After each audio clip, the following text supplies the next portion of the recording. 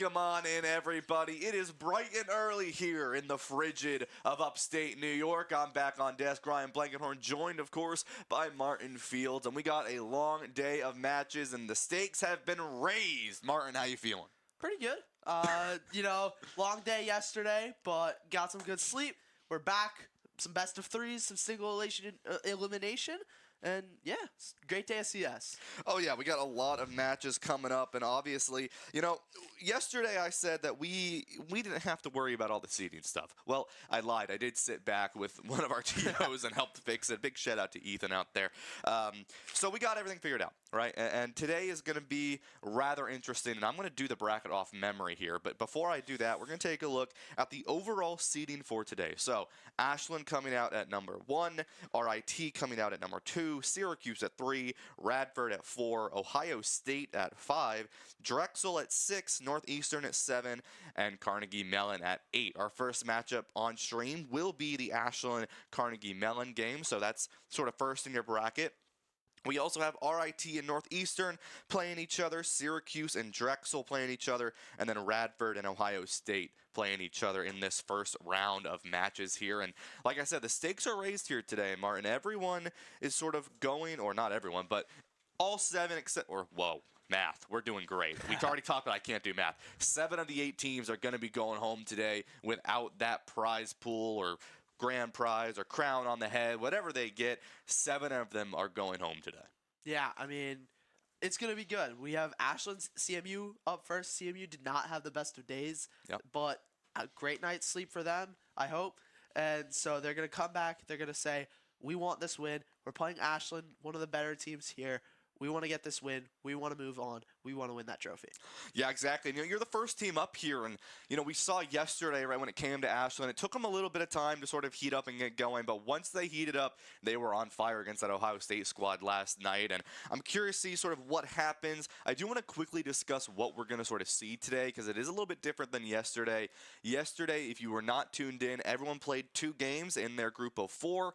Off of those 2 games, you got a point per game you won, and then it seeded out accordingly from there into today, where we have 8 teams at single elim, so one and done. You lose your game, you're out. However, these are best of 3s. So at minimum, a team needs 2 to win, but we could go all the way to 3 games. That is fully a possibility and likely a possibility as we get later on into the day today. So it's going to be a little bit more up to sort of this rolling momentum we talk about where, yes, it was nice if teams could win yesterday, right? Win both, you get 2-0, you move forward. It's nice, don't get me wrong, but today especially it's going to be really, really important because if you play 3 matches early on, like take Ashland, for instance, right? If you go 3 matches against this Carnegie Mellon team or vice versa, then you've got to go up, and these games are going to get harder as you move through the bracket, next round being semifinals and then the final being grand finals.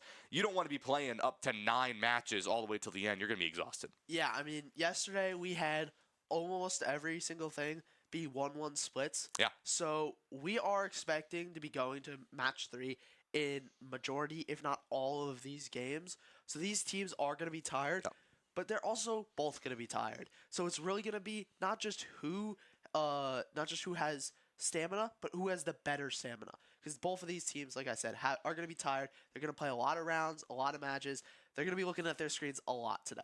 Yeah, exactly. And the other thing to keep in mind, right, is none of the matches that you're going to see today is going to be specifically, like, none of these matches have happened yet. Right, so that is something to keep in mind is none of these teams have played each other yet. None of these teams have really had the chance to scout the other team because yesterday, like you said, every single team was playing nonstop. So you really had no time to scout. And a lot of these teams, after they were finished yesterday, they went home, right? They were tired. They knew they needed to get some sleep, and so they did. And so there wasn't much scouting going on. So when you take some of these teams like this first match here, which is going to be the Ashland-Carnegie game, these teams haven't had time to scout each other. They haven't played each other yet. So it's going to be a whole new type of gameplay where you have to sort of start over with what actually is going to happen. You had your group stage yesterday, but now you have your bracket play where things, like I said, the stakes have been raised, the matches are going to get a lot harder, and they're going to be completely new games. Yeah, just like you said, no scouting. You really haven't been able to watch. Maybe you did a little bit of VOD review last night in your hotel room. Maybe that was just only your captain and your coach. Maybe it was your whole team. Who knows? But either way, both of these teams coming out ready to win. They are first game of the day, so they aren't tired yet. So hopefully we see some fireworks, we see some great action, we see some great op shots, rifle shots, whatever it is. I'm just hoping for some great CS. Yeah, and yesterday we talked about that, right? These IGLs and these oppers that come in, it's really important, right? You may not be the person that's getting 30, 40 kills like SML is on Ashland, right? But if you're getting those couple kills, Jan specifically for Ashland, that opper that we saw so much last night to finish out the night, they weren't getting 20 kills. They were sort of in that low teens to upper teens, or mid-teens, I should say, and they were getting the kills as they counted, as they needed. That was really, really important for that Ashland team, because it's not always about getting all 4 kills or all 5 kills. Sometimes it's about getting that 1 kill on the side, right? Getting that singular kill that gets your team the ability to rotate through, especially on a map like Inferno, which will be our first map going into it. It'll be Inferno, into Mirage, into Ancient most likely. I'm just predicting early on. Obviously, these teams will pick the maps accordingly, but off of what we've seen so far and off of what these teams like to play, it will likely be Inferno, Mirage, and Ancient being the 3 maps. Obviously, Inferno being that first one here. A map that we've seen a lot of so far. It's been pretty consistent for a majority of these teams. They like to play. It's also... This is one of the ones where we've seen a lot of teams get aggressive, specifically in that banana area, that top left part of the map, where there's just a lot of grenades thrown in, and at the end of the day, it comes down to who accidentally gets hit, but 2, can you get through there without taking an obscene amount of damage for no reason? Yeah, I mean, I don't know if Carnegie Mellon has played on Inferno, but Ashland has played, and we've seen that they've dominated. Yep. We saw them play against Ohio State last night. They did go down early, but they were able to work their way on their map pick of Inferno and just blaze through. Once they got tied at half, but after that, it was domination from them.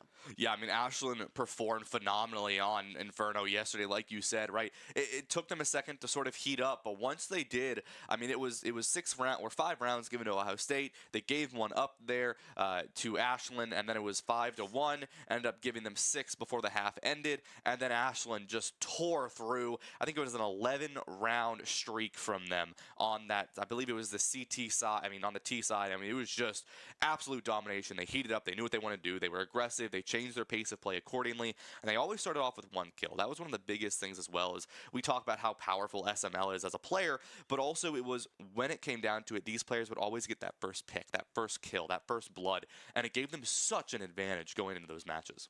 Yeah, not only SML, it was everybody. It was the Fishman, it was Ho-Ho. They all were able to get this early pick, get these more kills after that, and then just secure the round from there.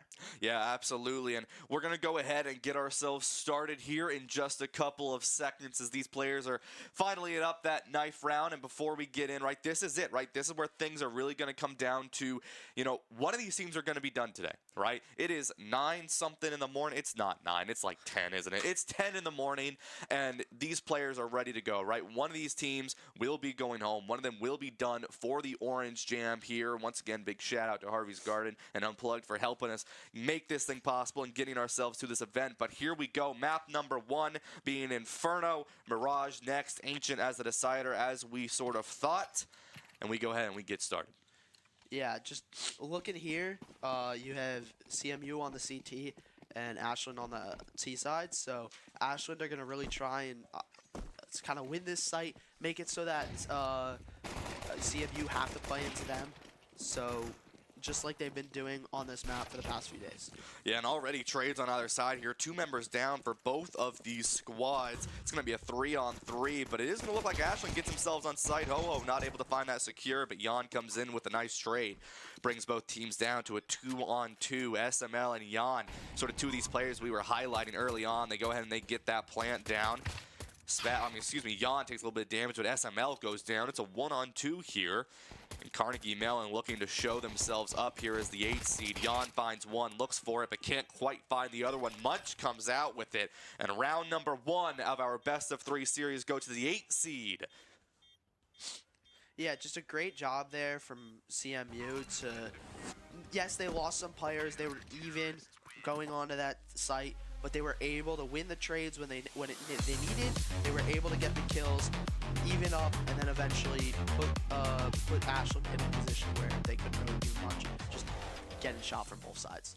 Yeah, I mean, a really good job there. It was a little messy, right? I mean, you saw Ashton was trying to get onto that site, but they weren't quite successful at actually getting there. And when they were able to do that, they were still just not fully set up on that post plant. And even though they got to that site, it just wasn't quite enough. You saw the rest of Carnegie sort of walk in from that backside area of Garden. They were able to get their picks, and they were able to win that round there. Carnegie Mellon looking strong. We talk about this a lot as well, where that first team that wins round number 1 typically will win round number 2. But once again, this fight in Banana, it's going to be a lot of members from Ashland. It's going to be all 5, excuse me, on this Banana site here, looking to push on to B. They're going to be able to fast. It's only 2 members here. It's going to be Cobalt and Eddie on the side of Carnegie sitting over onto B, but it's going to be Ashland taking a second, taking a breath, maybe looking to rotate here. I do want to mention DeFish has the bomb. Going to be slowly rotating back out here. It's 3 members from the side of Carnegie Mellon over on this A site here. Smoke goes in, forces out one of the players from Carnegie Mellon, but doesn't die yet. Is spotted. Jan looks for him through the smoke, finds him, and sends down C-Tint. That's 1 member down. That's 2 now for the side of Carnegie Mellon. Spaz goes down. There goes Melty as well, and there goes Eddie. It's a 1-on-4 advantage for Ashland here, and very well played from this team. Even though you have the gun disadvantage, a really good job. Jan pokes him out from the top ropes. Munch goes down, and it's 1-1 as you see a great start off for Ashland. Yeah, just a great job there from Ashland to say, okay, we lost round 1. We're not going to have the full buy that we want. We're going to be a little bit lower on eco, but they did take those rifles that they did buy and they turned them into being able to kill CMU, being able to convert the round and get the round score tied. Yeah, and I want to give a major I want to quickly shout out the players out there. They know the stakes are higher. I mean, round 1 win from Carnegie, they were shouting. Round 2 win from Ashland, they were shouting. This is a very, very tense matchup. It's only round number 1 here. Cobalt goes down, and there goes Seaton as well. Double kill through the smoke. They're going to look for some more if they can, but immediately you see Carnegie trying to get out. Eddie goes down, though, and Banana has been cleared. The rest of Carnegie Mellon having a full rush over to this B site, and that's exactly what Ashland wants. They know that they're going to get this site for free here. It's going to force the rest of Carnegie to back up potentially through Garden if they have to, but they're going to sit here just waiting for the rest of Ashland, who has 5 members alive, to get that plant down. They do so, looking for something. DeFish goes down, the plant down as well. There goes Munch. Spaz able to go down as well for the side of Ashland. It's just Melty alive. They know someone's there. In the head, there goes Jan. It's a 1-on-2 for the side of Ashland. Their advantage here. Melty trying to look for anything they can. They're able to pick up a gun, but it's going to be a plant already down. 20 seconds and no defusal kit. It's going to be SML finding that final kill on the Melty. Ashland takes the round win. Yeah, just a great job there from Ashland to secure Banana, to get the picks needed, and then make it so that CMU has to push into them. They have to kind of take unfavorable angles, I'll say, because they did a great job, like we see there, Melty getting the kill, but still just can't do much, especially when you're down numbers. Yeah, I mean, these 2 teams, right? You see the 1 seed and the 8 seed fighting each other right now, but at the end of the day, all these teams here, for the majority, are in top 20 in the country, so it's going to be tight gameplay the entire way through and all day here. You know, you expect maybe a 2-0, right? It's definitely an advantage for Ashland, and you're not wrong. It is an advantage, but it's still very, very strong teams today, and these best of 3s can go long. It's a 2-1 advantage for Ashland. Depends on how long it takes for them to heat up and how much Carnegie can take advantage of this. Once again, Ashland pushing through Banana here. They really like going on to this B site. It works well for them, and at the very least, they get a good rotate, but no early picks from the side of Carnegie. It's just 1 member live. Cobalt, sort of 1-man or disadvantage here against the 5 members from Ashland. They're going to push hard. They only see 1 member already get themselves onto site here. Cobalt forced to back up just a little bit more. Jan could get that plant down. The rest of Carnegie Mellon starting to rotate over quite fast. They know they have to, but it's going to be a little bit of contention here, as you are going to see Ho-Ho looking for something. It's 3 members down on Banana. There goes the shots. Munch goes down, and it's going to be looking for more. There goes 3. Ho-Ho-Ho! Santa's in town, and that's going to be a round win for Ashland. Yeah, just a great job there, as we saw yesterday, and now we're seeing again today. Ashland have been doing an amazing job of getting onto this B site. Yesterday, we saw, at least in the first 4 rounds on Inferno, they weren't doing the best at securing the site, holding it down, but it seems like they've worked on it, they've discussed it more, and they're doing an amazing job so far in this game. Yeah, Ashland, they knew exactly what they wanted to do. They saw that there was 1 member up on that B site. They pushed in fast, they got on the site, they played great post plant, and they knew there was going to be a fast rotate from Carnegie, and immediately they turned around and they were able to get a beautiful 3-piece on the backs of Ho-Ho there. a player who we didn't really see show up as much yesterday, but is now feeling themselves a little bit more in today's matchup. Already starting off 7-2 as the lead killer, lead fragger here for Ashland. They're going to take a different approach, right? You see a little bit of an A push here. 3-2 split for Carnegie. And it's going to be already. Grenades go in. Jan goes down, but Munch is traded out in return. It's a 4-on-4 here. Ashland looking to find the plant if they can. Spaz going to go for it. Will be able to get it down. And the 40 seconds, excuse me, is going to start now onto this site. They know someone is perched up in that balcony. It depends on if they peek into the crosshair or not. Colbot throws in a grenade. Tries to force someone out of that back site onto A, but can't quite find anyone. Melty, however, is found out and goes down. There goes another fight. Ho-Ho goes down to C-Tint now. Knows someone is sitting up top, but looks the other direction. Turns around just in time. SML finds the kill. It's going to be a 3-on-2 advantage. 2-on-2. SML goes down. 10 seconds, though. 1 defuse kit for Cobalt, so it means Eddie cannot defuse this anymore, and they're going to just have to get out and live through this, as they all will. I don't know if everyone Ashland's going to be able to live through that. Just barely going to live through that, and Ashland takes another round win. Yeah, just another great job. Not the B site this time, but it's the A site. They were able to win. They were able to get onto site, get the ball down, and then just hold perfectly from there. Yeah, a really, really good job from that team, and that's something that, you know, Ashland now starting to figure out what they want to do, right? They've been playing this match. They played Inferno last night. The T side was definitely where they were dominant for that most part, and they're looking to get as many rounds as they can here, right? We have seen a lot of these comebacks, especially yesterday, those 10-2s, where teams are sort of flipping it back around. I mean, this T side, though, very, very good from Ashland. It plays to their aggression really well, and I like the rotates I've seen from them. Just to add on to that case, already you see a little bit of push over on Banana, but you are going to see Ho-Ho lurking once more. Going to go for a fight, and Ho-Ho finds 2. Spaz and the Fish finds theirs as well. It's a 4-on-1 here as Ho-Ho goes down, but all the way on the flank, Ho-Ho knows where that final player is. C-Tint going to be forced on such a fast rotate, and is already going to be a plant down for Ashland. Such a good job from this Ashland squad once again, and they're going to start to slowly rotate. I don't think if you're C-Tint, you really worry about the save here. You don't really have to. Might try to find a couple picks if they can. They might run into DeFish, who might be that first player that they're going to end up fighting right around the corner. There it goes, and it's going to go down to Fish, not able to win that one. Going to turn the corner here. SML, it's going to be a 1v1, turns the corner, taken down. Ashland finds all of them with a loss of 2 and takes the round. Yeah, just a great job there from Ashland, getting their picks, once again getting on the site, but they have just been playing so well. I mean, those are 4 very fast kills, and yes, they did lose 2 in the process, but they got an easy win after that, and just a 5-round streak of pure dominance.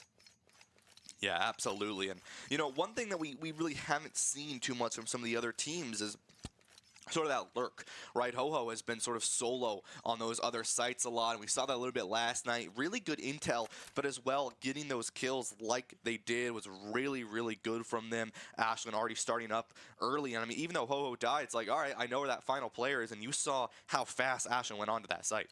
Yeah, and it didn't even matter that much that Ho-Ho died. I mean, he got his 2. He did lose his life, but he made the space needed. They were able to get on the site. They were able to clear the other side of the map as well. Got the 1 person left, and yeah, just from there, not really worrying about the rifle because we have enough. We won this round. We're gonna have a pure economy to win. Yeah, exactly. And go ahead and take a look at this now. It's going to be an A push coming in from Ashland here. C-Tint has an SSG in their hands, and members on either side fall. And there it is, right around the corner from balcony. Jan goes down, a 4-on-3. Disadvantage for Ashland through the blind. SML goes down. Ho-Ho through the smoke. C-Tint falls, but there's the Fish. And Carnegie Mellon taking that round. Yeah, just a great job there from Carnegie to get their momentum back, to stop the momentum from Ashland. I think it's C-Tins on the op, being able to get 2 through and blinded, no scope. Just an amazing job from him playing up in that little heaven area. Yeah, such a good job from that Carnegie Mellon squad, right? Sort of putting a stop to Ashland's terror. I mean, that was, I believe, 4 rounds or 5 rounds. Yeah, 4 rounds in a row that they won that. Very, very good from them and stopped them before getting anything else here. And once again, you see it's just 1 player over on this A site here, and it's once again, going to be Ho-Ho, right? You sort of leave him out to lurk there. The rest of the team looking through Banana on that left side if they can find something. Melty does spot a rotate there onto Banana. Might give that to someone, but no one really knows. I mean, look at how far back Ho-Ho is, right? The Fish throws a couple shots through the smoke here. Try to see if they can find anyone, but not quite.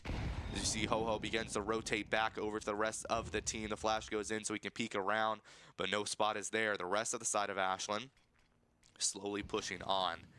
And I like the safety that Jan has with this bomb. No one's really making sure that, or everyone's making sure that Jan is not in a bad position dying early here. But now if you're Ashland, Carnegie Mellon knows you're sitting in Banana. They know you're sort of starting to slow rotate here with that early spot off from Melty through that mid choke. And now it's going to be Ashland sort of waiting here. And we've seen this a few times when teams get spotted out on the rotate. You see sort of a crash out around 35 to 30 seconds. All the grenades go in, all the util go in, and they force it out. You do see smoke goes in as well as a flash. They're sort of teasing that A site there. It's going to be SMLs throwing a couple util in, and it's going to be no force rotate, but there it is. Ashland around 30 seconds throws all their util in. They get onto site. There's one kill. Eddie Comic goes down. One member alive in the corner. Not going to matter. The rat spot's not there. Cobalt falls down, but through the smoke, the op onto Jan.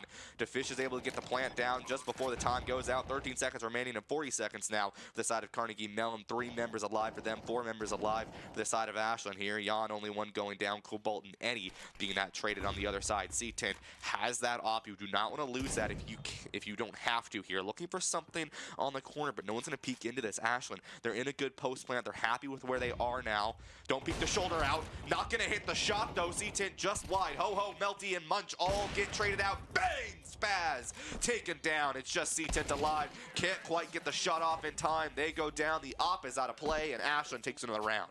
Yeah, just a great job there from Ashland. They waited, they bided their time, they let Ho-Ho go on that work, tried to see if he could get anybody, he didn't, but then they regrouped back in Banana, waited their time, waited for the 30 seconds to get there, and then they just executed perfectly, got on site, got their 2 kills, got the bomb down, and just held from there. Yeah, and you see a little bit of a forced buy coming out from the side of Carnegie Mellon here. I mean, a couple of these members not even able to buy the full guns. The pizzazz of the FAMAs, everybody. And Carnegie Mellon really needs to win this round here, not only keeping their sort of safety of the half, as Ashland is already going to be 6 rounds into the half here. DeFish goes down, early pick, and a lot of incendiary damage. In fact, SML is going to go down to that through the smoke. Cobalt's able to find Spaz, and there's only 2 members alive for the side of Ashland. Really good job from Carnegie here. They pushed pretty far up on to Banana there. C10 goes down to Ho-Ho, who's been sitting all the way on that bottom right side once again. Melty waiting just alone on A site here. Just 2 members alive for the side of Ashland. It's going to be Jan and Ho-Ho as they figure out where they want to go. They do have bomb. It's still something that they can grab last minute. Ho-Ho starting to bring themselves back over with the rest of the team here. Jan has the op, I do want to mention, can quite maybe find someone early here. The head peeks out. Can they find the flick in time? There goes the incendiary to force someone out, but in the corner! Munch, no one is spotted, and finds the round for Carnegie. Yeah, just a great job there from Carnegie, being on that force buy, knowing, hey, we're not going to have the right weapons, we might not have the range, so they took that rat spot, they took the angles correctly, they used their incendiaries, their mollies, and just perfectly won the round, and stopping momentum from Ashland. Yeah, not a bad job at all from this Carnegie squad, especially on a cheaper buy, and now they're going to be able to bring themselves back in as the side of Ashland is sort of forcing this cheap buy on their own side of things. They want to get their economy back in their favor. They're kind of happy with where they are as well here. They can win this round, that's great. C10 picking up that off the body of Jan is something to keep in mind as well, as they're going to be able to be that opera for this side. Ho-Ho peeks out of the smoke, not going to be able to find the kill, but it will be Jan who comes in and helps them out to secure it onto Cobalt here. That's 1-man advantage for the side of Ashland. Munch goes down. It's now 2 members up the side of Ashland here. 1 minute 20 seconds. They come around onto this back side of A, and they're going to get the plant down. It's now going to be a post-plant situation for the side of Ashland. SML goes down. It's just 1 player here coming in from the side of Carnegie Mellon. The rest of them rotating a long way through their own spawn to get onto site here. Melty comes in through balcony, spots themselves out, and is able to find Spaz with the frag grenade. Ho-Ho, not much HP to their name. Needs to be careful here. Might try to play a little bit of a bait so the rest of their team can get out and find their early picks. Melty peeks out of the corner, is spotted down. The fish goes down, but there's the trade onto C-Tint, and round win for Ashland. Yeah, once again, just an amazing hold from Ashland. They got that early pick being on a lower buy. They were able to play onto site. They lost Spaz to that nade from balcony, but then being able to isolate the angles, get the 2v1. You can't really peek when one person's peeking from your front and one person's peeking from your side. Yeah, it's difficult, and that's sort of the thing when we talk about trades a lot in a lot of other titles, and really, really good from this Ashland squad, you know, looking for that trade. Even if you lose one member, always there ready to go here. And now Ashland able to buy their guns and pretty steady in their economy. On the side of Carnegie, though, another forced buy. Two FAMAs is coming out from the side of Carnegie Mellon here. Eddie and Melty. Another hard push going on through Banana here. It is going to be one member, going to be Jan down there, sitting through mid, trying to see if they can find anything. Not going to be able to do so, though.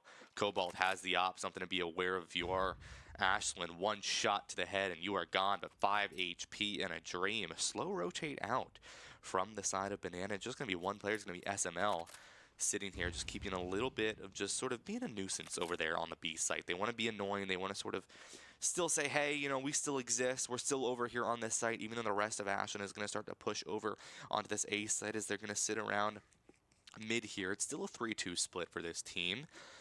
The smoke comes in, 2 smokes, that's really, really good. 3, a full investment coming in from SML over onto that site and is able to force one to rotate over. SML also able to find a kill there. SML finding another one, and it's gonna be kills on either side. C-Tin's able to find 2 of their own, but just security over onto that over onto that B site. This A site is fully clear as well. It's just Melty alive. What a phenomenal play from this Ashland squad to secure this site. It's only one member alive. It's gonna be Melty, and it's just nothing really that Carnegie Mellon can do here. Such a really, really well thought out play, the big brain play, really just sort of looking to tease out what they were doing on that B site. And now you see a full rotate here, and Melty picks up the op, might just look to save it. But what an incredible job from this Ashland squad to really secure round number 8 here. They might be able to find someone. Yep, SML shut down, and will be another kill. It's going to be good for Carnegie Mellon just to keep themselves a little bit better in that economy, trying to keep that up as the rest of the time is going to tick down here. But Martin, what a play from Ashland to win that round. Yeah, just a great job there from SML.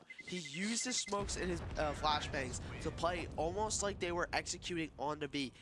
I think it's the same thing that they did when they did execute on the B. So they're kind of setting the mental, using psychology almost to force CMU to think, okay, they're doing this, they're hitting our site. So they forced a rotate from the A site to the B site, and then made pressure for somebody on the B site to push onto out of B site, getting that pick on SML, or from SML. Yeah, and you're speaking of SML, I want to mention 20-year-old player here, rank 1 in collegiate. That is why, you know, a lot of these players are sort of worried about SML whenever they go up against them. They are one of the scariest competitors in this matchup, and there's a reason that Ashland is seed number 1 here. I mean, you have a player who's dropping 20-30. I was talking to Ho earlier in the day, and I was like, dude, you know, what was happening yesterday? I was looking for the 3-piece. He was like, dude, it's hard to do anything when I got Sam over here dropping 30 kills. And it's like, at the end of the day, it's SML. One of these players, there's a reason they are topping collegiate. There's a reason they're number 1 in collegiate here. As we see another push going on through into this middle area here. You also see a lot more members coming in through sort of that back area, right? In that sort of apartment area into the halls, right? You see Ho-Ho goes down to that opto from C-Tint. They know people are going to be dropping in from balcony, and it's going to be one member there. SML and DeFish find their picks accordingly. It's going to be a 3-on-3 as Jan goes down. Spaz going to get that plant down almost immediately, though. Really good clear coming out from this Ashland squad. 40 seconds to start this clock off here. Eddie, Cobalt, and Melty going to be playing through. There goes the frag. Not able to connect, though, quite there. The smokes go in. They know there's one member there. It's going to be Melty looking for something if they can. Not going to be able to do so here. A lot of grenades go out just to keep some pressure in. There goes the incendiary as well to stop a rotate coming in. It's 17 seconds. There's one defusal kit, but it's gone now. You need 10 seconds to get rid of that bomb, but it's not going to matter if your whole team is dead. It's just one member live. It's Eddie Common, and that's halftime. 9-3, Ashland favor. Yeah, a good job there from Seaton to be playing that more aggressive angle up in balcony, but it's just hard to do much when, yes, you do get 1 kill, but then you have 3 more guys barreling down at you, and you can't really do much. You try and back away, but you're blinded. You can't really get behind cover. can't do much there. And then Ashland just able to take that, get the kill on the C-Tint, get the kills on the site, being able to once again control, and now they're going to be on this defensive side, so it's gonna be interesting to see how they're going to do when they're not really the ones playing into CMU. They're the ones getting played into. They're going to be the ones that have less control, and they have to use that, take the angles correctly, and win these sites. Yeah, exactly. And, really good job from this Ashland squad just to start things off at such a fast pace. I mean, they've started to heat up. They're starting to understand how this Carnegie squad plays. They were really good on that T side, right? They went on that streak, and we saw that last night against Ohio State. Now they're on this CT squad, or CT side, and Carnegie Mellon has their own chance to really push through, get aggressive through that banana site, or maybe they're going to switch it up and go on to A. Yeah, I think that it's really up to CMU here. They're down. They need the momentum to start coming their way. They did win the first pistol. Let's see if they can do it here. Now that they have the ability to control how this round goes, I'm very interested to see how it goes. Yeah, and you see a 2-3 split once again. Carnegie is really favorable to these splits here. 3 members looking on A, 2 looking into B, and it is just 1 member. It's going to be player number 4. Big surprise is SML alone all the way over there on that top left side of the map, holding B by themselves. 4 members on A. That's the trust you have in SML, a player who's like that, a player who's ranked number 1. You trust them, right? You know that they can handle it if things get dirty over there, if things get messy on that side of the map, and you can play this 4-1 split. It's something that you have the capability to do with such a very talented roster here. 1 minute left for the side of Carnegie to sort of make their decision on where they want to go. They're going to come back through. It looks like they're going to push through banana here. SML backs off just a little bit. They don't want to get themselves in a scary position. Cobalt looks for someone through mid.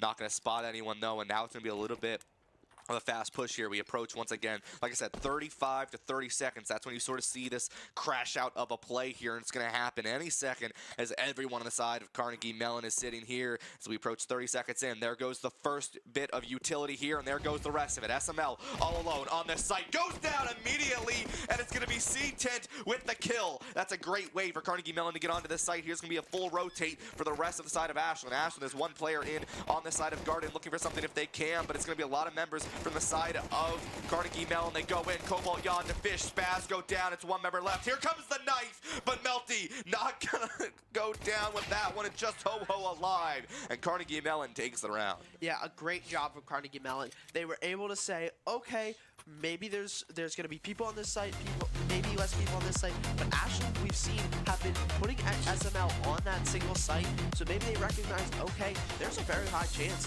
we're going to be 5-on-1, and they were able to do that. They all swung together, and SML just couldn't do anything despite being the best player here.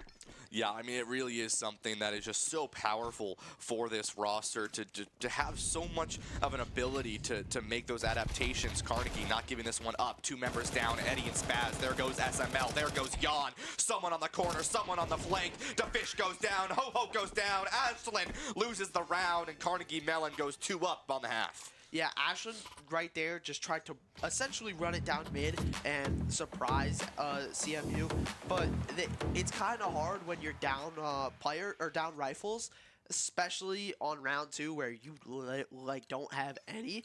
So they tried, they got sniffed out. Barely, I think whoever that last player was barely saw them. If they hadn't seen them, it could have been the other way in the exact same time. Yeah, I mean, very good from either of these teams on the T side here. Cobalt, just to mention here, the IGL for the side of Carnegie Mellon, really making these big plays for this team here. And you do see, right, Ashland goes for the investment. Even though they lose the round, they go for the investment. DeFish, the IGL, takes out 2 for the side of Carnegie Mellon. It's a 5-on-3. The number 1 player falls to the side of Ashland. And that's going to be really good for the side of Carnegie here, as you do see Cobalt rotates back on through this site. Going to look to see if they can find anything here as they rotate back on through CT. And they're going to just, this slow flank, right? Nothing to worry about here. Someone that you trust to go on this site. Still looking on this flank as Munch is going to get the plant down over onto B site here. It's a good split from this team. You have all 5 players. You have the ability to control these rotates. You have the ability to control Banana. You have the ability to control the lurk. And it's going to be Ashen looking to save their guns if they can. Carnegie Mellon knows they're going to save and they want to take these fights. They do not want to give them any ability. They know they invested here. And it's going to be just one player looking to push forward there. It's going to be Melty, it looks like, who's about to take a fight there. There goes Spaz down to 1. It's one player left and right around the corner. Cobalt's going to look for him. Melty, is going to go down there. It's going to be a 4-on-2 as Ho-Ho's in the corner. Jan goes down, looks for another one. Ho-Ho able to find him, but goes down as well. Able to find a couple picks, but all those kills, and if you're Ashlyn, you're down on the eco. Yeah, Cobalt there did a great job of getting his two sprays through the smoke onto SML and Fish, and then taking that space into that CT spawn and going towards A site, not going to A site, but controlling that space and saying, okay, they're not back here. That means that they're going to have to either be on A site or some of these angles. But then CMU took the more space and realized, okay, they're only on site. We can go, we can full push. They can't really do much if we're all 5 of us surrounding them and hounding them. Yeah, now it's just Ho-Ho over there on the A site. The rest of the side of Ashen over on Banana and B. But Spaz, the Fish go down. Cobalt's taken out, but it's a 1-for-2 trade. Ashlyn is down on the members here. It's going to be SML still sitting over on this site with Jan, 2 players that we really talked about last night against the Ohio State squad. Really, really powerful players. I mean, 13-9, 13-10, almost equal, but SML goes down to C-Tint, the opper for the side of Carnegie Mellon, and this is going to be a really good push in. They're going to get onto the site, but good trigger discipline, but not quite enough as Jan goes down. It's just Ho-Ho who's forced to rotate and forced to push on through. Banana, if they choose to do so, taken down through the wall. C-Tint with a 3-piece, and Carnegie with a round win. Yeah, once again from Carnegie, great job of getting your 2 kills and then controlling the tempo, controlling the pace, getting on the site, realizing, okay, we're up, we have the rifles, they're on pistols, we can just simply roll through and get the bomb down and force this team to come into us. Yeah, I mean, a four-round run, for Carnegie Mellon. Such a powerful team here to bring themselves back in. I mean, this T side is really, we've seen so powerful. It's really T-sided for a lot of these teams. They know how to run with it, and it's going to be Ashen trying to find a way back in. Cobalt goes down to a frag grenade, and there goes Eddie as well through the smoke. It's going to be Ashen up 5-on-2 here. Spaz holding this balcony, but no one's going to look to peek through here, and you see a lot of Carnegie Mellon still figuring out what side they want to go on. They still haven't picked up the bomb. It's sitting a little bit further back here. As the rest of Carnegie Mellon, they look a little bit through mid. They grab that bomb. Looks like it might be a push through Banana here. It's going to be just a Fish sitting over onto that B site, but a little bit in a safer area, right? They're sitting a little bit further back near where ruins are so they can rotate back as they need to, but maybe a quick switch up here from Carnegie. They put some more util down through mid. They're keeping some pressure in. Here comes a little bit of a fight over in that area of top mid, but no one's going to die quite yet. Melty looking for something through the smoke if they can. Can't quite find the kill, though. Still alive. No one dies through all of that fight there, and there it goes. Melty taken down by Ho-Ho. It's just 2 members versus the 5 Ashlyn favor here, and 3 members rotate on over to B as they get a good scouting coming in from Ho-Ho sitting in this mid area, and now it's going to be sort of Carnegie maybe in a pinch situation where they have to survive through. The frag clears the smoke for just a second, but another smoke comes in, jumps through, C-Tint spotted out from the head. Deficient SML find the kills, just Munch, and it's going to be SML and Jan, the op, going to get the final, and it's going to be Munch going down, and Ashlyn shuts it down. Yeah, CMU did a really good job there of getting those first 2 picks. Ashlyn did a great job there of getting those first 2 picks. Now they have the momentum that they haven't had this half, and they were able to just surround the remaining members of CMU and get their picks when they needed to, get their kills, and secure a round, pushing them 1 closer to winning this map. Yeah, and that's the last time out for Carnegie Mellon as well here as they take that and sort of figure out what they want to do moving into this sort of final stretch of the game here, right? 7-10, there's a lot of things that can happen here. You're forcing a little bit of a bye if you are Carnegie. I mean, Mark, what do you think needs to happen here for Carnegie? I think that they just have to play like they've been playing the first half of this side. I mean, they did a great job of winning 4 straight. They were able to get these early kills and then get onto the sites and play really well. I think that they just have to continue doing that, continue getting their kills, and can't do much if you're Ashland if you keep losing members early. Yeah, exactly. I could not agree with you more here. You can't be losing these members early. And you're going to see, once again, a 2-3 split here. Excuse me, 2-2-1, it looks like. You do see one member hiding a little bit near logs on Banana up there in the top left. Just sort of waiting to see if anyone pushes a little bit too far on the side of Ashland here. Eddie comes in. Not going to see anyone here, though, as they're going to play it rather safe. They don't want to go through halls and get themselves put in a bad position. 5-on-5 as we approach 1 minute here. A lot of the members of Carnegie Mellon, excuse me, two of them sitting here, but it's just going to be one member. It's going to be Spaz waiting on balcony. Once again, we saw this last round, just holding that angle for such a long time. They weren't scared of it. They stayed there basically the entire time until a forced rotate came out and they had all the information they wanted to have. A lot of youth still starts to go in here. Spaz, patient, sitting in this corner here, not going to do anything. Once again, just sitting on balcony. They do not want to give anything more to this Carnegie Mellon squad. They're respecting that gunplay, and they're being very careful. But the patience as well, coming from the B site here, from DeFish and from SML, they're not pushing. They're not doing anything aggressive over onto Banana. Still a lot of util coming in. 25 seconds. Carnegie Mellon's going to need to make a decision here. And it's going to be a fast fight near the end here, Martin. It's going to be 20 seconds. You need a few seconds to plant that bomb down, and it looks like it's going to be a B push here. Here comes Jan coming in from the backside. Ho-Ho ends up dying. There goes Trades. Melty to Fish. Munch go down. There goes Cobalt. It's a 2-on-3. Ashland advantage here. Eddie goes down. There goes Jan. 2-on-1, and it's going to be Carnegie Mellon SML with a 3-piece and a round win. 11-7. Yeah, just a great job there from Ashland not to get aggressive. They got a little aggressive at the start with in Banana, but then they pulled back. They said, okay, we have the time. Time is on our side. They're going to eventually have to push. And then when they did, they were Ashland was able to just sit in their angles and hold them and get their kills. Yeah, I mean, such a good job from that Ashland squad. I mean, they were so patient. I mean, I mentioned it so many times, probably sound like a broken record, but Spaz sat there in balcony the entire round and did not wait. And there were two members from the side of Carnegie Mellon. If they chose to push through there, they would have died. I mean, it was just perfect patience and execution from that Carnegie Mellon squad. Cobalt going to go down early. That IGL falling for Carnegie Mellon early on in this round. Like you were talking about, you can't be losing these members early, especially against this Ashland squad. They are okay with it, and they will take these victories as they need to do so here. 11-7, and they're in a really good spot. Obviously, it is a cheap buy for the side of Carnegie Mellon. They're looking for anything that they can. Grab some guns if they can. Ho-Ho able to find Melty. They're not able to walk through. They're stuck behind their teammate there, and it's a 3-on-5 advantage for Ashland. 1 minute approaching here.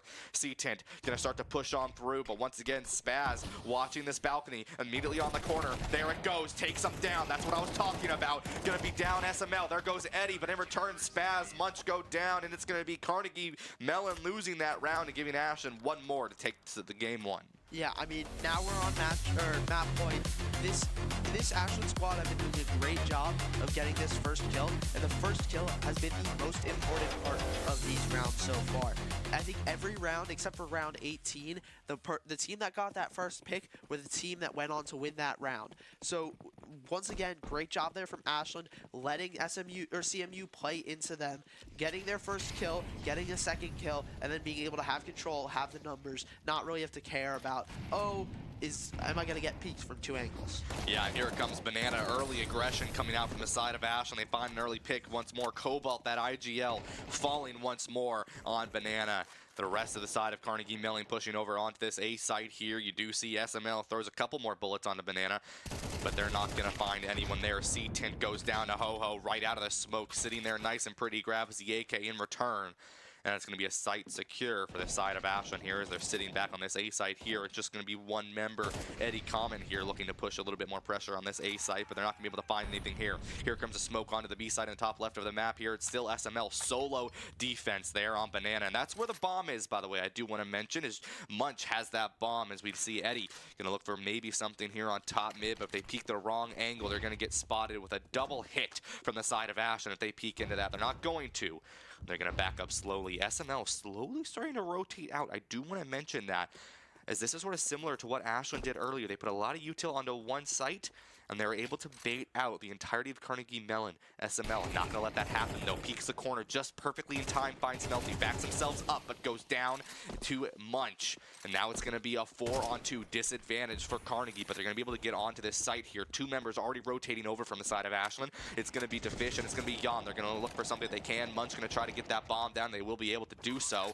It's going to be 1 member coming in from Banana. That is something to keep in mind. And it's going to be Ho-Ho once again on that lurk, always ready for something to look for. Defish has the op. Looking to see if they can find an early pick here. Eddie goes down. There goes Munch from the AK. Ho-Ho on that flank from Banana. That's going to be round number 3 and map number 1 of this best of 3 going to Ashland University. Yeah, just a great job there from Ashland. Once again, getting that first kill. It has been so important, especially on that defensive side for them. So now they get the first kill, they get the second kill, and then yes, they allowed they allowed Carnegie to play on, get the site, but SML got one of those picks on the way in, and then they really couldn't do much being down 4-2 on men.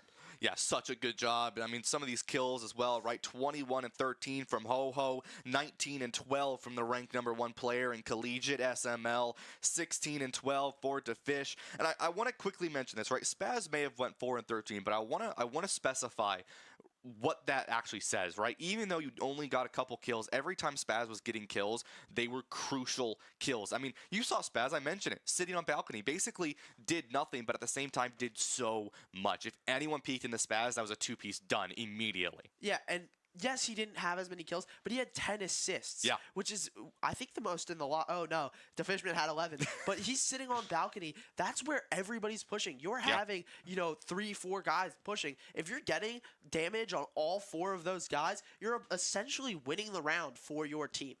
Maybe not getting the kills, but making it super easy for your teammates to finish those kills. Yeah, I mean, even though, right, you look at this, right, a lot of the rounds, the majority of rounds for both these teams that were won were on that T side, and that's what we've seen so consistently when it comes to Inferno, is a lot of these teams will win more of those rounds on the T side, and it's like Ashland, they just had a little bit more, right? They had a little bit more of that advantage. They only had to close out the series, and we talked about it last night. Ashland definitely being that closer of these teams, right? They have done such a good job at just closing these series and winning them out. They won that map. They're going to go to Mirage next, and it comes down to, if you're Carnegie Mellon, what can you do in return? I think if you're Carnegie Mellon, you really have to say, okay, this wasn't our map pick. We didn't do the best on it. Now we're going to our map pick. Let's get our map. Let's push this to a map 3. Let's make it super easy for us and play our way, play our style, just win our game. Playing against one of the better teams here.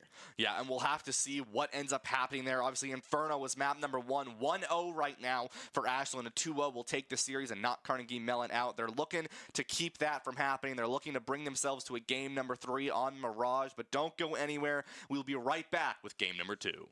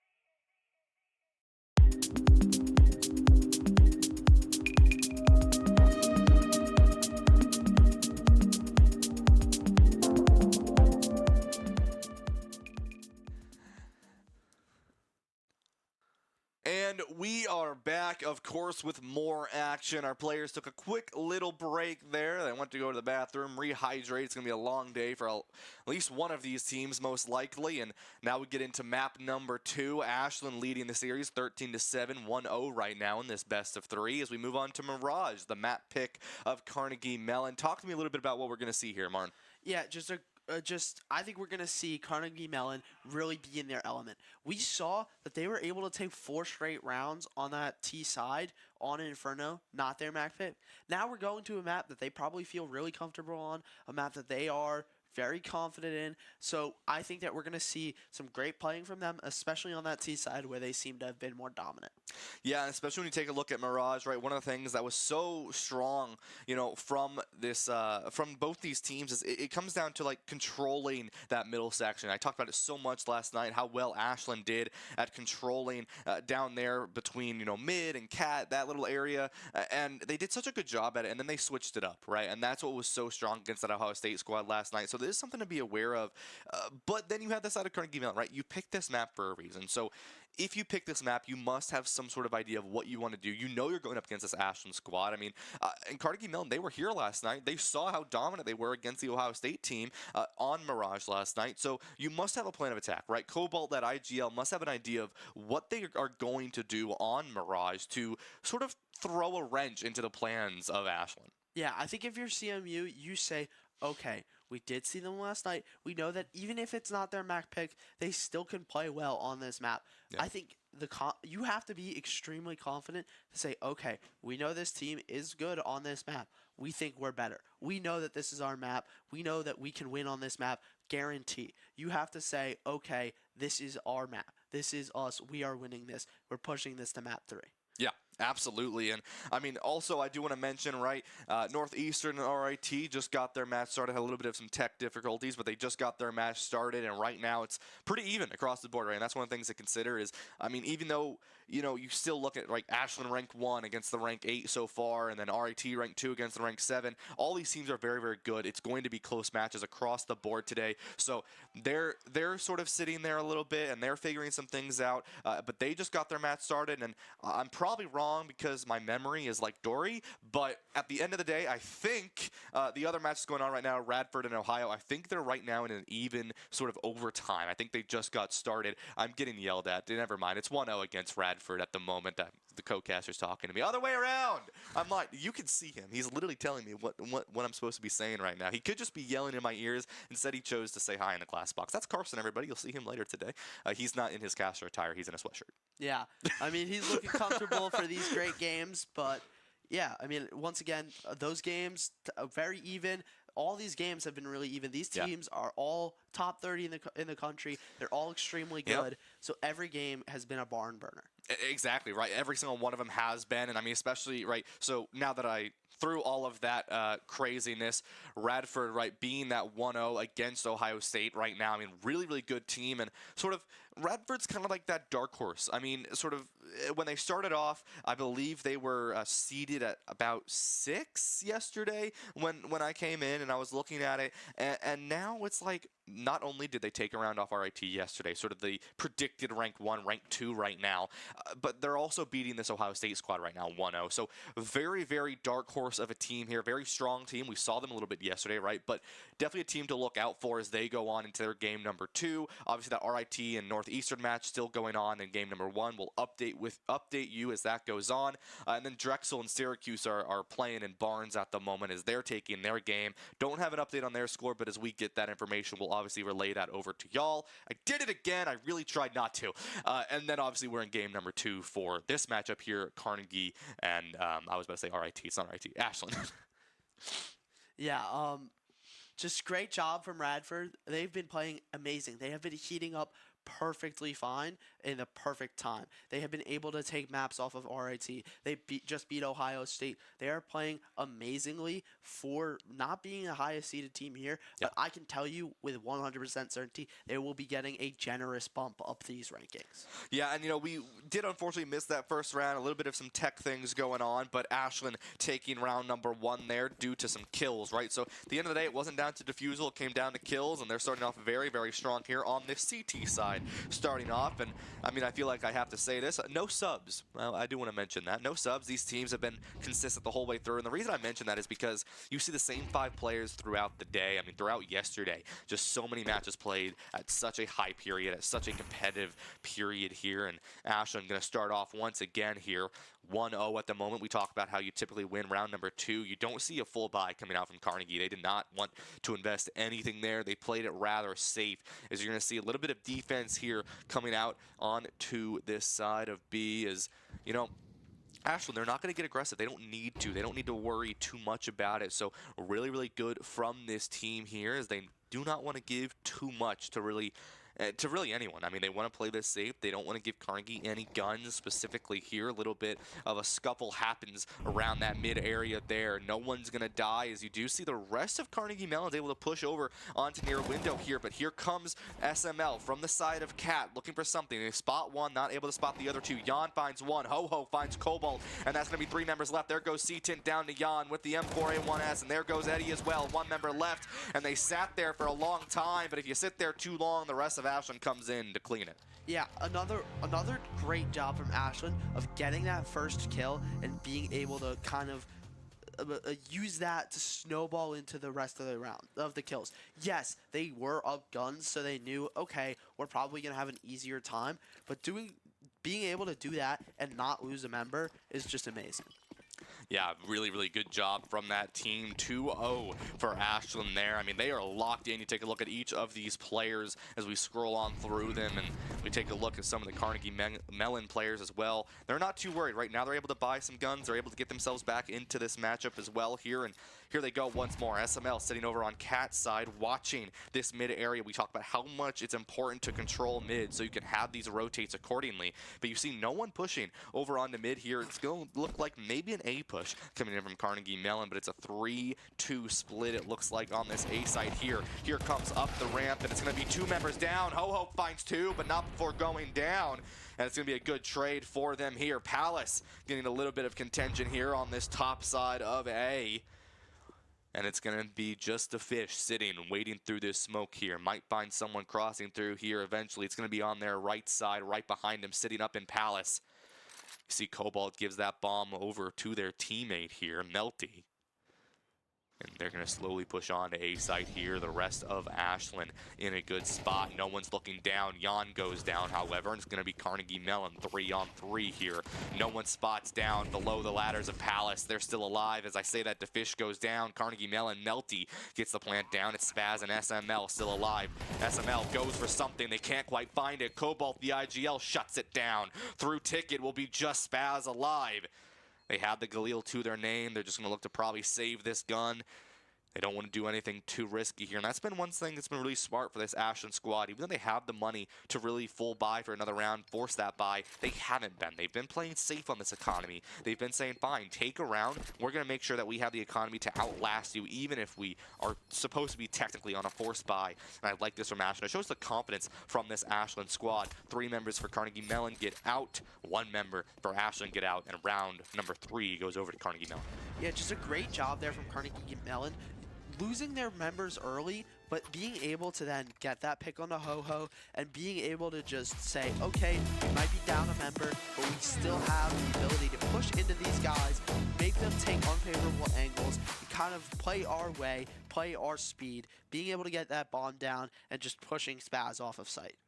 Yeah, and you see already, right, you see a timeout comes out from Ashland here. We haven't seen many of those come out from them, but an early timeout to sort of figure out what they want to do for the rest of this CT side. I mean, we see Ashland, they were really powerful on that T side last night on this map on Mirage. They took so much control from that Cat all the way to connector area, and it really did such a good job for them in able of that map control and rotate. And I say that a lot, but it really was such a power play for them now on the CT side doing similarly. Yeah, I mean, we've seen them be amazing on the CT side in the last map, in last night's games. They know how to play on this CT side. They know how to play on the T side, but it's really just going to be, I think it's more down to Carnegie Mellon and seeing how they can play, how they can force Ashland to make mistakes and play their way, play their speed, play their tempo. Yeah, we see Spaz sitting over on this B site here. Eddie waiting to use this smoke here on A site. They grab it, they pick it up. sort of waiting to see what they want to do here. Couple smokes go in for the side of Carnegie Mellon up on this ramp area.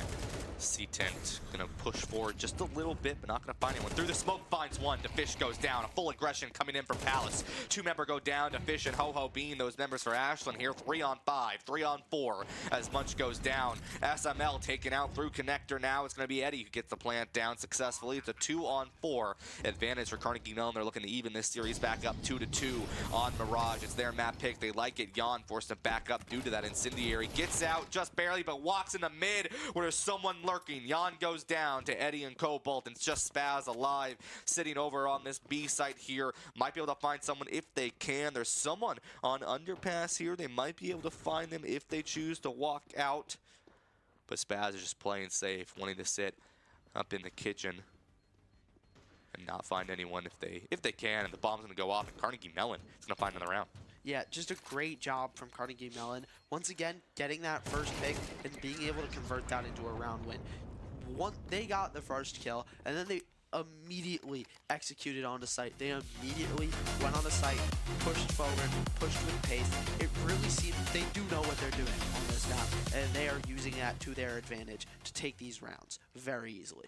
Yeah, absolutely, and it's going to force Ashland into a rather cheap buy here because that's 2 rounds lost for them in a row, and now it's an even series here, 2-2 on round number 5, as you see Eddie already throws that incendiary in, tries to force out players, specifically SML, who's been lurking around this mid area.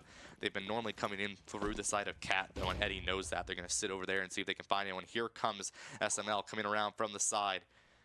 Just barely misses one player coming in from the side of Carnegie Mellon as they go through the underpass area, but they're going to follow them. SML up there on the top of your screen. Going to slowly push on through as you see the rest of Carnegie Mellon begins to push themselves in through mid. They're smoking off SML, who's just going to walk straight on through, but they're going to walk through connector. It's going to be Melty finding the Fish. There goes Ho-Ho. There goes Jan through the Palace, and it's going to be the Kings on top as Carnegie Mellon finds all 5 without losing a member, and it's going to be a round number 3 win for Carnegie Mellon taking the lead. Yeah, just another great job from Carnegie to get those first kills and then to just transition that into getting the rest of them. It is very, very hard to kind of win once you're down members, especially when you're on the lower buy like Ashland was right there. Yeah, absolutely, and such a good job. I mean, that's the second time we've seen an aggressive Palace push come in from Carnegie Mellon, and it worked so well for him. I mean, even when you have someone sort of hiding underneath that area of balcony and they still not able to find those kills, this time around a little bit more of a push coming in from the side of mid on Carnegie Mellon. Melty securing this window, the low area of window. Munch goes down. It's already an early pick on to Carnegie Mellon. That's how Ashland likes to play this. An aggressive push through window takes down Ho-Ho. But a lot of HP lost there. Through the side, it's the Fish. They're able to find Cobalt. Melty not able to find the trade. It's a 4-on-3 advantage for Ashland here. And they're once again just sitting in mid. They need to back up. Last time this happened was round number 1, and Ashland took major advantage of that. There's one player pushing through Palace here, needs to back up through the T side to match back up with their teammate for the side of Carnegie Mellon. 2 members on the top of your screen, or top left side of your screen in the top part of the map. SML might meet them early on as they're going to push on through kitchen into apartments. They're going to look if they can find anyone here. But already someone's watching that angle. They're ready for it at any given point in time. Spaz keeping their eyes on the docket through Van. No one going to peek in quite yet. One head, and it's over. Through the smoke, there goes Melty. SML finds them. They may have spotted one more there. Backing up will be Spaz. See if they can get the crosshair on them. Will be able to do so. Incendiary goes in, but it's not quite enough. 9 damage to Spaz. It's just one member alive. It's just C-Tint alive for the side of Carnegie Mellon. And they're dinked once. They're dinked twice as Spaz finds it. And Ashland brings themselves back in. Yeah, just a great job there from Ashland. They got 1 kill from window early on in the round. They got that first pick, and then they said, okay, we have pressure here, and then he backed off. But CMU still thought he was there, and then you had Ho-Ho coming in and killing him from connector, almost sandwiching them with 1 piece of bread, if you really think about it.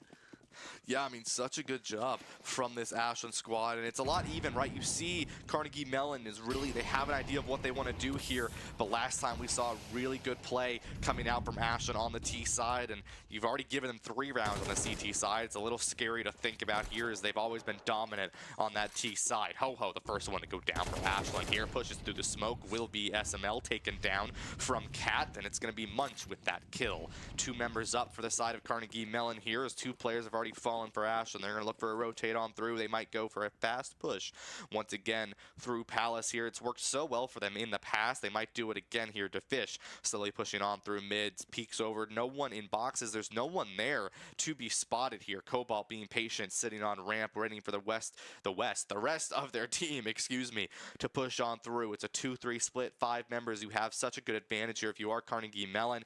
2 members on Palace. It's going to be 3 coming through ramp. It's going to be a crash out of a play here in just a second, as they're waiting to throw in all this util, maybe force out a quick bait. There goes the smoke onto the back of sight, forcing anyone out, forcing anyone to sort of walk up those stairs and peek their head into someone. The Fish goes down, the incendiary finds C-Tint. It's a 4-on-3 as Spaz goes down. It's a 4-on-1 as I say that. It's just Jan alive. They're looking for anything they can. They're through the smoke. They know where Jan is, backing up all the way through underpass, all the way back over to keep themselves alive, and that's going to be a round win for Carnegie. Jan does not want to lose that gun. They want to keep themselves up on the eco, potentially buy their teammate, and Ashland going to be down another round. Really well played from this Carnegie Mellon squad, as they're going to bring themselves back up in this series once again. Cobalt might find them though. It's going to be right on the left side as they peek out of the corner. Not gonna find him. Gonna be peeking right on through. It's CS timing. Look behind you. No, don't bring out the knife. Don't do it. Don't do it. Don't do it. Don't do it. Oh, okay. Cobalt went for it, but the round still goes Carnegie's favor.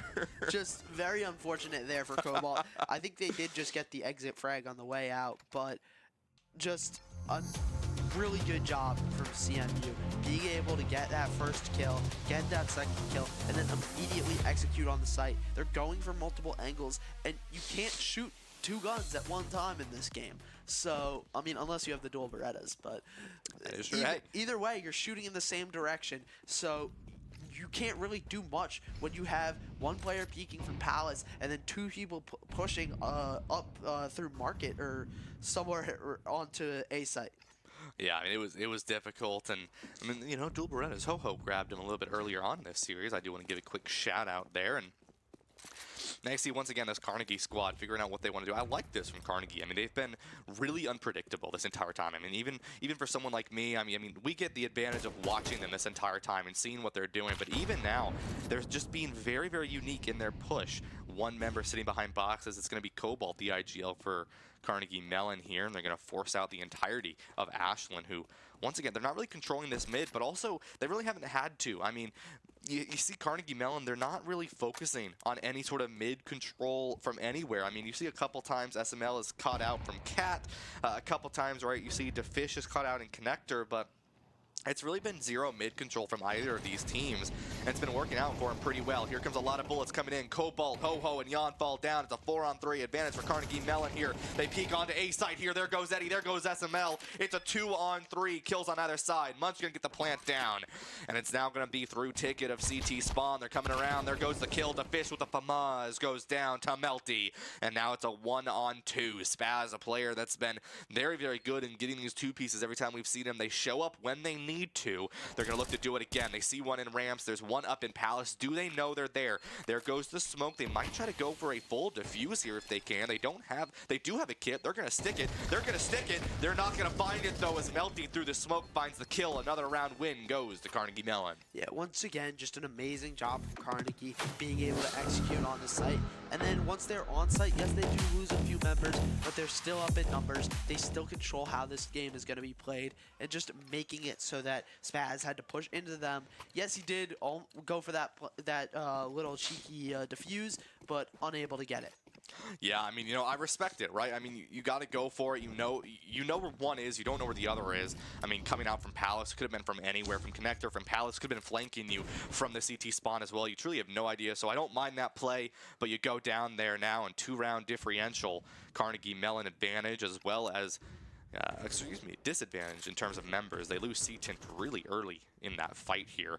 Cobalt coming on through, gonna peek on through Kitchen. Gotta be aware there's always gonna be someone sitting there for Ashlyn. Sitting over on that van, Eddie goes down. There goes a trade onto SML. It's now going to be a 4-on-2 as Munch goes down as well. Ashlyn in a good spot to bring themselves up. There goes Cobalt. There goes Melty on a Thrifty. One member goes down, and Ashlyn takes the round. Yeah, just a great job from Ashlyn there saying, okay, we've lost 2 straight. We're still in this game. We still have our momentum, our mental, and they use that. They get the first pick, and then yes, they trade, but they still are able to convert into a round win. Yeah, really, really good job from that team there in Ashlyn. We see them, they win so frequently on these thrifty rounds. They're so confident on these cheap buy rounds, and they end up winning them. Jan gonna grab that op. Melty gonna grab the op as well. The player that really isn't the main opper for this team, but you see that flexibility from these players once again. It's something to really keep in mind. Melty gonna look for something, and it's really to these players to really pay attention to is gonna be Jan and Melty on these ops. Whoever gets that first pick. Ashlyn has been very, very strong whenever they get that first pick early on in the fight. Carnegie Mellon hasn't really been able to find their way back into the matchup every time that happens, and so Ashlyn looking for something again. It's gonna be Carnegie Mellon pushing a little bit through mid. Bullets go around, Incendiary is down as well. Mid window is gonna be shot, or is gonna be smoked, excuse me, so not really much to push through here. Melty watching to see if anyone's going to try to flank on through Kitchen into underpass, but not going to find anyone yet. A slow push though through apps will be one member from the side of Ashlyn. It's going to be SML with an op. SML picking up the op, I just realized, switching that out with Jan, and it's going to take out Melty. SML, great early pick for the side of Ashlyn. They're still watching through this Kitchen apartment area here. They're sitting on van. Anyone who peeks at that smoke is going to die. They're going to be waiting, and immediately Carnegie Mellon going to back on through. They're going all the way back to their spawn. They're not going to worry about anything. They know SML was there originally. Ho-Ho going to go down. And now it's going to be a 4-on-4 for both of these teams to fish. Going to be sitting on stairs right outside of connector here. As the rest of Carnegie Mellon going to start to push onto A site here through the ramps. Going to be one on the balcony outside of Palace. A lot of bullets go in. There goes the smoke as well. Cobalt has the op. Going to look for something if they can. There goes Munch. The frag finds Spaz in through Ticket. Going to be Eddie going down as well. 3-on-2. Disadvantage for Carnegie Mellon. The plant goes down. They need to live. Not going to be able to find the shot, but the op is switched back over. Cobalt goes down. It's a 3-on-0 as immediately Jan is going to get that final kill with the fish and Spaz. The defuse comes in, and we're even Steven 5-5. Yeah, just a great job there from the fish, being able to stay on those stairs and hold the angle, and then not really pushing up. He knows that they're gonna play. He knows that they're gonna have to come. They have limited time, so they go, they push into him, and he's able to get 3, playing off of his teammate. Who, yeah, I mean, just a great job from him. Yeah, really good indeed. And I mean, you see, right, SML and Jan, I really like that flexibility in the op, sort of giving it back and forth to each other. They trust each other, and they know that, right, okay, you take it this time, you hold that angle, and when we switch off, when we see each other, when we're on the rotate through CT spawn, hand it back over to me, and I'll handle that. Really, really good play from that Ashlyn squad, now forcing a rather economic buy coming in from the side of Carnegie Mellon here. I mean, you got a couple Galils coming in, an AK, but for the most part, this is a really forced buy from them. Yeah, I mean, just they have not won these past 2 rounds, and it's showing. They don't have the economy to really keep up. They're still buying rifles because they know that they need to at least go into this half at 6-6 because this is their map pick, and T side is probably the stronger side on this map. Yeah, especially for a team like Ashlyn who really has excelled on this T side, and when they get hot, and they can close, and that is something to be aware of. We've talked about it so much. SML just barely going to live through that. There has the op in their hands. Jan going to be with the AK here, so something to keep in mind. Down the bottom left of the screen, you can see that. Take a look at the top left of your screen, and you see a 4-1 split here. A lot of members pushing through. Once again, this ramp Palace push, Carnegie Mellon has done it a lot of times. It's worked about 50% of the time, so it's definitely a risky push here, but they're going to go and try to see if they can do it again. Here comes out of Palace. Will it be C-Tint looking for something if they can? There goes on the corner. Ho-Ho, the rat ain't going to work this time around, and they're going to be a fast push coming in. C-Tint, though, right outside of Palace, taken down again. Melty, there goes Spaz. Much goes down to SML into Fish, and that's going to be a 3-on-2 as Eddie goes down. There goes Cobalt. The kills go flying. And round number 6, or round number 12, excuse me, round number 11, math, whatever. You get the idea. Ashland won the round. Yeah, just a great job there from Ashland to secure their tie in this half. And also a great job losing that player early, but still being able to say, okay, we lost the guy, but we're going to stay on this site, we're going to hold this site strong, and they just easily wipe the rest of the CMU. Yeah, such a good job for them. And I mean, like you said, definitely a little bit more T-sided, especially if you are this Ashland squad. And now you're 6 rounds up. You're feeling pretty good about this. I mean, you get to go on T-side next. If you can win 7, that's great. But if not, you're still happy with this. And the frag finds Munch. Eddie goes down. C10, Melty, SML, it's Spaz. And there it is. Cobalt goes down. The round happens fast. 7-5 as we go into the half. I mean, CMU really did do a good job of getting into that area, up in B apps and being able to push through, but Ashland just had an amazing job of sitting on site, holding their angles, playing not really a rat spot, but down in that van area, and just being able to get the kills into apps. Just great way to close out the half. Yeah, absolutely. And here we go on this pistol round here. Ashland was really dominant on the T side last time, or last night, I should say.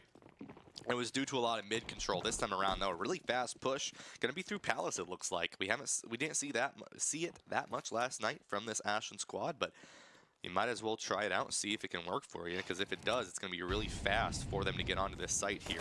Incendiary goes in, a lot of smoke. Spaz, first one to go down as they jump off of Palace. Not going to be able to find anything. Will be a trade.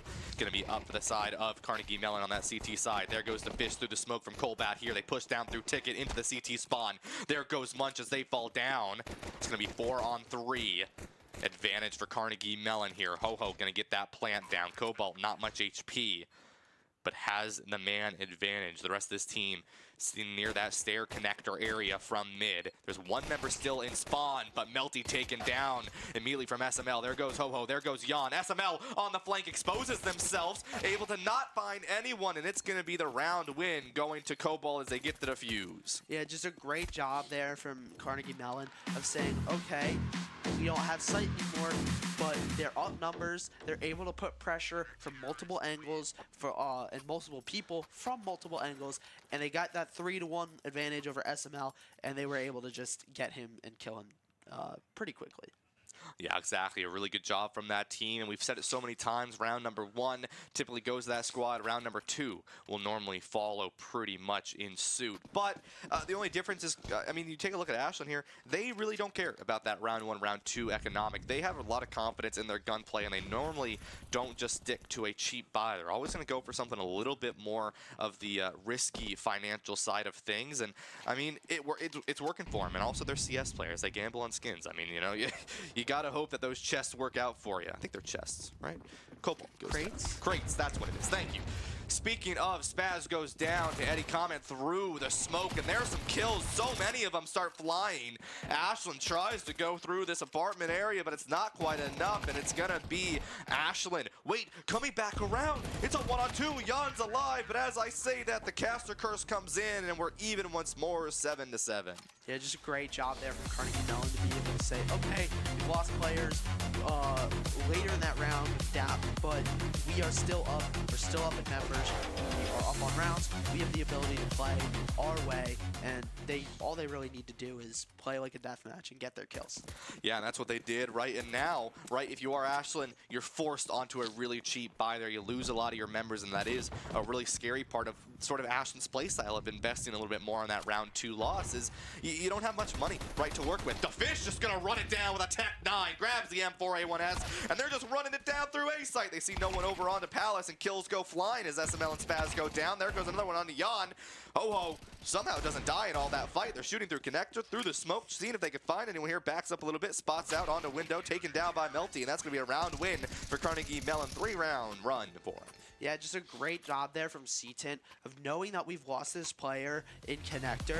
So saying, okay, I am just going to sit here and almost rat across from stairs, and they get 3 out of it. So great value, and then pretty much converting that round into a win for them. Yeah, I mean, it was really well played as well. I mean, you take a look at how Defish went in. I mean, they got a fast kill with the Tech 9, sort of that run and gun that, you know, you like to see outside of sort of the MP7s that are also pretty run and gunny. But it's like, you get in, you get the kill, you grab a gun, you see if you can find anyone else. I liked it from Defish. If they were able to find 2, it would have been a great play. But they were just trying to find something there if you are Ashland. And now you're down 1 round here, a 3-round run for Carnegie Mellon, but the guns are even now. Yeah, I mean, this even gun opportunity for Ashland is amazing. It means that they are going to be able to play at their own pace and not really have to worry about having weaker weaponry. They are going to be able to stay here, say, okay, we're doing fine. We have the guns now. Let's go. Let's walk down our site and let's win on this T side. Exactly, right. And now they can do that here. And it looks like this might be something a little bit more familiar for us for this Ashland squad. And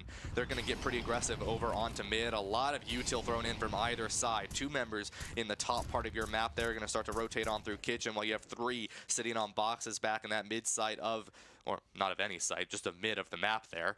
And they're going to look to see if they can secure anything. On the corner will be Eddie, looking to see if they can find anyone. They back up just in time before they're spotted. There goes the flash. Through the window will be security as Cobalt goes down. C-Tint tries to find someone, but window and the rest of mid has been secured, and now they can push on through onto B-site. Just 1 member alive as the rest of the team from Ashland is able to push through. Munch goes down. SML and C-Tint find their trades respectively, and now it's going to be Ashland with the plant going down. It's just Melty alive, who's all the way over onto A-site here. They need to find their way in if they choose to invest here. They probably won't. They have the gun. They don't really want to do anything risky here. They want to keep it if they can, as they will. $200 to their name. It's going to be an Ashland win, 8-8. And a disadvantage in terms of the money for at least a little bit for the side of Carnegie Mellon. It won't be a full buy unless they choose to invest. The right C-Tint giving some money up and buying some guns here for maybe Eddie and Cobalt. But for the most part, that's going to be a good round win for Ashland for multiple cases. Yeah, Ashland just doing an amazing job of getting 1 kill on each site and then choosing their site to play and surrounding that site. And you see all 4 members just straight running down at your remaining 1 to 2 players on the site, getting the plant down and forcing the save out of Carnegie Mellon. Yeah, really, really good job from this team. C-Tint gonna invest the op. Carnegie Mellon, they're going for an investy play here, and this could be very, very dangerous for them. I mean, if they lose this round, Ashland can start to run away with it, especially on this attacking side. But C-Tint, if they can find an early pick, it'll be really, really good for them. Once again, you see a lot of members here. You see just 1. It's going to be SML over on mid. We see them do a lot of that last night over on the boxes there. A fight comes in on the ramp, and it's going to be a trade on either side, but in the advantage of Ashland here, as Ho-Ho's the only one to go down for the side of Ashland. They begin to push on through ramps. Spot below onto Palace here, but they don't find anyone. It's going to be SML sitting over here on connector. They spot 1. They look around the corner. They're able to find him into the incendiary. It's 1 member in the windows. SML watching them if they can. There goes the kill. C-Tint to Fish go down.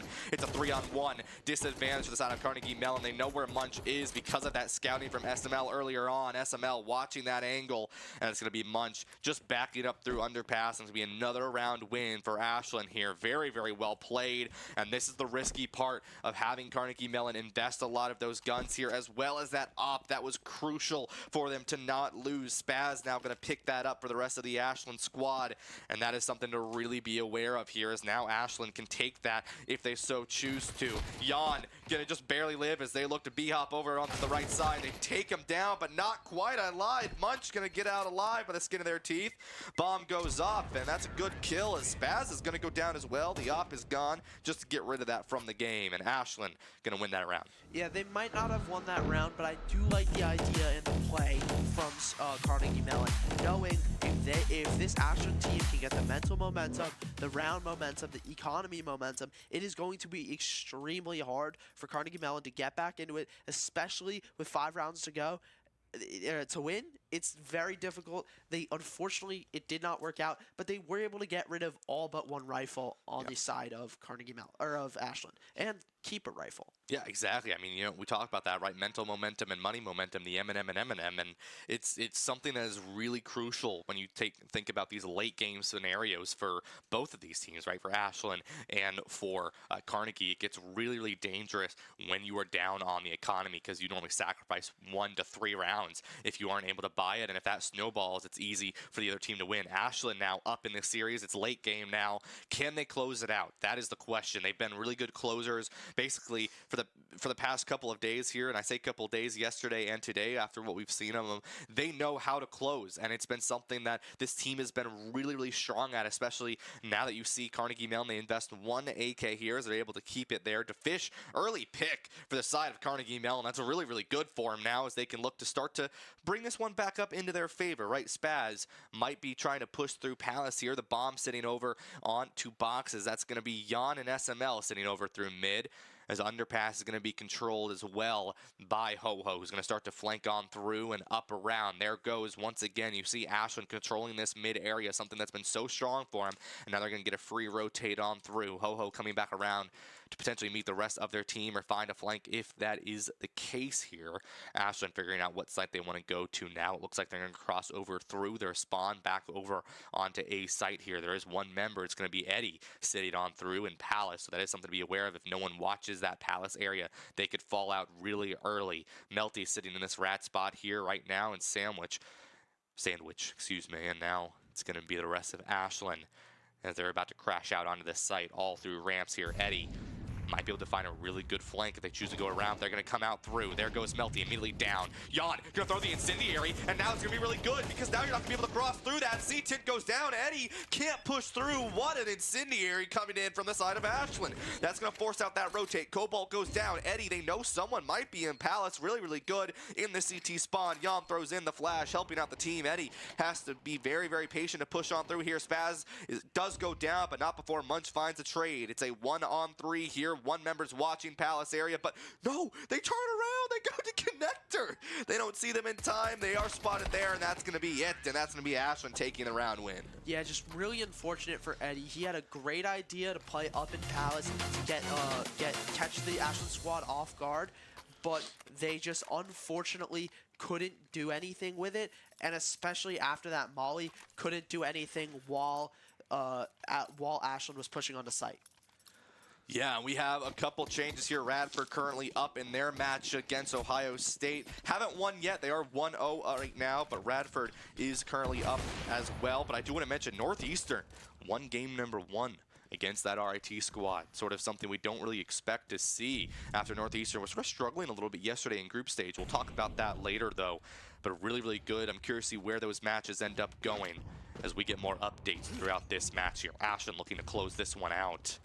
10-8 here. They need 3 more rounds to win this. Guns even on either side. C-Tin picking up that op. No op for the side of Ashland here. To Fish all the way pushed up through ramp, seeing if they can find anything here, but nothing yet. You do see Jan sitting down onto window there, and there's going to be one member in overpass. Jan finds him. Cobalt goes down. Very smart plays. You secure that area, and now you can look to push on through. SML does go down, but there goes a trade onto Melty. Really, really good for this team. It's still an advantage as Ashland gets that bomb to plant. Ho-Ho goes down to an op shot from C-Tint. It's 3-on-3. 2 members pushing on through CT side into Ticket. 1 member goes down. It's going to be Munch now. 2 members back on that site.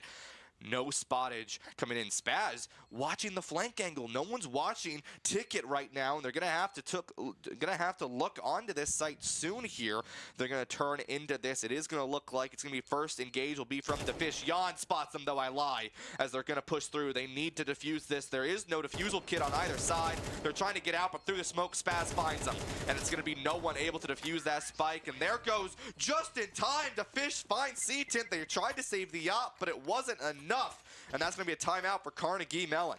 Yeah, just a really good job there from Ashland, taking those off angles, taking the right angles, being able to push on the site, get the kills that they need, get the bomb down, and really just hold site from there. Yes, they weren't looking towards Ticket, but it really didn't matter because they had all other parts of the map secured, and eventually they realized, okay, there really is only one place that they can push from, especially once you have the smoke, and they just did a great job of angling off and making it so that Carnegie, even when they did get onto site, didn't have time to defuse bomb.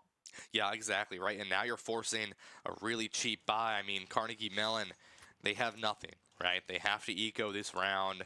They don't have anything to work with here. And if they lose this, Ashland, they've been great closers. We've talked about it for the past 2 days here. They're going to look to finish up this series 2-0 and send Carnegie Mellon home from this Orange Jam competition. Big shout out to Harvey's Garden and Unplugged for helping us make Orange Jam possible for the 2nd year in a row here. Really, really fun event. Big thank you to everyone who's helping this on, production, TOs, events, and all the teams who have been here today, including the teams from Ohio.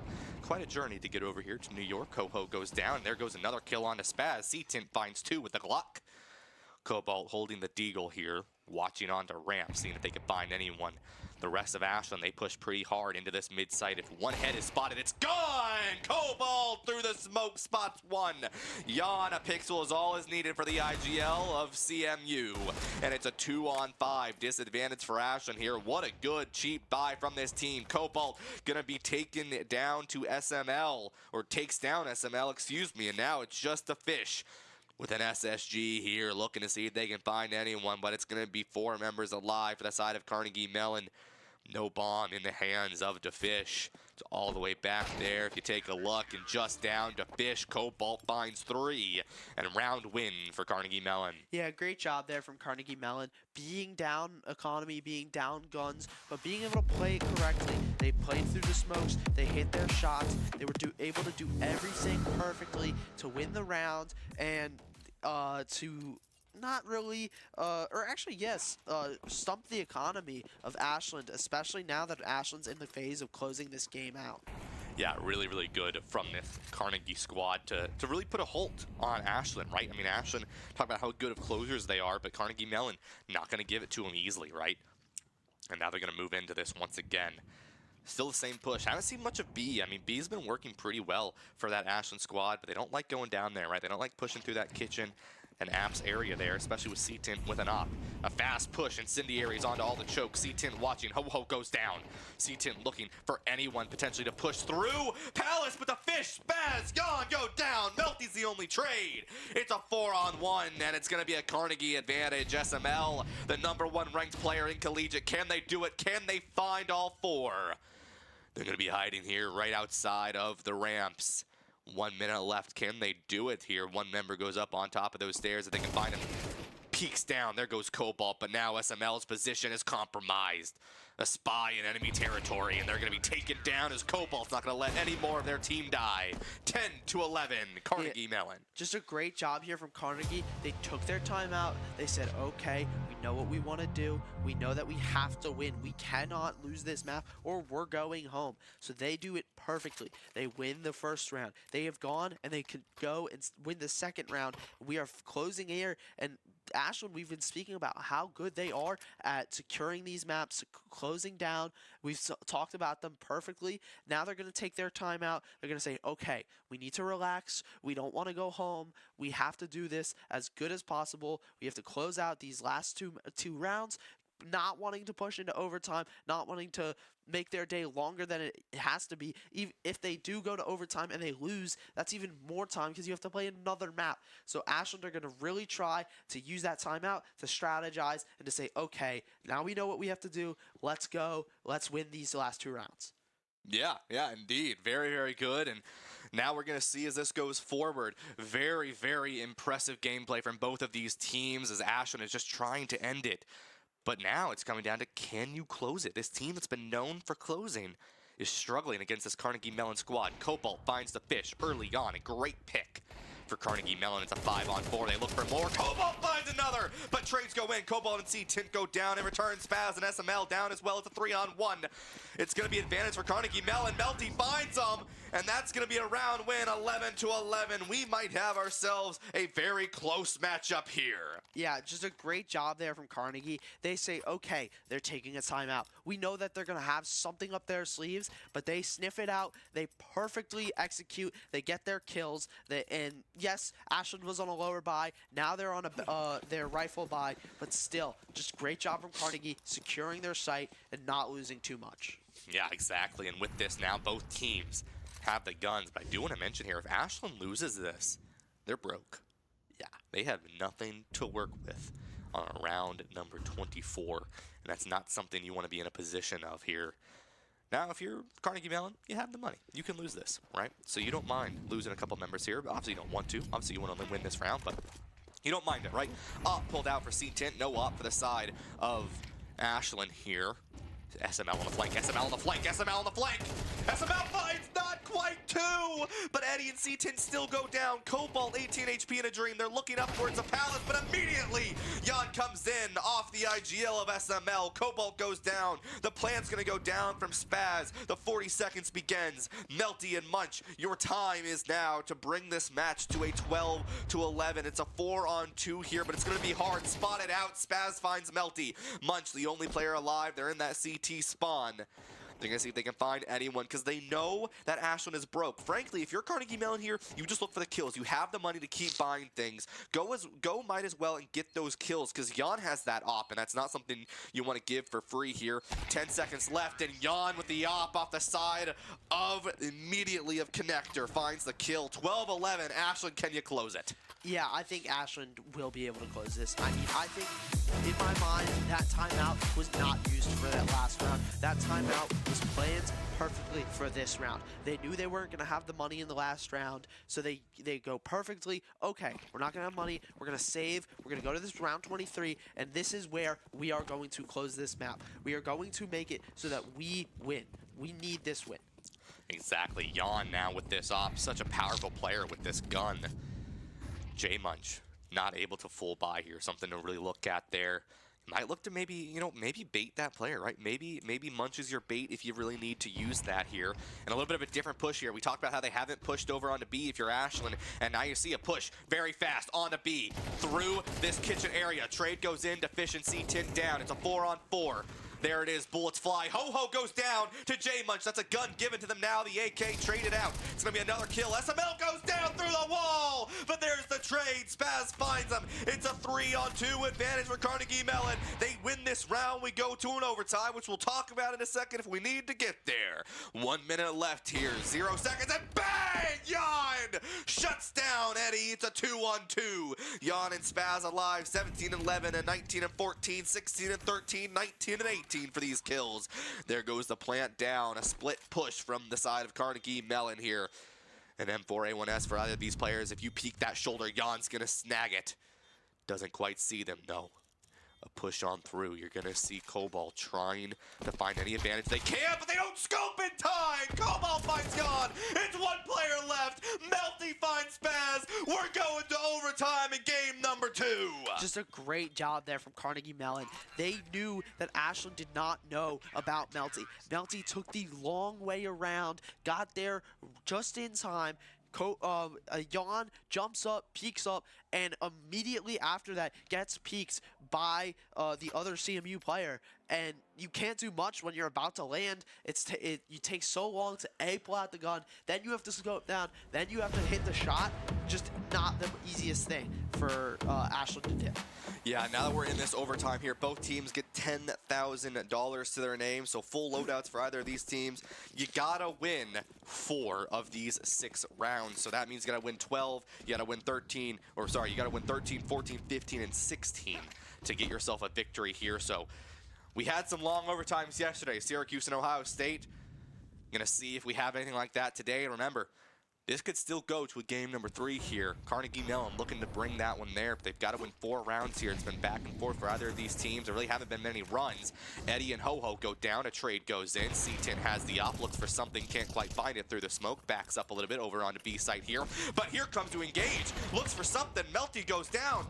C10 just barely living here, and it's going to be Ashland looking to get that plant down. They will be able to as Spaz finds it. C10, 10 HP in a dream to try to live through this here. You want to try to win 2 rounds on the CT side. If you win those 2 rounds, you're going to be in a really good spot. Not great right now if you are Carnegie Mellon. It's a 4-on-2, or 4-on-3, excuse me. Ashland, they're feeling good about this. 20 seconds, 2 defusal kits for the side of Carnegie Mellon, 4 seconds with a defuse, 10 without a defusal kit. They look for something, take it down. Jan finds him, SML finds the other onto Munch. It's just Cobalt with an op. They're going to look to save it. That's going to be round number 1 of 4 given to Ashland. Yeah, just a great job there from Ashland. They were able to execute on the site, get the kills needed, and then just, you can't do much if you're at CMU. You have less members, you don't have the right angles, you try, but just impossible for them. Now, you're down a round, you still are in this. There's still 5 rounds left, but you know that it just becomes harder and harder, especially if you lose one of these next 2 rounds. Yeah, and we're going to have to see what ends up happening here. Both these teams. One of them looking to close out the series, the other one looking to continue it forward. Game number 1, round number 1 of our single elimination bracket. Carnegie Mellon does not want to go anywhere yet. They want to prove that they are here for a reason. They've proven it so far. The ranked number 1 team and the ranked number 8 team playing each other right now. Ashland, the closers we've talked so much about, struggling to close this map out. Here comes a fast engage coming in from Ashland on the T side. Kills on either side. Through the smoke will be Defish falling down. Spaz as well. Melty fell through as well. Cobalt 3-on-3 now. Ashland, Jan goes for the plant. We'll be able to find it. Oh! Turns around the corner right as they jump the angle. C-Tint will look for something. Not able to find him. Jan takes that kill. Ho-Ho, Munch, SML. It's a 1-on-1. Eddie versus Jan. 18-12, 10-18. Can Eddie do it here? Eddie's been a player who's been a really good lurker this entire match so far. Always sitting in Palace, but can they find this final player? Looking around through the boxes around Tetris.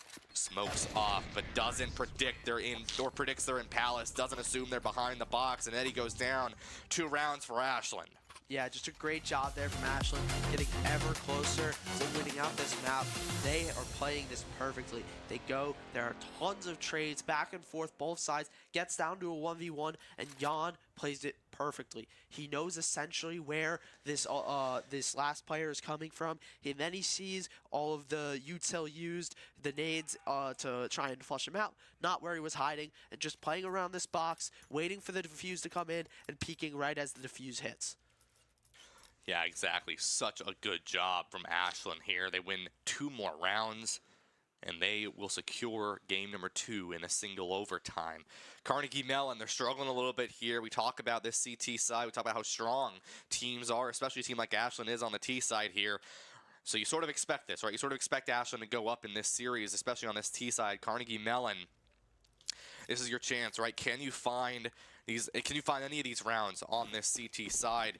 Best case scenario, you find this one here as you switch over, but gonna have to see what happens here as we're gonna see Ashland goes in for this control of mid into B here. Already a fast push. Kitchen into apartments. You're gonna see a couple of players of Ashland here. They're gonna chill a little bit in the kitchen side. In the top left of your screen, you see them in the top of your map.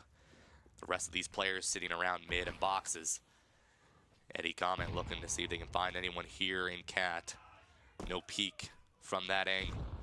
Really good patience from Ashland here. A couple smokes to go in to block off these chokes. They're going to look for a couple more things. Looking into this, here comes a fast engage from this team. On to B. C-Team looks for something. There's the incendiary! There's the 3! A great play coming out from Carnegie Mellon. Good patience and 2 members left in apps. Jan finds 1, but Ho-Ho goes down. It's a 1-on-3. It's Jan versus the enemy. The collapse! The collapse goes in! Oh, but not quite enough for Ashland. Carnegie Mellon will take that round as we switch the sides. Yeah, just a great job there from Carnegie Mellon, getting those early picks. We saw C-Tins and Eddie Comet getting 3 early on, and then just being able to play this round, play with the numbers up. Yes, they do lose 2 through the door, but not really an issue for them. Yeah, and I do want to go ahead and mention we have a heater of a game here, but of course, every heater has to have some upsets. And we're going to see RIT just lost their match 0-2 going forward. So they will not be moving forward. Excuse me, not RIT. I lied. I totally lied. Radford 2-0'd Ohio State. That's my bad. A little bit of an upset there. Moving on forward. Ohio State going to be done with their journey in the Orange Jam of year number 2 here. Now we get back over into our matchup. 13-14 Ashland now on the CT side. They're looking to win these 2 more rounds, and if they can, that's it. 2 rounds on the CT. That's such a motif for these CS players. Find 2 rounds on CT and you win the game. 2 more rounds is all Ashland needs to win this. Carnegie Mellon, though, on the favored side. C-Tint goes down, not as favored anymore. And once again, we talk about how strong Ashland is. If they can get that early pick, really, really good from this team. Eddie being patient, ready to flank in whenever their team is going to go for the engage. Spots ahead, can they find it? This patience, they're not over-investing this. I like this. Munch, finding a fight. over onto ramps. The smoke goes in. They're on the corner. Are they going to flank through and find it? They're able to find a fish. There goes Eddie, the patience. They go for the engage. Spaz goes down. It's now an advantage for the side of Ashland. 2-on-4. Ho-ho, SML, plant! And now it's going to be munched successfully. Jan with the op. Do they save it or do they run? They're looking to save. They're looking to run. And Jan is going to back up over on the B site here, 14-14, as CMU will even up this series here. Once again, if we go 15-15, that triggers overtime number 2. You need to get to 16 to win this here, but not before both teams hit 15. We're starting off with a 14-14, a great way, for CMU to get themselves back into this game here. 2 rounds on CT is all Ashland needs, but it's difficult to do. Yeah, just a wonderful job there from CMU, especially Eddie. Eddie sitting in connector and just having perfect trigger discipline. Unlucky. As I mentioned, Eddie, he dies to bomb, but Eddie just sitting in connector, spotted out the head, but he didn't shoot. He didn't give away his position. He waited for his team to get on a site, to start getting those kills, to turn the attention elsewhere. Then he executes. He does a perfect backstab and just wins the site and wins the round. Yeah, and with this now, right, 2 rounds for the victor here. Imagine it as a best of 3, like the actual series. 2 rounds will secure Ashland this best of 3 series. 2 rounds will secure Carnegie Mellon a game 3 in this best of 3 series. 2 rounds to win on the CT, such a difficult task. You need 2 of them just to get yourself the win and close out this series. 1 is all Carnegie Mellon wants here, if they can move this forward. Here comes a fight over into connector, not overpass, that's a map in CS, folks. In connector, Melty backs up. There goes a kill early on into Defish. It's going to be a 4-on-5 advantage for Carnegie Mellon. Cobalt sitting here on connector, looking to see if they can find anyone else peeking through on the CT side. Ho-Ho goes down. That's 2 members down for the CT side of Ashland. 2 members on to ticket. C10 sees them, able to find 1, able to find 2 with the incendiary. Jan's able to find 1, but now it's just Spaz alive. Spaz needs to back up and live, but that's going to be another round given to Carnegie Mellon here as they're going to push on over to A site and get that plant down. Melty gets it down, but you do see Cobalt might be hunting for this final kill. There goes JT, Jay the Munch, slowly pushing on through. It might be a pinch over on the Spaz, who goes into underpass here. These players are hunting. They are smelling through the blood. They are hound dogs looking. Actually, they're terriers, but you get the idea. They're looking for this final kill. Spaz just trying to live through. They want to keep this gun if they can. They're running low on funds here. They're spotted out, and they're taken down. Yeah. Carnegie Mellon, 15-14. Just a great job there from Carnegie Mellon. They were able to get the first 2 kills early. That incendiary from C10 got 2 more, and then they really just pounded. They sandwiched for that last kill, being able to get all the rifles out of the hands, and kind of make a force buy for Ashland. And that's really important because this is the map decider if you are Carnegie. It is, right? Carnegie, can you close out the closers? Can you beat the Harvey Specters? Are you the Mike Ross of this competition? Cobalt looks for something. They have the op, but can't quite find it. I want to mention Melty and Cobalt have an op here. SML having the op on the side of Ashland, switching it over with Jan, and it's probably because they're sitting over on the van, over on the B side here.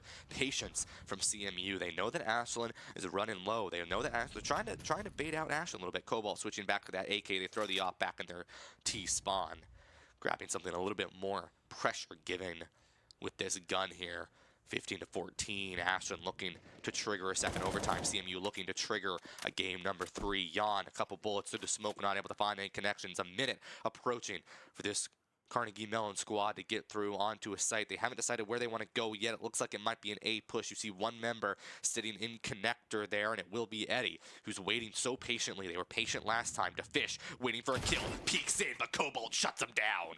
Down through ramp. Now it's going to be a push. Eddie ready to push through from connector. There it is. A lot of grenades go in. They look for something. Incendiaries, flashes, smokes. Killed on either side. Melty, ho-ho, gone. 2-on-4. Advantage for Carnegie Mellon. Just a couple more kills. Spaz and SML, the kill makers for this team. SML has the gun, looks for 1, finds 1, looks for another. No scope through, tries to find the bullets through the box! Fox finds another. It's a 2-on-2. The bomb is down. 30 seconds. Ashland looking to bring themselves into a second overtime here. Carnegie Mellon, they have to stay calm here. Spaz goes down, and there goes SML. Carnegie Mellon closes the closers. We're going to a game 3. Just a great job there from Carnegie Mellon. They were able to get the first 2 kills early. They were able to get a third. Then they lose 2. It gets pushed into a 2-on-2, but they play it perfectly, being able to get both those kills, secure the map, secure the round, and just really pushing Ashland to their limits. Really good job from both of these teams. Carnegie Mellon, a team that is seeded 8 right now. Such a good job from them taking down the 1 seed here and forcing them to go the distance, not only in an overtime in game 2, but pushing them to a game number 3 here in this best of 3 series. So one team will walk out on top, one team will go home, but we're not quite there yet. These players are going to take a quick break, and when we return, we'll have game number 3 of this matchup between Ashland and Carnegie Mellon, and we'll go to Ancient, so don't go anywhere.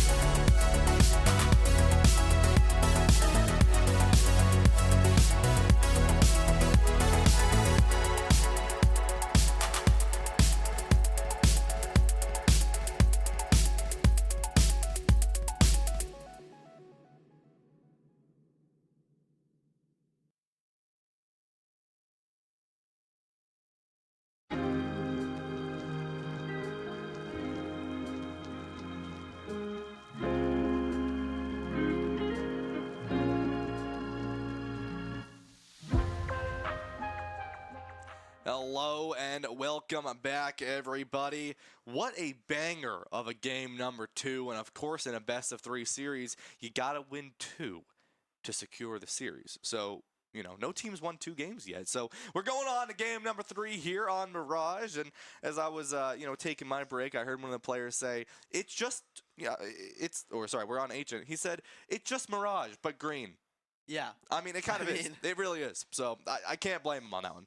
I mean, if you're CMU and this is just Mirage but green, you are extremely happy because your map pick was Mirage and you closed it out in overtime and you were able to go down and come back and secure your win. So if I'm CMU and this is Mirage but green, I'm extremely happy. Absolutely, yeah. I mean, this is sort of what you expect, right? I mean, once again, all these teams top 30, right? Like you said, in the country, and we have some of the top players in the country, SML being ranked number 1, right? I mean, there are so many good players here, so many good teams here.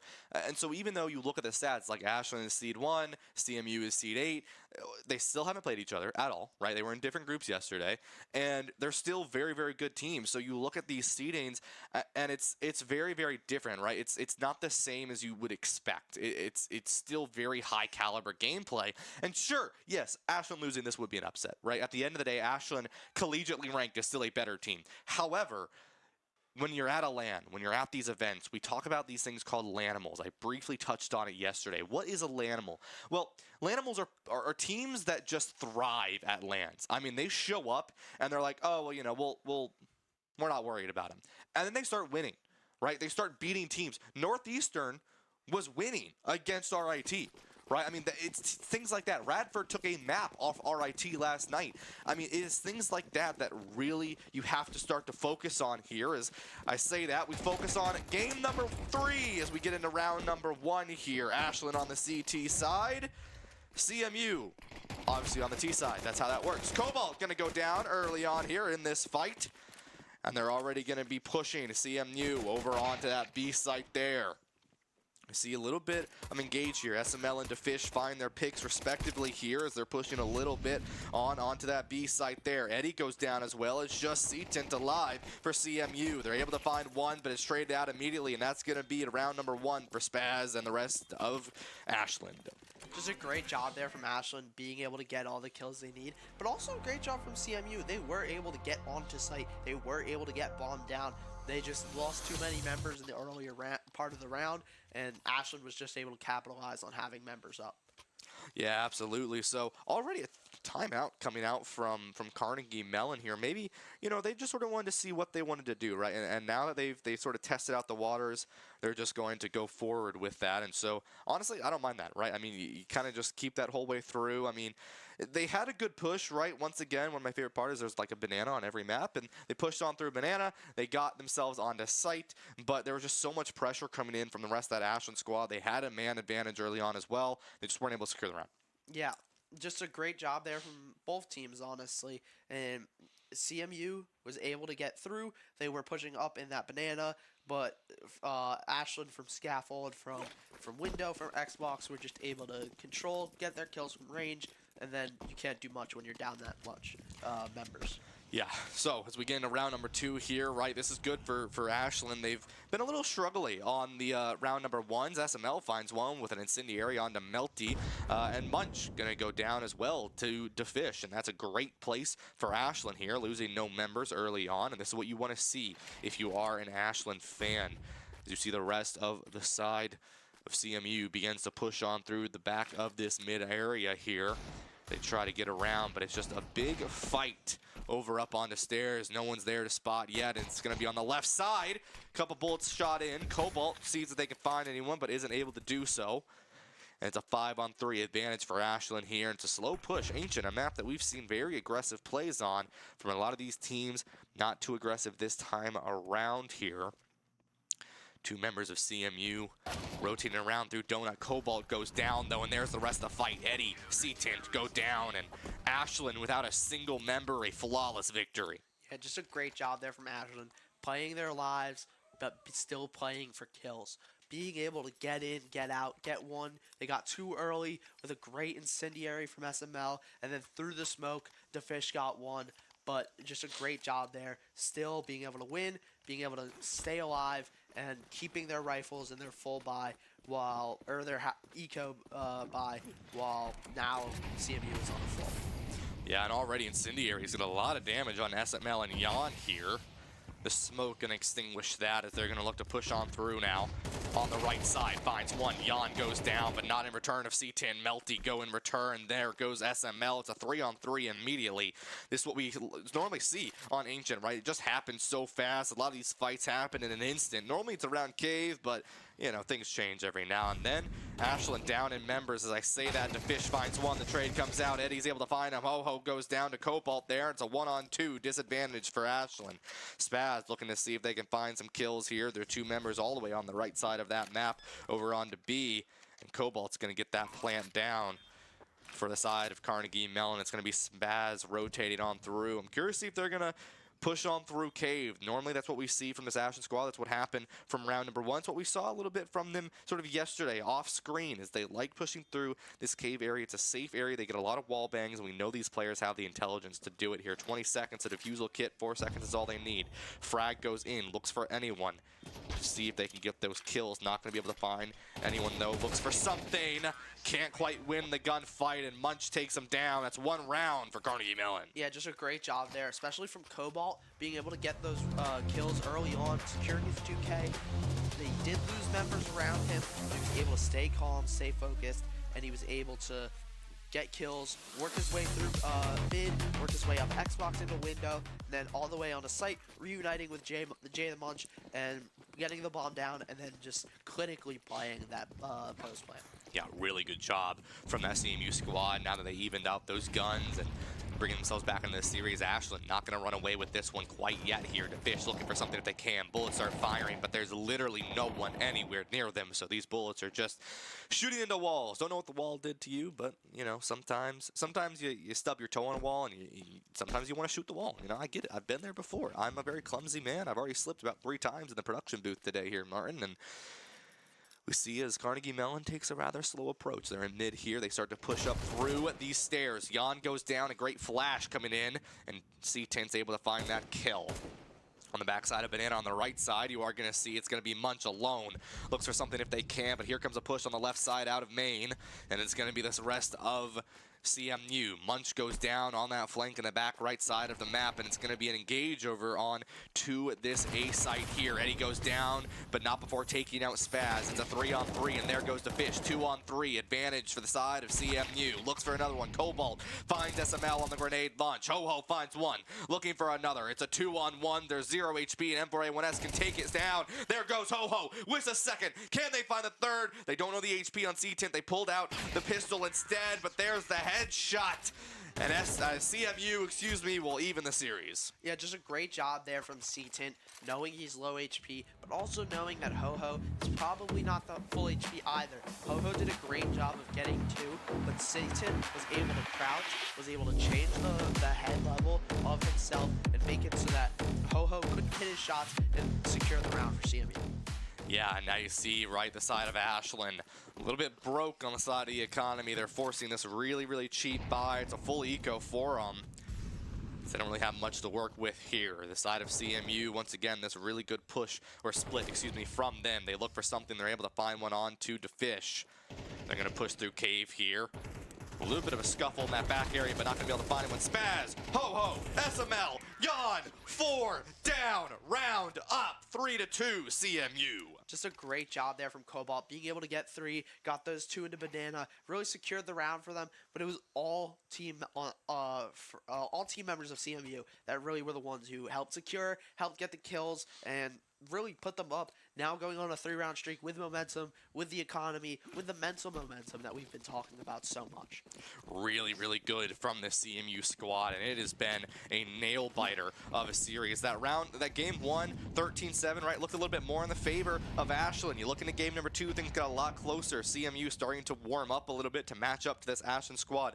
Took a little bit longer to warm up, but now that they have, they're definitely a fierce opponent for this Ashland team. CMU yesterday yesterday, I want to mention, I believe came in as a predicted rank 3 team overall. It was RIT, then Ashland, then Carnegie Mellon. So overall, even though Carnegie Mellon didn't have a great day yesterday, they technically are the 3rd seeded team coming into this, even though today they're seed 8. SML and C10 go down respectively, 4-on-4. No advantage on either side here. Gun advantage pretty even as well. The Fish looking for something if they can. A lot of grenades go in. The smoke clears out the incendiary. They can start to walk through this. Bullets go through. To Fish. The gun makes a little bit of noise. The rest of CMU knows that there's someone there, but they're not going to do anything with it yet. Ho-Ho looking for someone. They peek on through this banana side. They're going to take him out immediately on the corner. There goes the smoke. Give themselves a little bit more to work with here. The smoke on the side of CMU goes on to the back site there on the short, so no one can peek through, but there's no one there, right? The rest of Ashland looking around through cave, and Jan finds 2. Spaz finds another. It's just 1 member left. Spaz with 3 of them, and that's going to be Ashland even in this series, 3-3. Yeah, just a great job there from Ashland, specifically Spaz and Jan, peaking at the same time, getting all 3 of those kills, and being able to play perfectly, play how they want to, get the backstab in mid, and just perfectly playing that round.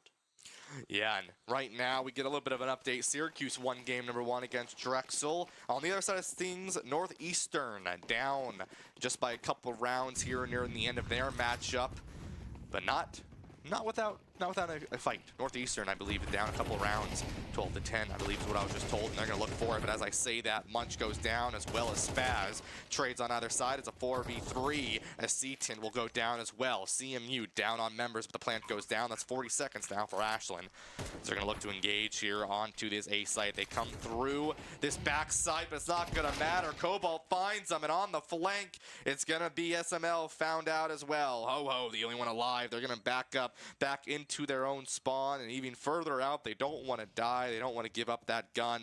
If you are Ashland, you're running a little low on funds if you end up dying here, so I like this from them. Round's going to go over to Carnegie Mellon there for another lead in this series. Carnegie Mellon has sort of been trying to keep this lead, but Ashland's been in that back mirror this entire time.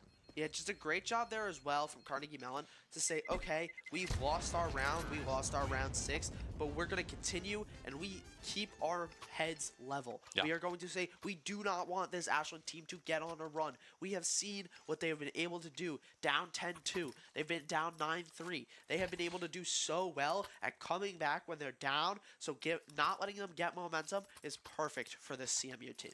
Yeah, you know, I really like that word to use there, Martin, momentum, right? It has been so powerful, this Ashland squad. Once they get rolling, they are going. I mean, you know, you make a small snowball, you start rolling it around in upstate New York, and it's going to get probably a little icy, but also really big, right? It's going to get going, and if you roll it down a hill, it is going to go for a very long time and continue to gain that momentum until it hits a tree and you stop it, and that's what CMU is trying to do. They don't want to give them that chance, because you don't want to give them 5, 6, 7, 8, 9 rounds in a row, because then you're not going to be in a good spot. Jan going to go down, a great way for CMU to start this round. There's another one on to SML. These fraggers for Ashland, not really getting that advantage that they want to there. Spaz turns around to Eddie. There's going to be 2 more kills for them. It's just Ho-Ho alive, down in mid, crosses through, spotted in Donut, taken down. 5 flawless members for the side of CMU. Yeah, just a great job. We saw there that CMU was able to just get their early kills. We see right there that even if Ashland has a little bit of a surprise, a little bit of a rat play, they're down weaponry. They can't do much with it. So CMU is able to just wipe. Now we're going to go to a bit more even. Still not a full buy from Ashland, but CMU really has to keep their head level, not let Ashland get rolling, and keep winning these rounds. Yeah, exactly, and Jan's going to pull out that op as well, so enough money there, but a really hefty investment to buy that early on. But I like it. I like it from Jan. They've been very much showing up on this op, especially on last map on Mirage. And when you take a look at Green Mirage here on Ancient, not surprised. The pixel peak right here. 1 shoulder is all they need to find the kill. 2-round advantage for CMU at the moment. 1 goes down. To Fish is the first one to fall. Once again, CMU with the first blood, really good, but in return, Munch is taken down. Now Cobalt goes down to SML. Bullets continue to fire. C10 looking for anything they can as they know the bullets on the other side of their wall right behind them here. It's going to be 4-on-3 advantage. Ashland here, they're looking to clean this up fast. C-Tint going to rotate back on through mid. Is a 2-on-2 split for the side of Ashland. Incendiary going to stop Melty from rotating on through. Spaz goes down for Ashland. It's now 3 versus 3 off of Eddie's back there. Smokes go in. They're going to look to push far. Out of Donut. Onto site. Here they go. They're able to get the plant down, assuming no one peeks on through. Jan going to look. Jan finds one. Not the plant. The plant goes down. SML finds Melty. Just one member alive. They know where they are. C-Tint finds SML, though. It's a 2-on-1. C-Tint still there. Going to be taken down by Ho-Ho, and Ashland going to find that round. Yeah, just a great job there from Ashland. They lost members. They didn't have plant, but they were able to get the kills when it mattered most. They were able to get C-Tint at the end. C-Tint would have been a lot of trouble there if he was able to get that last kill. So just a great job from Ashland, and a great way to swing the momentum now in their favor, get the momentum off of CMU, not letting them to get too far ahead, not giving them too much of a rolling start. Absolutely, and Jan gets to keep that up as well. Really important. I mentioned, this player, right? You don't always see them in the top of the kill feed, but sometimes it's not, it's not what matters. What matters is finding the kill when you need to. That pressure coming in when they were able to plant that bomb down wasn't quite enough. Jan got a couple kills, and that's all that was needed there. The rest of CMU now going to look to push on through this site rather slowly onto the left side of your map here. It's just a solo player over on to Cave on that right side, and it's going to be, I believe, Melty over there. Yep, Melty going to be over there on that right side. The rest of CMU putting in pressure in mid. They don't find anyone yet, and it's going to be very patient play coming out from this Ashland squad. One member sitting in Donut, the rest of them sitting pretty far back. Players number Ho-Ho and Fish going to be alone on B site here as they're prepared for anything that comes forward from it. Cobalt, the IGL, a slow push coming on through Cave, and something to be aware of here if they get caught out early. Another frag goes in, doesn't find a connect from Eddie. Here comes the Incendiary to push out anyone that might be hiding in that back room off of mid, and it will do so as it's going to see Spaz backing out of Donut now. 50 seconds left for CMU to make something happen. I like this patience coming out from Ashland as they haven't been really over-investing. I mean, it's been a matter of they've been dying early, and sometimes it's been very dangerous from them. They're not giving these early picks early, or these early picks to CMU on these quick parts of the round. SML finds one, gets traded out immediately after by C-Tint, and it's a 4-on-4 now. 30 seconds, you're going to see fast aggression.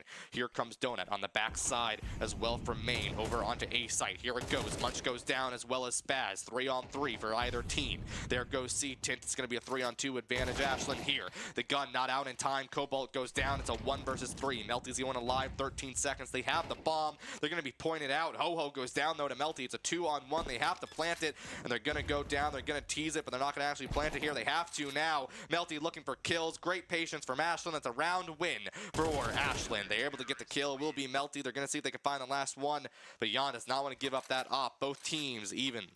Yeah, an unfortunate loss there for Carnegie Mellon, not really being able to stop the momentum of Ashland that they don't want Ashland to pick up, but a great job for most of those plays. We saw C-Tint and Eddie double peak at the same time to get his SML, which is always a great player to get off the board, but they really just couldn't do any more, didn't have enough time, especially once they got on the site. They lost 2 or 3. They were able to get exit frags and make it so that the only thing was saved was the op, which you don't always want, but good to get the rifles out of the hands of Ashland, especially since they're probably not going to have as much economy. Yeah, exactly right. The eco is a really big deal as well. I mean, Ashland, you take a look at sort of the guns they've bought here, excuse me. I mean, they are full investing here. This is definitely something to keep in mind. You also take a look at Carnegie, right? Neither of these teams are really in a safe economic spot. I mean, Melty, as Melty is sort of the only one above $1,000 in the whole lobby. Spaz does sell one final item to get themselves up to 1,000, but both these teams, a very crucial round going into round number 11 for who's going to end up with the economy boost for this final round of the half. It's going to be really important to see here. Both these teams a full investment, as it's going to be Jan still with the op through the mid. Excuse me, not through mid, through this A site here. Bullets on either side. SML and Eddie find their trades on both teams here. 4v4. Munch just going to hop over a couple boxes. The Fish goes as well in the process. It's going to be a 2-on-4 advantage going in to Carnegie Mellon. Melty tries to go for the plant, can't quite find it. Ho-Ho gets them, but Ho-Ho goes return down onto Cobalt. It's going to be Jan just alive. It's a 1-on-3, excuse me. Jan looks for something right here into Donut, right off the side. Looks for it with the op. There's nothing much you can really do here unless they quick scope into the head of one member here, and they're going to just try to get out alive. They know that bomb is down, and once again, you save that op. You got $50 to your name. game. You don't want to give the op to Carnegie Mellon. You want to save that out. And so Jan is going to back up all the way back to their spawn here. You're going to see Carnegie Mellon. They're going to get aggressive, though. Dude, they want to try and find this if they can. They don't want to lose their own guns because they are a little scary on their own economy. But they're not. They are going to try and find this. And Jan is just rotating all the way through the map, staying alive. They might actually run into Cobalt here on the corner, on the B site, through Banana. And Cobalt goes down. Yeah, just a great job there from Carnegie Mellon, realizing, okay, they have 2 rounds. We do not want them to get any more, and they don't let them. They make it so that it's at least even going into this next half. But they really did a great job of just going through. We saw Munch go and run through that incendiary, get some angles, be able to get on the site kind of unexpectedly and kind of take Ashland a bit off guard, letting them win the round. Unfortunately, they only have 2 rifles but to bring through to the next round. But since it's last round, it doesn't matter. You're buying full engines. Yeah, I mean, and already we're going to see a big fight here. Eddie, the first one to go down for CMU. No guns, but one now just got picked up for the side of Ashland. Really good from them. The op online, a couple MP9s as well here for the side of Ashland. They're going to look to see if they can find anything here. They have a little bit of an inkling of a suspicion that CMU wants to push over onto B. A couple members, really a lot of util used in cave there from CMU, but they're going to slowly push down. The fish goes down. Munch is going to be traded in return. It's going to be 2 members from Ashland over onto that A site, 1 sitting in Dona as we take a look at Spaz here from their POV. Now it's going to be 3 members from the side of CMU, a couple of them back up, and there it is. It's going to be a rotate as they begin to push themselves back over to mid. It's going to be just Cobalt who's looking onto that site here through cave. They might be able to spot SML out early if they can, but it's going to be C-Tint sitting in mid. SML waiting. They're looking. They're waiting for anyone to peek through that, but they don't choose to do so. There it is, the push through Dona on the left side of your map there.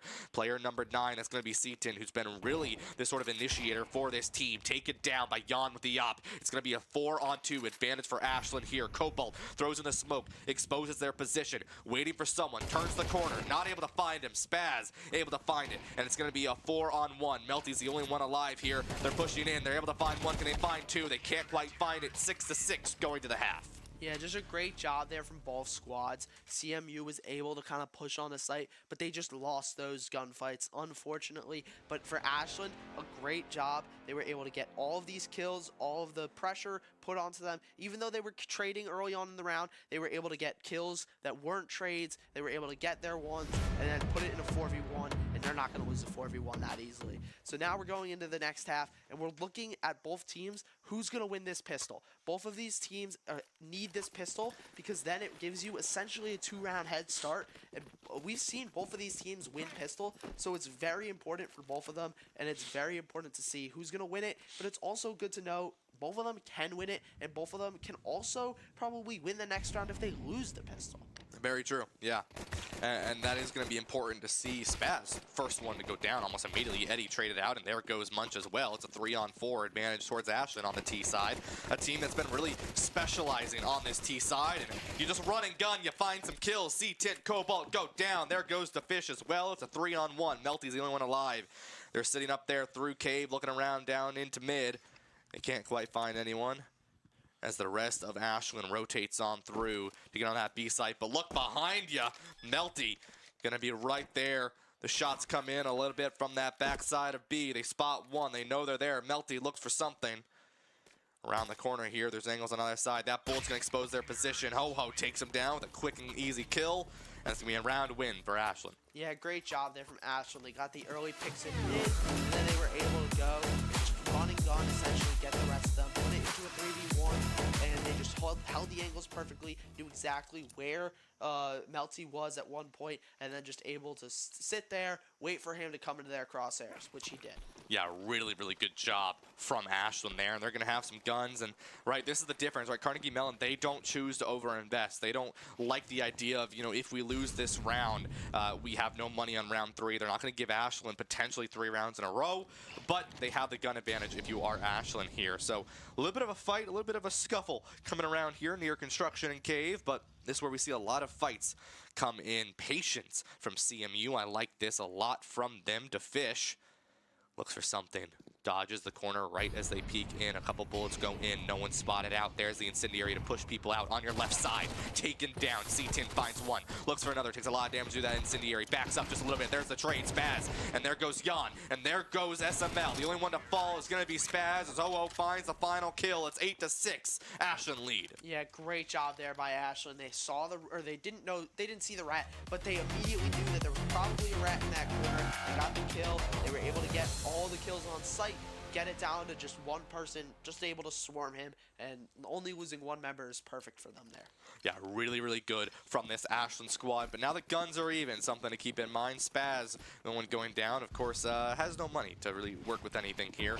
Is forced to buy a rather weak gun here as they do so. DeFish goes down immediately. There goes Spaz as well. The trade goes in, but Ho-Ho's down. Munch is the only one who falls for CMU. It's a 4-on-2 disadvantage for Ashland here. It's going to be SML and Jan. We've talked about these players all day so far, and potentially we'll continue to talk about him. SML goes down, though. CMU does not want us to continue to talk about him. They shut him down really fast there. 6-8 lead for Ashland here. The bomb in the hands of Jan in this back site here. Looks for one, finds him. You turn the corner, and you're not able to fight Jan. They're ready for that kill immediately there as they back through to their side of yard into their own spawn. Jan playing it safe. They're looking for anyone who wants to lurk, anyone who wants to find a kill early on, and it will be Melty who might go for a rotate through pipe. Probably won't, though. Going to play it safe. And slowly pushing will be Jan. Onto that middle site here. Comes back through the back of their own spawn. They might meet up with Melty here as they push on through pipe. Melty's watching it. Pull your gun out. Pull your gun out. Pull your gun out. And it's going to be perfectly executed from CMU. They knew the rotate was coming in, and they take that round. Yeah, just a great job there, especially from Melty, to just sit, hold that angle, know that you do not have to go. You do not want to lose these rifles, but a great job, not poor job, but poor timing there for Ashland. They had two instances where they just didn't have their gun out, where they went and they peeked an angle that just as they got peeked from the angle they were holding right before. So we're going to go into this round 16. Going to be really interesting to see if CMU can, now that they've had a round win, to continue, gain some momentum, and start to win this map.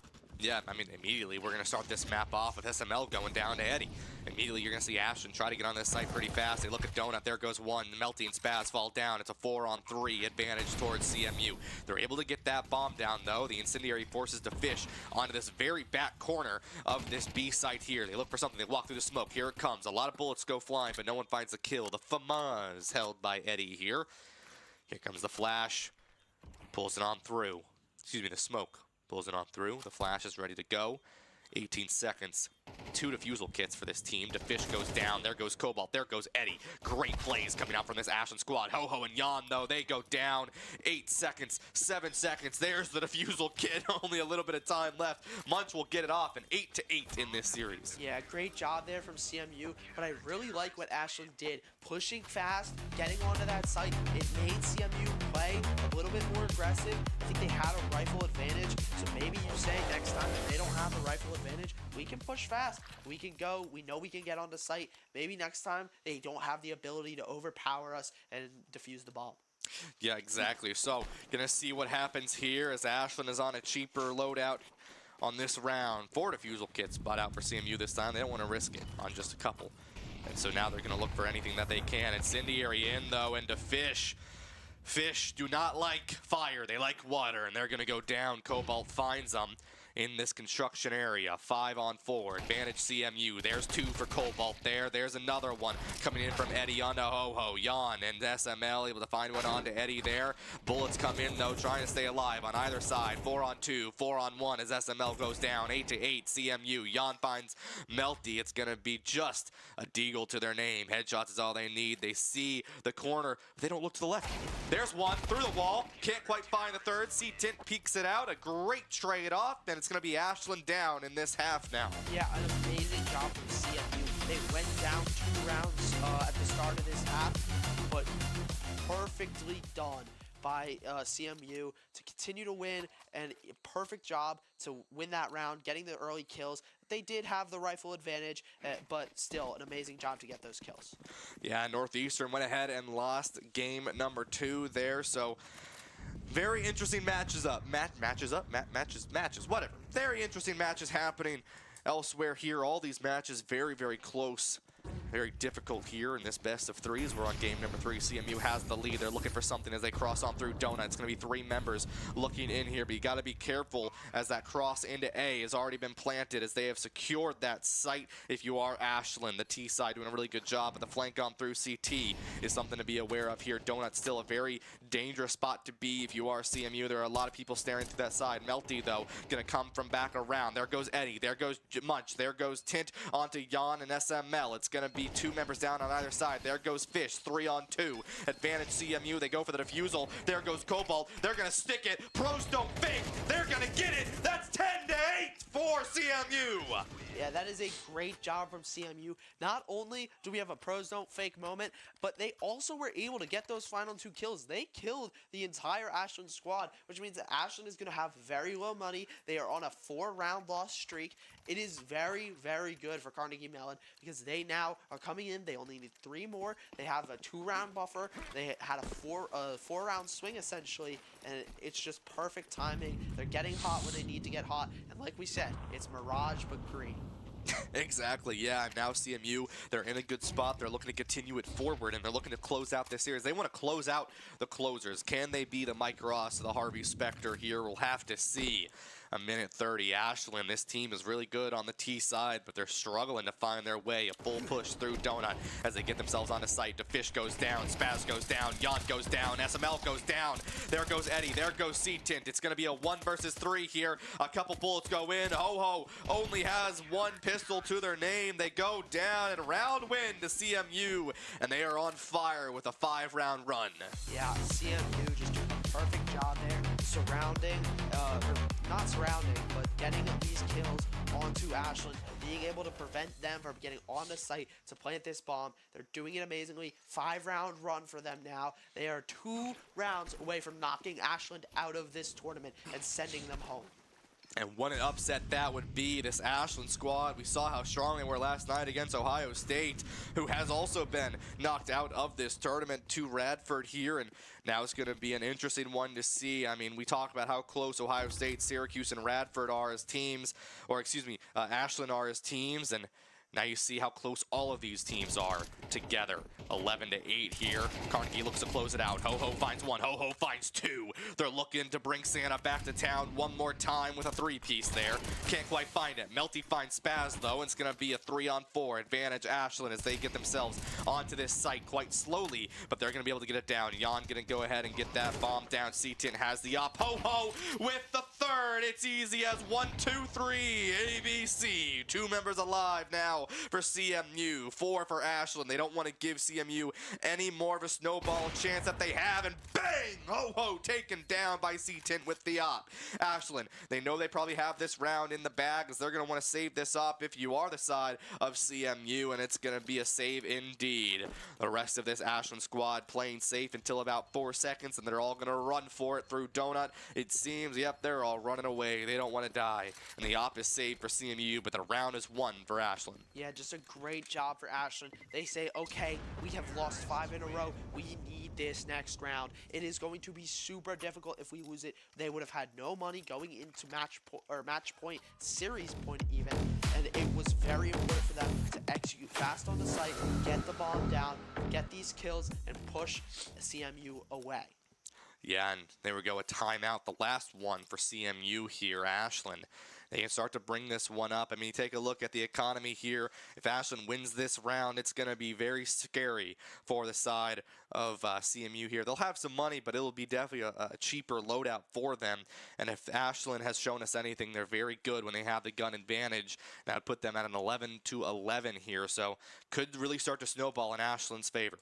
Yeah, if I'm CMU, I'm taking this time out, and I'm the coach saying, hey, calm down. We just lost our 5-round streak, but we're still up 2 rounds. We cannot lose this round because then we're tied. We need to keep our mentals up, and if we win this, they are down in the dumps. They do not have the money to compete with us in this next round. Let's go, let's get this upset, and let's move on to the next round of this tournament. Absolutely, and we'll have to see what happens here as Ashland taking a more conservative approach as they look over onto Banana, over onto that B site. They're playing safe here. No ops for the side of Ashland. One still in C10's hands for CMU. 5v5. Cobalt looking. Seeing if anyone's going to peek through, ready to throw that smoke in whenever they need. Ho-Ho, this entry fragger jumps in first, but goes down. There's the trade. Cobalt falls. Spaz as well. 3-on-3. Melty goes down to Spaz and to Fish. There's the incendiary. Can't go through, but they're going to push through anyways. There, 3-on-3. The bomb goes down. There it is. The rest of the side of CMU on this back side of B site here. And they're going to find bullets in. There goes a smoke on the wall. Frag goes in. Might find the kill. There it is. The Fish finds Eddie. The Fish goes down to Munch. Munch goes down to SML. SML finds C10 to round win for Ashland. Yeah, that is perfectly played for Ashland. They know that they need this round. They use Ho-Ho to jump in. They say, okay, maybe he gets one, maybe not, but we're gonna trade off of him. They do that perfectly. He jumps in, they get the trade. Then they see, okay, there's somebody else in this back corner, back there in long, so we're gonna go, we're gonna shoot him, we're gonna get that, and then it's a 3-on-3, and they play it perfectly. They use the smokes to isolate Eddie, and then it's a 3v2, and you can't, and it's hard to lose, especially when they have to push onto you and they have to push through smokes. Yeah, we see a timeout taken from Ashland here. And I mean, you take a look quickly at the economy over on Carnegie Mellon side. They'll have some money to buy some low-level SMGs, but if they do and they lose that, we'll be facing a rather precarious spot. Yeah, I mean, this is not a good spot if I'm Carnegie Mellon. I know that Ashland is a great squad. I know that Ashland can come in here and they can turn around any deficit. We've seen them do it with much larger deficits already yesterday. So it is really up to Carnegie Mellon. Maybe you don't win this round, but it is very important to take a bunch of rifles off of the hands of this Ashland team, especially because you see Spaz has no money and Ho-Ho has very low money as well. They're not going to be able to have a full buy if you can take the rifles out of these hands. Yeah, but it's not going to happen if SML is able to find your whole team here. The rank 1 player in collegiate can't do anything if my teammate Sam drops 30. Ho-Ho quoted there as Spaz gets that plant down. 2 members down, 3 members down. Ho-Ho finds 1 on to the side of Carnegie Mellon. If they can live all 5, it'll be a great way for Ashland. Looking for another one. There it is. Ho-Ho finds 2. Ho-Ho 2K. That's their name. They found their 2K, and now it's 1 left. Ho-Ho finds the 3K once again. And there you have it, 11-11, Ashland Carnegie. Yeah, great job there from Ashland to remain flawless, taking their last time out. They are going to do whatever they can to win these next 2 rounds, because I know that they do not want to go into overtime, especially considering that this is already a map 3. This is already a series that has gone into overtime once. You do not want to have to play longer than you already need to, because you know you have 1 to 2 possible matchups coming up after this. Yeah, I mean, this is sort of the thing, right? You take a look at either of these teams. It doesn't matter who wins this. You have now played 3 very, very close matches. 13-7 for game number 1 and overtime in game number 2. And potentially 13-11 or an overtime here. So there's a lot of things to consider as they get themselves into this matchup at the end of the day, because these teams have already played so many rounds, and we aren't even in the semifinals or the finals yet. So if either of these teams make it that far, that's going to be a lot of CSGO played, and it's something to really keep in mind in terms of that mental momentum that we talk about and that fatigue that sets in on some of these teams early on in the day, and then later on in the day here as we approach a minute 30 in the round number 23 of this game number 3 of this best of 3 in this single elimination bracket. Ashland University, Carnegie Mellon University, 5-on-5. Patience coming in from the side of Ashland, but as I say that, C10 Cobalt go down. Ho-Ho to Fish fall as well. Melty, the final one in that trade. Ashland 3-2 advantage. They look to secure this once again. They love this site over on the B. They love holding it on this back area as well. They know that's where the engage typically comes from CMU. It's just Munch who's left alive, and they're throwing themselves in mid, but they have no money. It's going to be a round win for Ashland as they're going to look to save that gun, and if you're Ashland here, you have the money. money. You might try to look for Munch if you can, but they're going to play it relatively safe. They don't want to give any more of an advantage over to this Carnegie Mellon squad.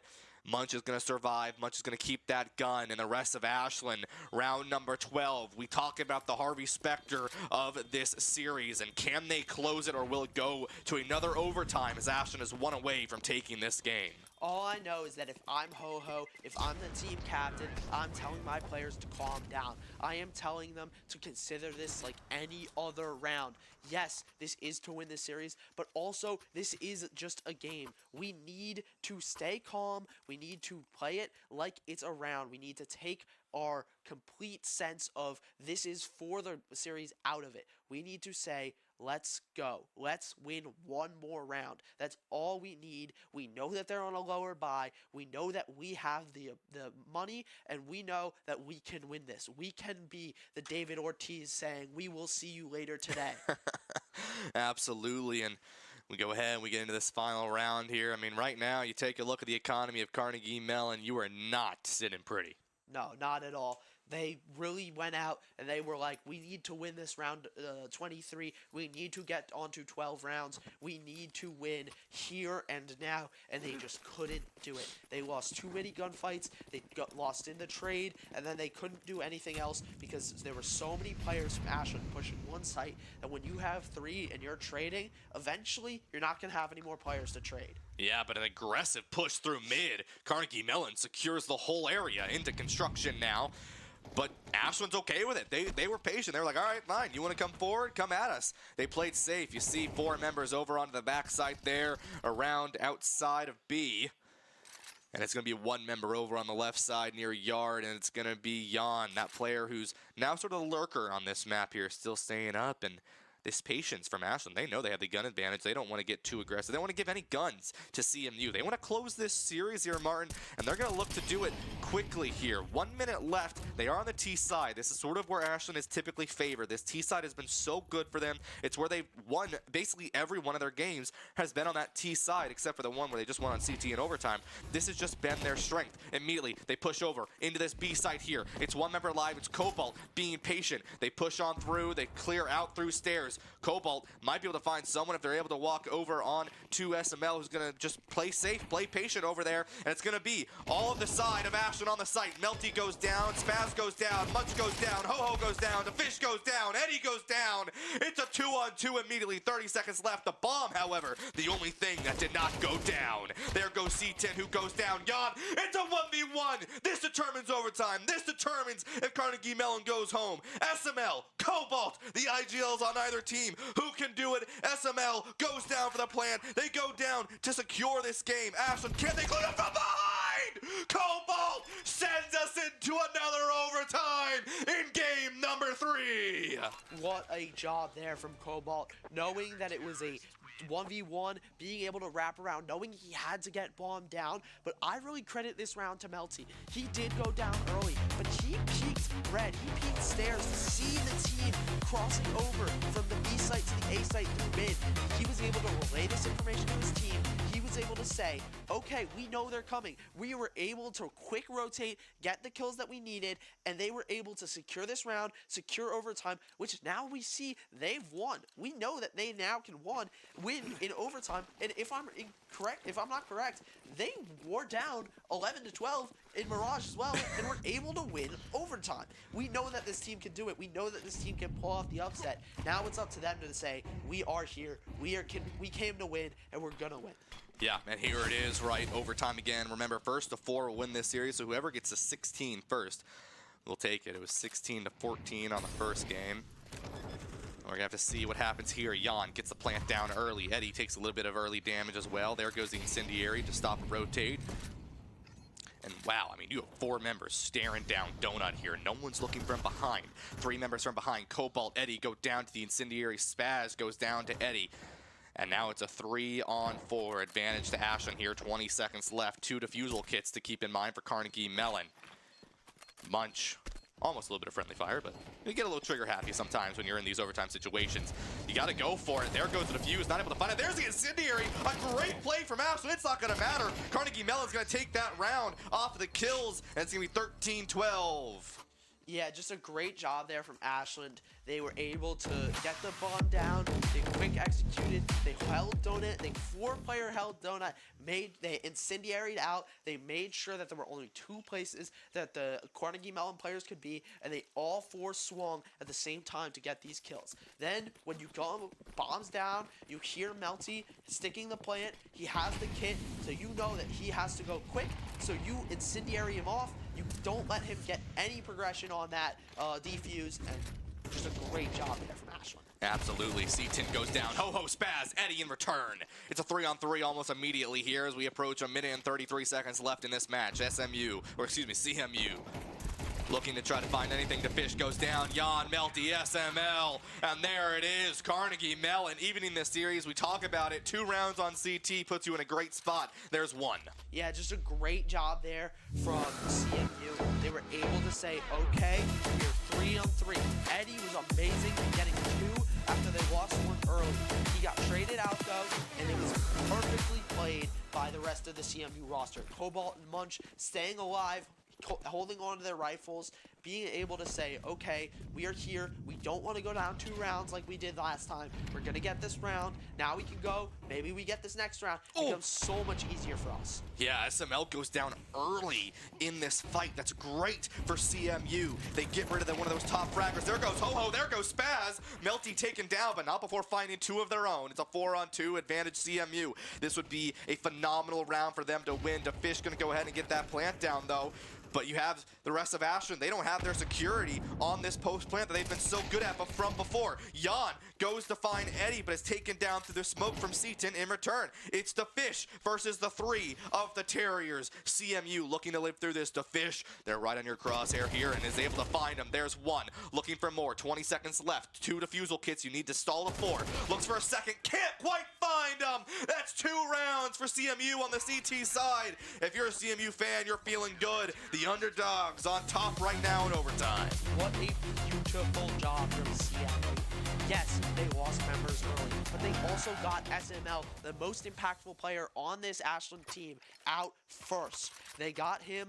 Yes, the bomb went down, but they had defusal kits. They knew they had a bunch of time. They got their kills, they pushed it to a 2-on-1, and they were able to finish it off, get the defuse, and now they're up, going on to the T side, which is the favorable side. Yeah, I mean, Ashland here, we haven't seen him on the CT side in quite a few rounds now, but now they're here. Seeing what they can do on this side, it's pretty decent. Their first time around, see if they can do it again. Cross through construction, Cobalt, rather just not caring about what's happening here as they clear on through construction on the mid here. It's a 3-2 split from the side of Ashland. They like this split a lot. DeFish looking for something if they can early on any rotate, but no one spotted in their sights. 5-on-5 for Ashland. You don't want to get too aggressive. The op in favor of Jan, by the way, I do want to bring that up. They were really powerful on it the first time around, but SML spotted out by Cobalt. It's a 4-on-5 disadvantage Ashland here. And this is what CMU wants. They have 2 members rotating onto that backside out of yard. Cobalt finds another one. That's 2 for the side of Carnegie Mellon. That IGL doing a great job here. Looking for some more for the side of CMU to secure. But Jan on this op, I told you to be aware. Jan on this op, I told you to be aware. Finds 2 and evens up this series 3-3. They're looking for more, but there goes Ho-Ho down to Melty. It's a 2-on-3 disadvantage for Ashland here, but that op is still alive. DeFish gonna come in as well to try to keep Jan up for just a little bit longer. You see the rest of CMU, a fast and quick rotate back over onto this mid site. The smoke comes in. Jan watching, they switch over to that AK. The op has been dropped to give them a little bit more of that rifle pressure. They look on through. Here comes the cave. Here comes the push. No one's there to peek out in time. From the back, Jan knows someone is there. They're on B site now. They're looking to see if they can, but I do want to mention Munch running back around through mid. It's a pinch situation here for the side of Ashland. They're able to find one. It's a 2-on-2. They need to get this plant down. There it is. Munch finds the plant, but it's 1 member left. They know where he is. Munch finds 1. Can they find the second from behind? Munch finds him, and that's a round win. 1 more. Carnegie Mellon will pull the upset against Ashland. CMU is 1 round away from this upset. Perfectly done there. They rotate off of B, they rotate off of A, they go to B, and then they say, oh, no, we can go back. They are both here. We know. Yes, they lose that lurker in CT spawn, but they are able to get their players to sandwich. Melty went back. Melty rotated through CT spawn when Munch went through mid. But it didn't matter because Munch was able to get the plant down and then get both in that 1v2 situation. Yep, such a good job from them. Some bullets go early to Fish and Cobalt traded on either side. There goes SML, another main fragger for the side of Ashland. If you're Ashland, you're feeling a little wheezy in the knees right now. 3v5. Carnegie Mellon looking to pull the upset here. Sitting in construction, it's patience. Jan knows there's someone there. If they can find this pick, it will be big. They see the back. They look for him through the wall. They turn around. They're taken down. Melty, there it is. Melty again. It's a patty melt. Ho-Ho is the only one alive. Looking to get this for the side of Ashland. They need to do a lot to win this game. 1v2. Melty, not much HP here. They push to the back of Yard. Can Ho-Ho do it? Can Ho-Ho find a final three-piece to keep the side of Ashland in this game? The pressure is on. Can you do it? 45 seconds. Carnegie Mellon gets themselves onto site. Ho-Ho, though, from the backside of B. Or, excuse me, the backside of A. Gonna come in, but they're taken down! Carnegie Mellon pulls the upset against Ashland. 16-13. The underdogs, the 8th seed, move on to the semifinals. I mean, you see there how important this win is to CMU. They get that win, and you immediately see all of them pop up. They go, they hug each other, they hug their coach. This is so important to them. Ashland is such a good team. I know if I'm Ashland that, yes, unfortunately, I am out of this tournament, but I think that they should hold their head high. Yes, this is not what they expected. They expected to run deeper in this tournament, especially being that 1 seed, but if I'm Ashland, I wish the team, CMU, who is still top 10 in the country, and they are amazingly pushed. They won map 1. Sadly, they lost in overtime, back-to-back times. But still, you're taking a team that's this good into overtime. So it's not like you're losing these very one-sided maps. It's not like you're losing 13-0. You're still losing 16-13 twice. Yeah, and we take a look at some of these replays. I mean, all of these players did such an incredible job. I mean, there were 3 pieces coming around. SML, such a good player. C-Tint as well on this op. I mean, we saw some really good kills. And then you have Jan, that opper on the side of Ashland that just was always able to find those 1 or 2 kills. These two teams were so closely matched the entire time. I mean, 8-3, 9-4 now. And it just kept going back and forth. You think Ashland, right? They looked really, really good here. 11-7 back on this first map of Inferno. And they were just keeping it up there. And they get up to 12-7. And they ended up winning that one there. But then you have, you move in to that second map, right? You move into Mirage, where it was just back and forth this entire time. Every single time you had these players doing such an incredible job, getting these kills, going back and forth every time, different angles, different places that they chose to play, and every time they changed that pace of play. Once again, these oppers on either side of these teams, always finding 1, always finding 2. Such a good job. The thrifties on these teams as well, always going back and forth, pushing and overtime. Carnegie Mellon coming out on top there, though, and that was the sort of the start of that snowball for that team. Yeah, and just a great job from both teams. Both teams were able to go down on 5 loss round streaks, but they were able to keep their mental high. Yeah. 5 rounds was the most we saw, and it happened twice, on 1 for each team. But each team was able to win, and then they went on streaks, and then they were able to continue. They were able to win, and CMU just were able to do it.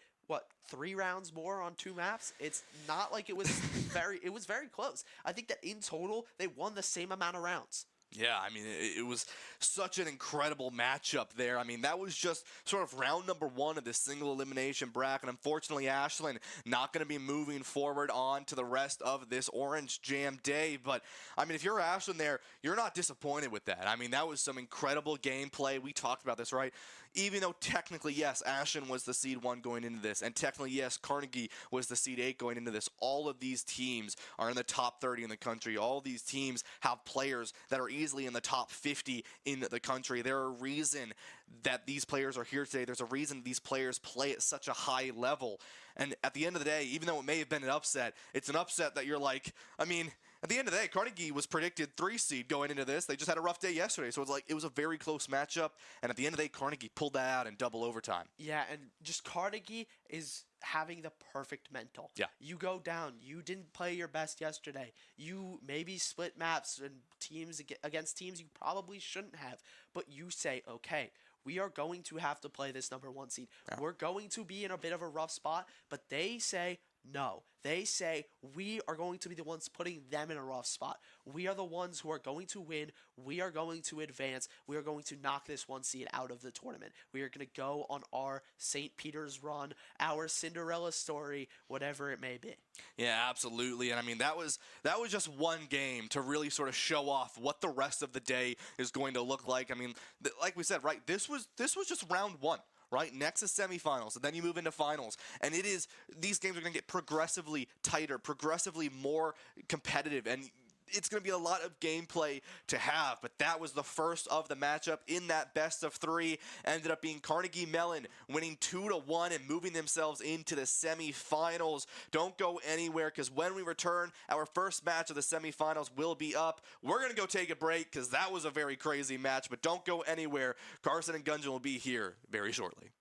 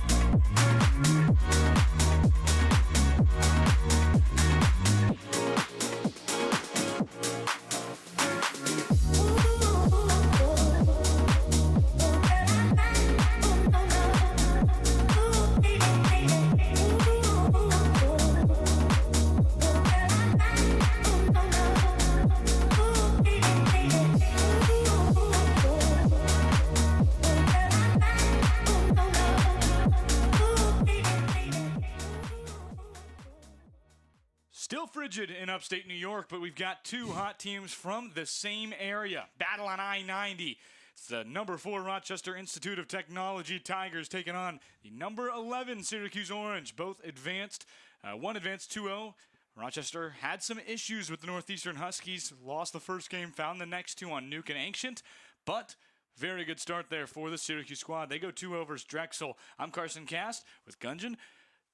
Silwall? Yes. Gunjan Silwall? Yes. We've just met each other very recently, so I'm still getting names down. But a lot of good stuff, Gunjan. How are you today? I'm super excited for the games. I think these games are going to be really exciting in terms of just volatility. It feels like we kind of had, Ashland as the number 1 seed going in. People kind of expect them to make it to the grand finals. They get eliminated in the quarters, and now it's like the bracket's all over the place. Anybody could win. Carnegie Mellon is still in. Again, they had a rough group stage. Now they've bounced back. They're into the semifinals as well, and they're looking to defend their championship. But on the other side of the bracket, again, we have RIT versus Syracuse, which will be a banger of a matchup. We didn't mention it. Obviously, you heard it last stream, but Radford, the Highlanders, 2-0ing the number 7 Buckeyes is the 18 seed in the land. That's a big one. I mean, they're the second lowest squad here, and they look very good. Had a little bit of a rough slot yesterday, 1-1 to everyone they played, but now with the introduction of that third game in this best of 3, they found a way to do it, but they actually didn't need 3 versus Ohio State. They 2-0'd them fairly handily. Yes, it really was easy for them. They seemed confident. They were very excited. I've got kind of a good feeling about them I had since yesterday, since the Carnegie Mellon win, because I thought Carnegie Mellon was a bit underrated. They ended up into the 8th seed, kind of how formatting worked, seeding in general. They ended up very close to the bottom, even below Northeastern, who really did struggle in the beginning of the day. They didn't win a map. But that being said, now that we enter this day, my championship pick was Radford RIT. No offense to my Syracuse friends on stage there, but this RIT squad is very good. Very curious to see what your predictions was. I think if I had to give a prediction right now, again, I said it before the CMU versus Ashford game. I'm going to go stick with it. I have CMU versus Radford, or sorry, CMU versus RIT in the grand finals.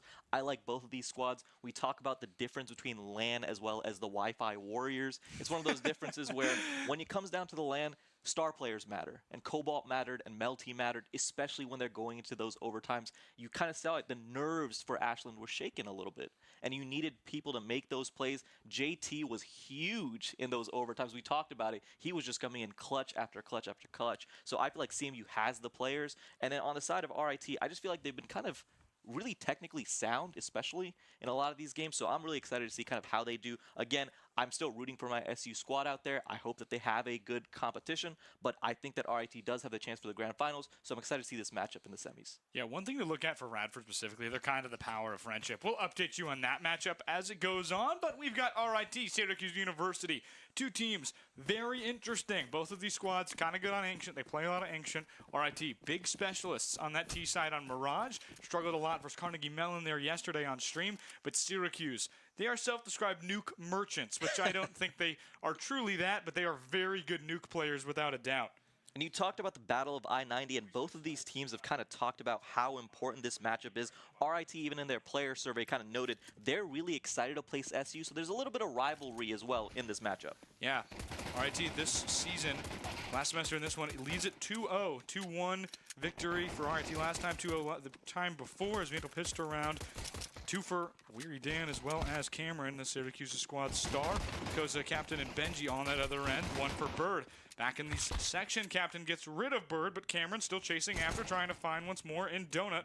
Stuck again, trying to find some damage. A pretty slow pistol round, but no bomb for Cameron, so he's going to have to try and walk his way around, find something here. But this, obviously, pistol round, a lot more of a coin flip. But with Cameron, everybody at 50, wouldn't be surprised if he could come out big here. Yeah, Benji is rocking Shams' double dually, so he should be able to make a play around here. But again, it's going to be really hard for Cameron to get anything done. They do have bomb in sight, so the CTs do have a heavy advantage. Again, when it comes to these rounds, it's just one of those situations where it is a coin flip. Cameron does take the kill out onto Koza, so it's Benji versus Cameron one-on-one on this A site. Let's see if he can find the angle, but again, he has to grab bomb. 27 seconds left. He does get it, so he's going to be able to rotate back, and he's kind of in a chase situation right now. He almost turns back to fight, and he realizes, wait a minute, nobody's on the other side if he's there. If I'm running to B and he's on A, who's guarding B? He gets bombed down with ample time. 40 seconds now remaining for this RIT squad to either find that kill on 1 health Cameron or Benji, who's essentially 1 HP with a P250 in the hands of Cameron. 1 HP in a dream for the side of Cameron right here. He is holding a proper angle. Again, this might just be a situation of CS timing because, again, Benji does not know with these double dualies where Cameron's camping. Oh my goodness! What a shot from Cameron, and he clutches his out. Round number 1, pistol round. It looked impossible, but 1 shot, 1 kill, 1 health. Cameron takes the win for SU. Yeah, so what you're seeing there in the screen where you saw the player cam, Cameron just yelled right at Benji. Cameron, a pro player, obviously has been very good. Number 5 technically in the player rankings on College Counter, but arguably might be the best player in the country at the collegiate level. We'll run into a tech pause. Somebody yelled so loudly, I think something broke in my opinion, as we get a good read on it. But oh my goodness, what a shot. The P250 there just nails him in the head. I mean, you want star power, and that's it. We'll run through these rosters. Here's Bird for the Syracuse squad. Was very good yesterday. Bit of a clay pigeon. He loves flying into the air on nuke. That's Cameron, who just got the headshot for this Syracuse squad as well. And over that's the captain, Senshi, who's sitting right there beside Dan, who we see right here. Played a very good day yesterday. Struggled against Drexel earlier, but said he's just trying to find his way. It's RuneScape, all point-and-click adventure game for this guy. And I'm excited to see kind of what this SU squad can do. Again, for the side of RIT, you do have captain on the IGL, Benji, their rifler, Koza, who's going to be sitting on the support, Sham, their opera, who we saw pop off yesterday, and then finally Hoax as well on the rifler. And we talked about kind of which Sham, he does have the aim. Well, he had a good day yesterday. He had good two games. There's no memorable moment, though, when they were up 10-2 on RIT, had a way to get back into it, 12-11, one-on-one to send the game to overtime or win it for the case of RIT. Sham shot half an AK mag and missed every single bullet, but he redeemed himself. Did redeem himself. Later, 12-11, same spot on Ancient, or I believe it was OT on Ancient, he had an ability to throw a grenade off his back foot, move into his left, and he fired one in, rifled it, just like Tom Brady in the fourth. It was all clutch from Sham. Got his clutch gene back there and got a win for the squad of RIT. They split that series 1-1 and did not lose a game, I believe. Oh, no, they lost one to Radford, excuse me. Yes. But other than that, so they split 1-1 CMU, 1-1 Radford, and then 2-0 Drexel, 13-7 in both those games. So a dominant set versus Drexel. But, you know, we talk about it when it comes to these players, especially a lot of these pop-off players with the op, where it's one of those situations where you kind of just have to hit and line up those shots.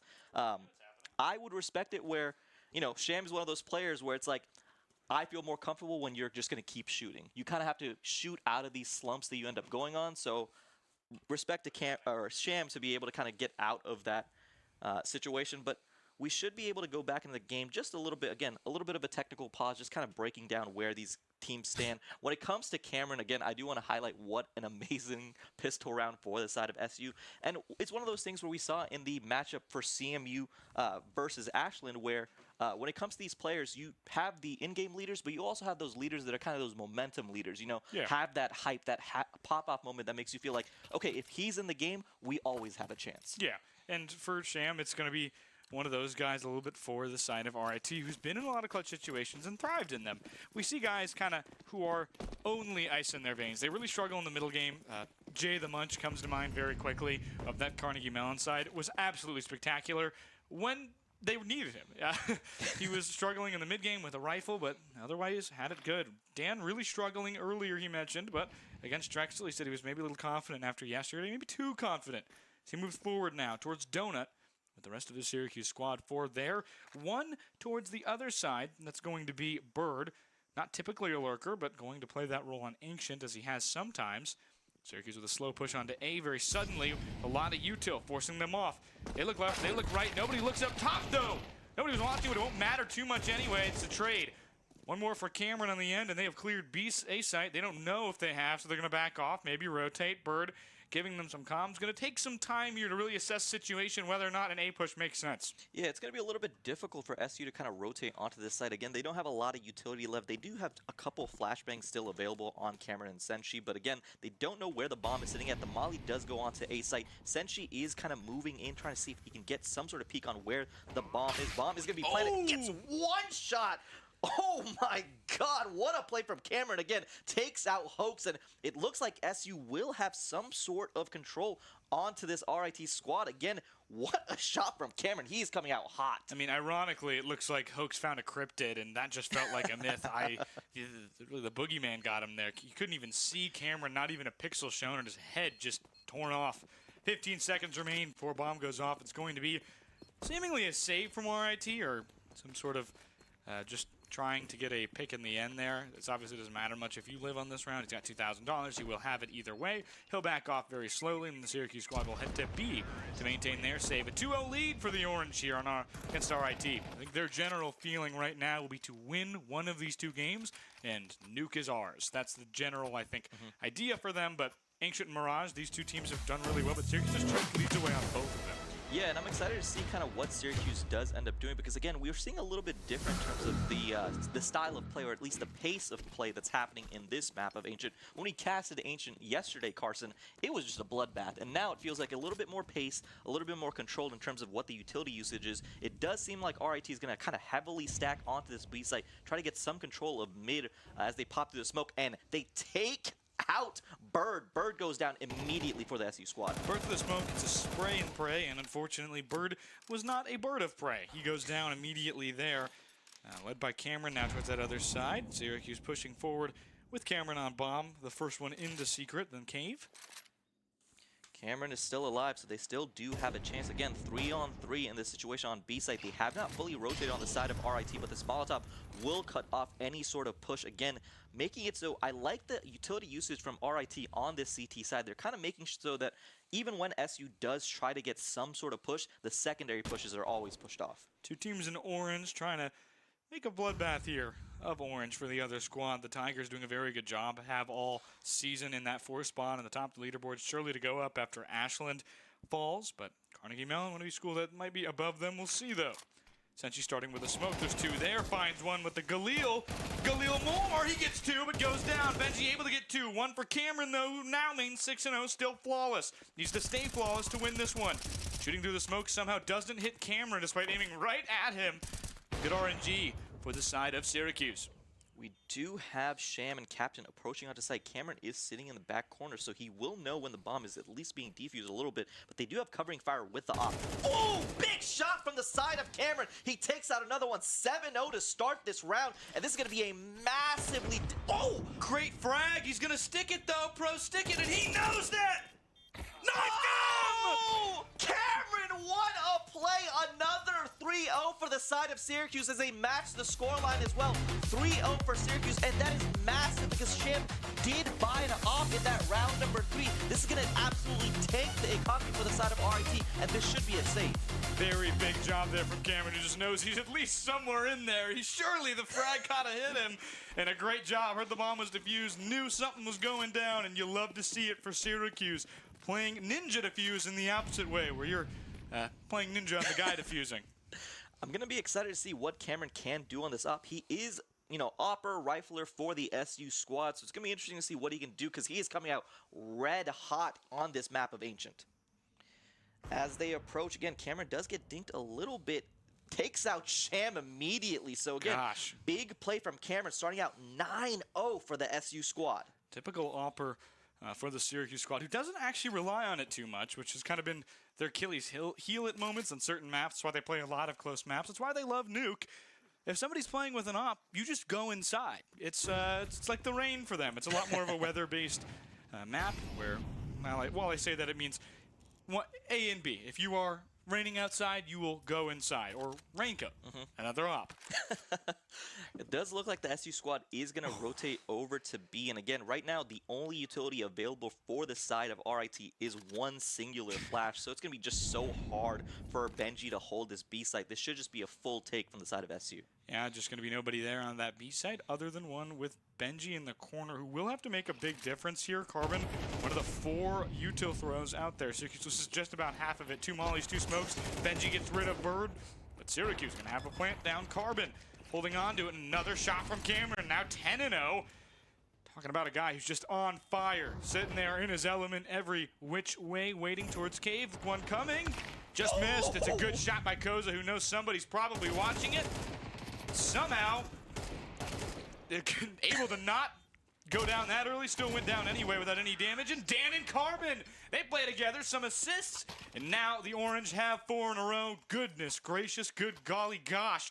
Very good job for the Orange to start. I love the way that SU is starting out this map number 1. It just feels like they have really good and tight crossfire angles to where RIT, even if they approach, again, they're in a gun disadvantage, but it's one of those situations where you kind of want them to execute properly, because if they're executing in these rounds well, then they will execute in the rounds where it's a little bit more even on the gunfights as well. It's just about technical execution, and right now SU is coming out hot behind the hot start of Cameron. You see that they're on fire. That means the loss bonus is max for RIT. Essentially, that means that they will never have to save because they are getting such a bonus from their losses. The CS economy is punishing in some ways and helpful in the others. When you're really down, really need it, they will make sure there's no save rounds in any way. Bird has a dirty flank right now. He has an absolutely dirty flank on the side of RIT. Oh. They do notice the molly, so it's just going to be a firefight. Bird. Oh, Bird! What a play on Hoax. Shoots through the boxes and he takes him out. Bird's so smart, he heard 2 there, knew one was in cave through the fire so he could try and deal with it one-on-one, and that's exactly what he did. Dan goes down in the chaos, but Captain and Hoax do as well. 1-2 Bird. Cameron waiting now with the op in the wings. Again, this economy for Syracuse doing so well, up 4-0.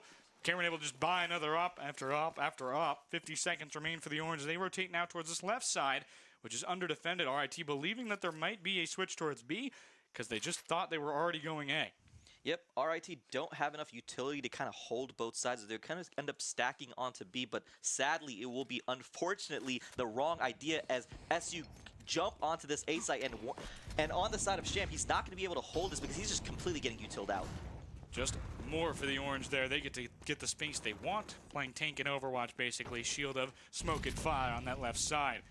Gonna be a plant down for A. Senshi, the typical bomb carrier for the Orange, gets it down. Potentially 5-0 now here looming if RIT can't find a way through. Cameron, another shot deep, but Sham does the same thing on the other side. Cameron trying to outpeak Sham now. Both in that little cubby. Another! The op goes down. Cameron looking for another. Here's it there. Peeking once more. Goes for the no-scope. Goes for the no-scope. Puts the hand on the back of the head. Not feeling good. And Koza! Trifecta hat trick. Feeling good. The Tigers have their first round. And Koza puts water to Cameron's fire. He extinguishes him. Again, Cameron was definitely feeling himself because he tried to go for the jumping headshot. Doesn't get it. RIT pick up the round.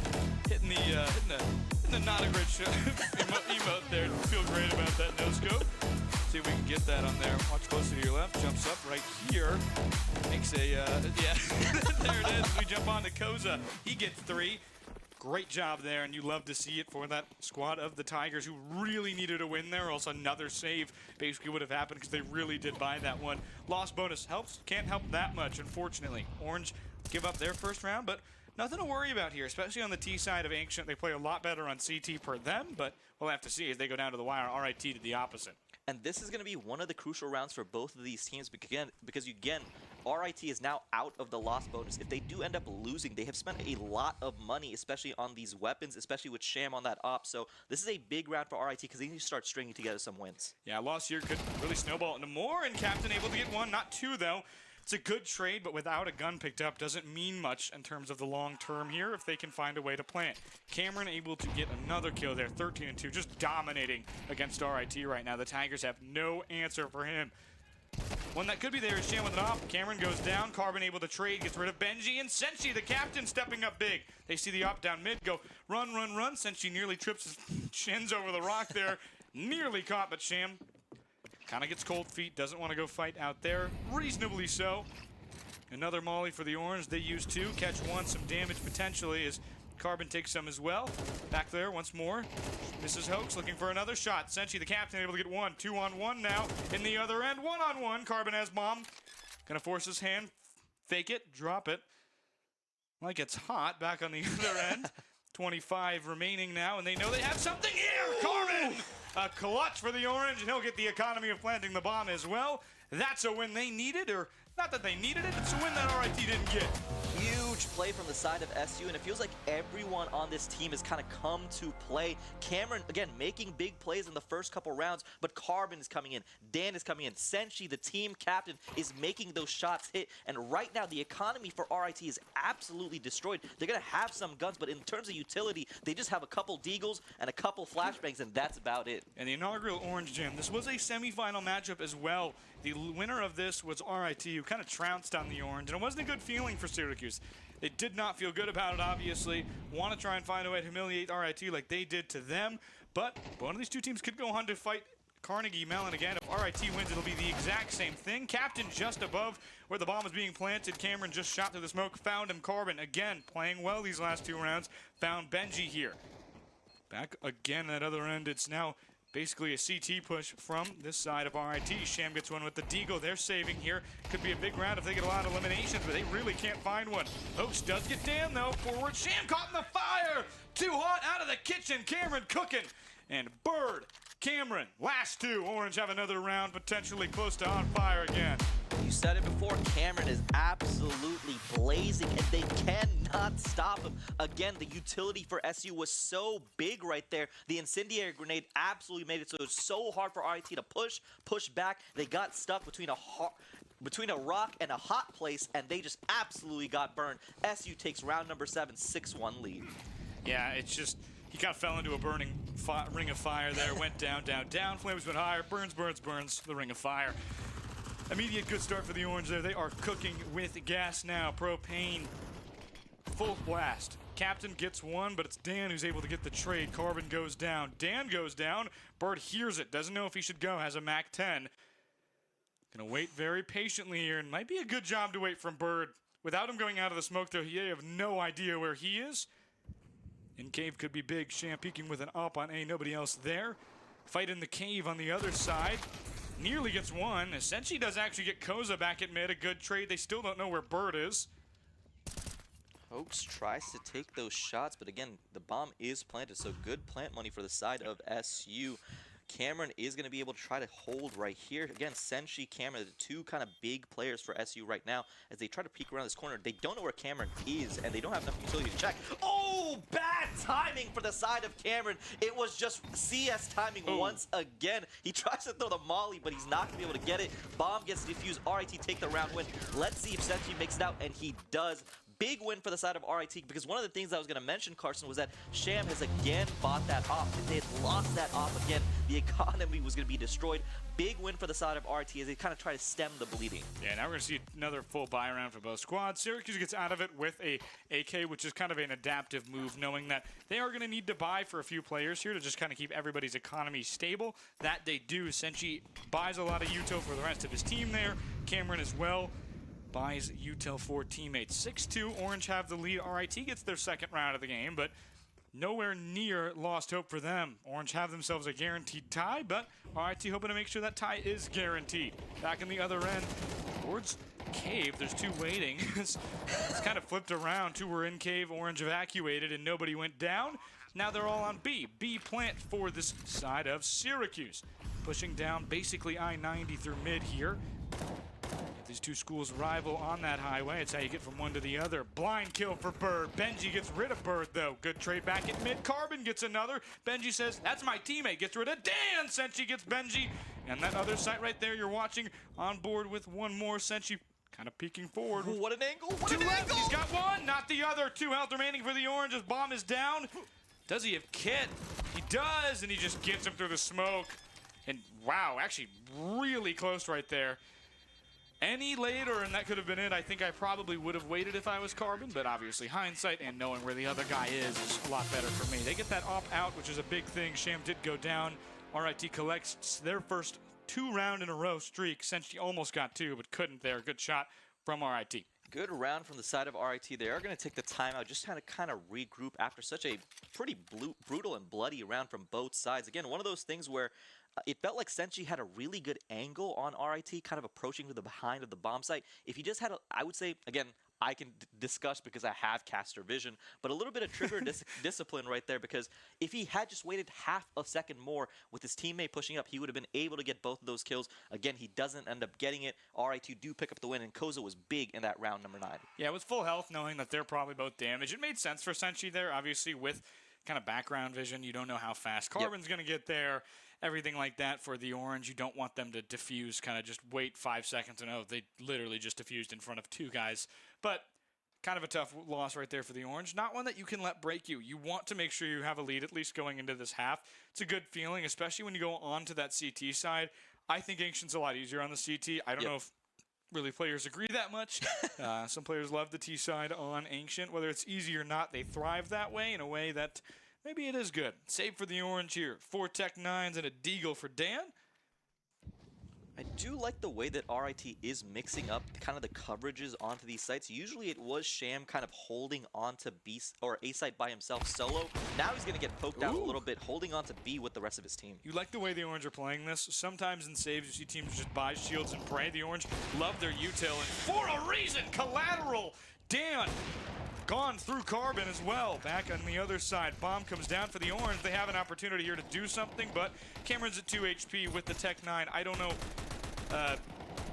Oh my gosh, I don't know how much of a chance he's got. Not many, as the Tigers defuse. 3 rounds in a row for them. They're catching fire. One more and the Orange could be really out of it, but a full save here. Good save round from Syracuse. Got 2, not enough. And I like the switch up from the side of RIT. Again, having Sham kind of, he was playing A solo by himself, holding those long angles, and they kind of realized SU has been pushing up mid, pushing on B a lot of these rounds. Let's rotate our Opera over there. And he made a massive play, a collateral kill, and he gets the win for the side of RIT, because again, we talk about it, save rounds, obviously it's very difficult, but you don't want to lose any of those guns, so big play from the side of Sham. Yeah, through Dan's knee into Carbon's head. I used to be an adventurer like you till a bullet passed through my friend's knee. 130 remaining. Senshi with the AK going to come up towards this other side of A for Syracuse, which was working a lot better. Had some success at B, more 50-50 over there. 5-on-5 still. No early picks. We talk about how the pace changes and you want to always kind of give teams different looks, different attitudes. You want to change what they're seeing. You want to change the rules of engagement, which is all about how you win in CS. The less prepared a person is on the other side to face you is how you win this game. Obviously, sometimes you're going to have those equal one-on-ones where you just got to hit your shot first, but from time to time it comes down to util, preparedness, and all of that. For Syracuse, it's very big.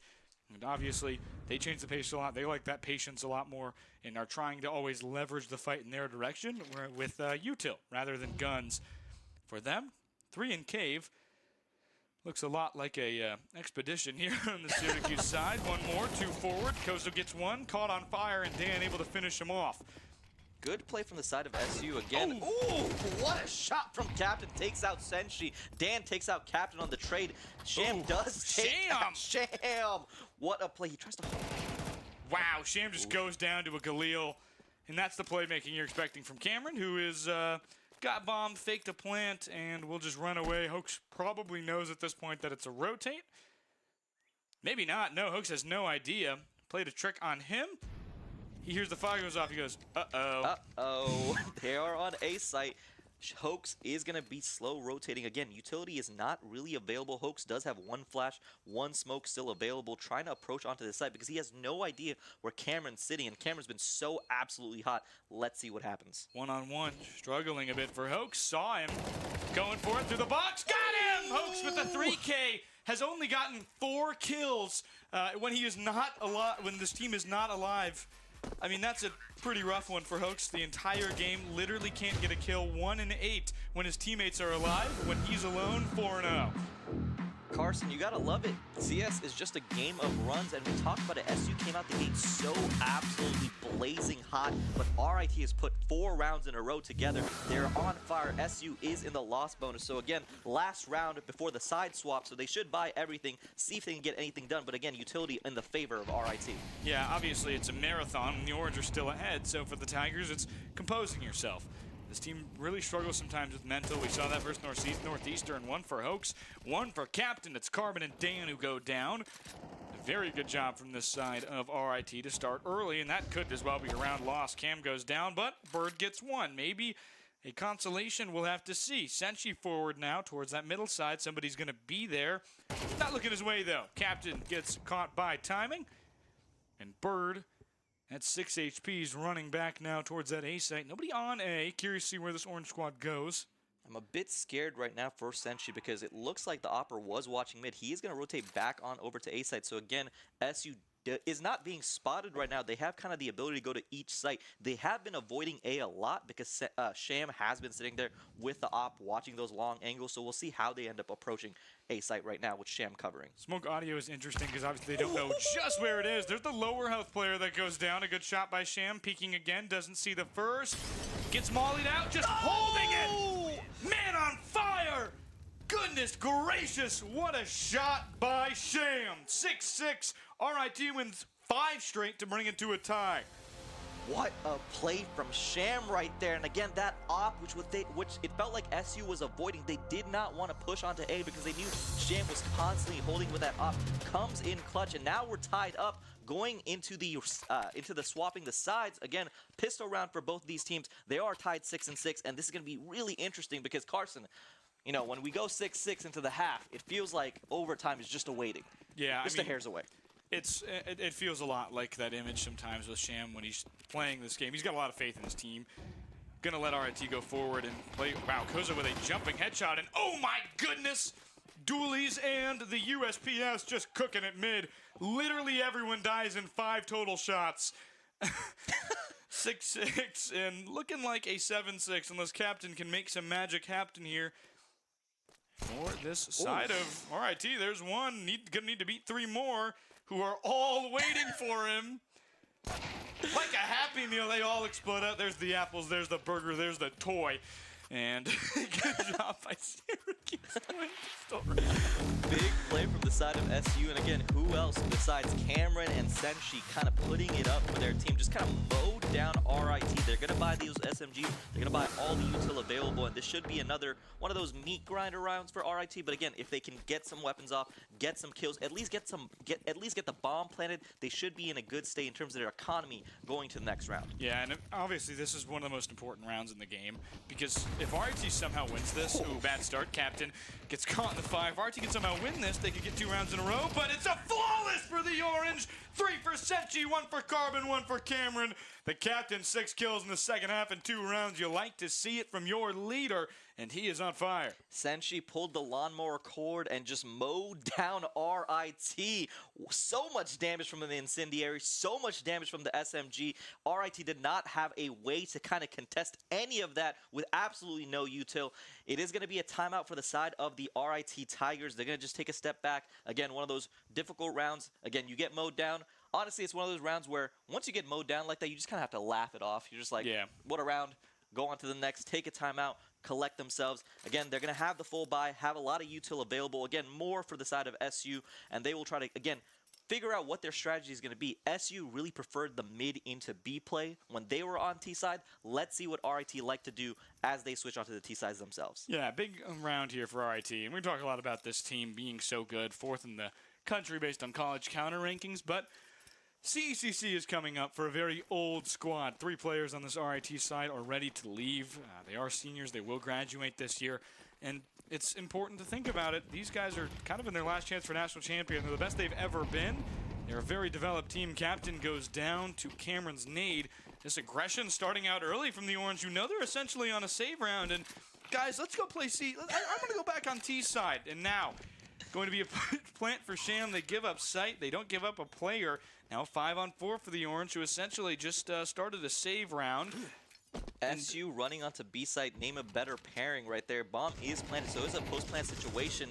It looks, again, Captain is down. They have enough utility available. Carbon is holding onto these tunnels right here. Ooh, Molly goes out, takes a little bit of damage. Smoke's gonna go out as well. A lot of firefighting happening. Koza takes out Cameron. Wow. Benji takes out Senshi. Sham takes out Carbon as well. Dan is the only man available, and he's just going to run and tuck tail. It should be a round win for RIT. What a play in those tunnels. Benji's going to go down to the bomb here, maybe. Might be far enough. Yeah, we'll be far enough, excuse me. It was going off a little later than I thought it was going to. Dan waiting in the wings. Good job there from him to save, but RIT with a good round win. And, you know, for Syracuse, it's basically a save, and you're like, yeah, whatever. Like, we still have money. We aren't in an excellent spot. Some of our players will be able to buy twice, but some won't. But you're obviously sitting there, and you're just like, okay, it's a rough round to lose, but obviously we can jump into the next one, 150. You don't want to lose round 3, but you don't want to spend money, and that's the big thing, because if you spend, then that's a full buy versus a full buy, and you gain nothing. You gain nothing more from winning than you do from losing there. They are going to hear a lot of util go onto this A site. Maybe draws a little bit of pressure, but it looks like it's just a fake to kind of go over to B. 4 members are approaching B site from the side of RIT. They're going to get onto site, taken down by Carbon and Senshi. Captain tries to walk out of the smoke, but this push is going to get immediately dissuaded. Yeah, this RIT squad is really struggling in their ones from time to time.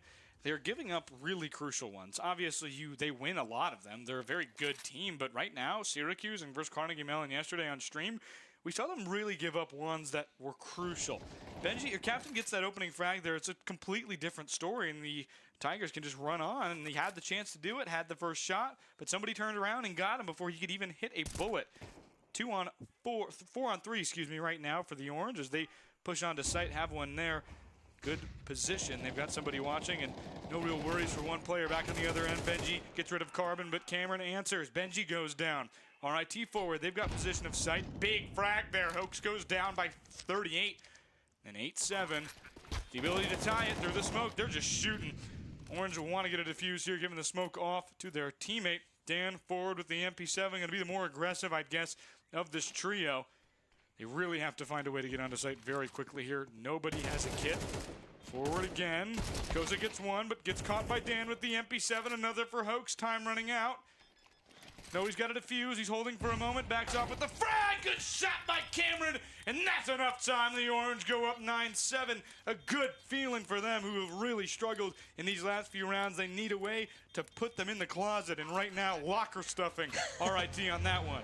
Really good execution by SU in the post-plant situation. Again, the initial smokes that RIT had thrown out had kind of blocked SU from actually approaching. They did a good job of kind of setting up their crossfire angle so that anytime a trade did happen in a 3-on-2 situation, SU always had the advantage. And again, Clutch Cameron comes in clutch for the SU team, takes them out, wins round number 16 for the side of SU as we go into round number 17. Cameron has done a fantastic job there. He basically touches the bomb to see if he does have to wait for it or if they're going to reveal themselves, and RIT, too aggressive, throws that frag. He knows exactly where they are, decides he's going to go and get it. He has the time, knows he's got at least 8 seconds.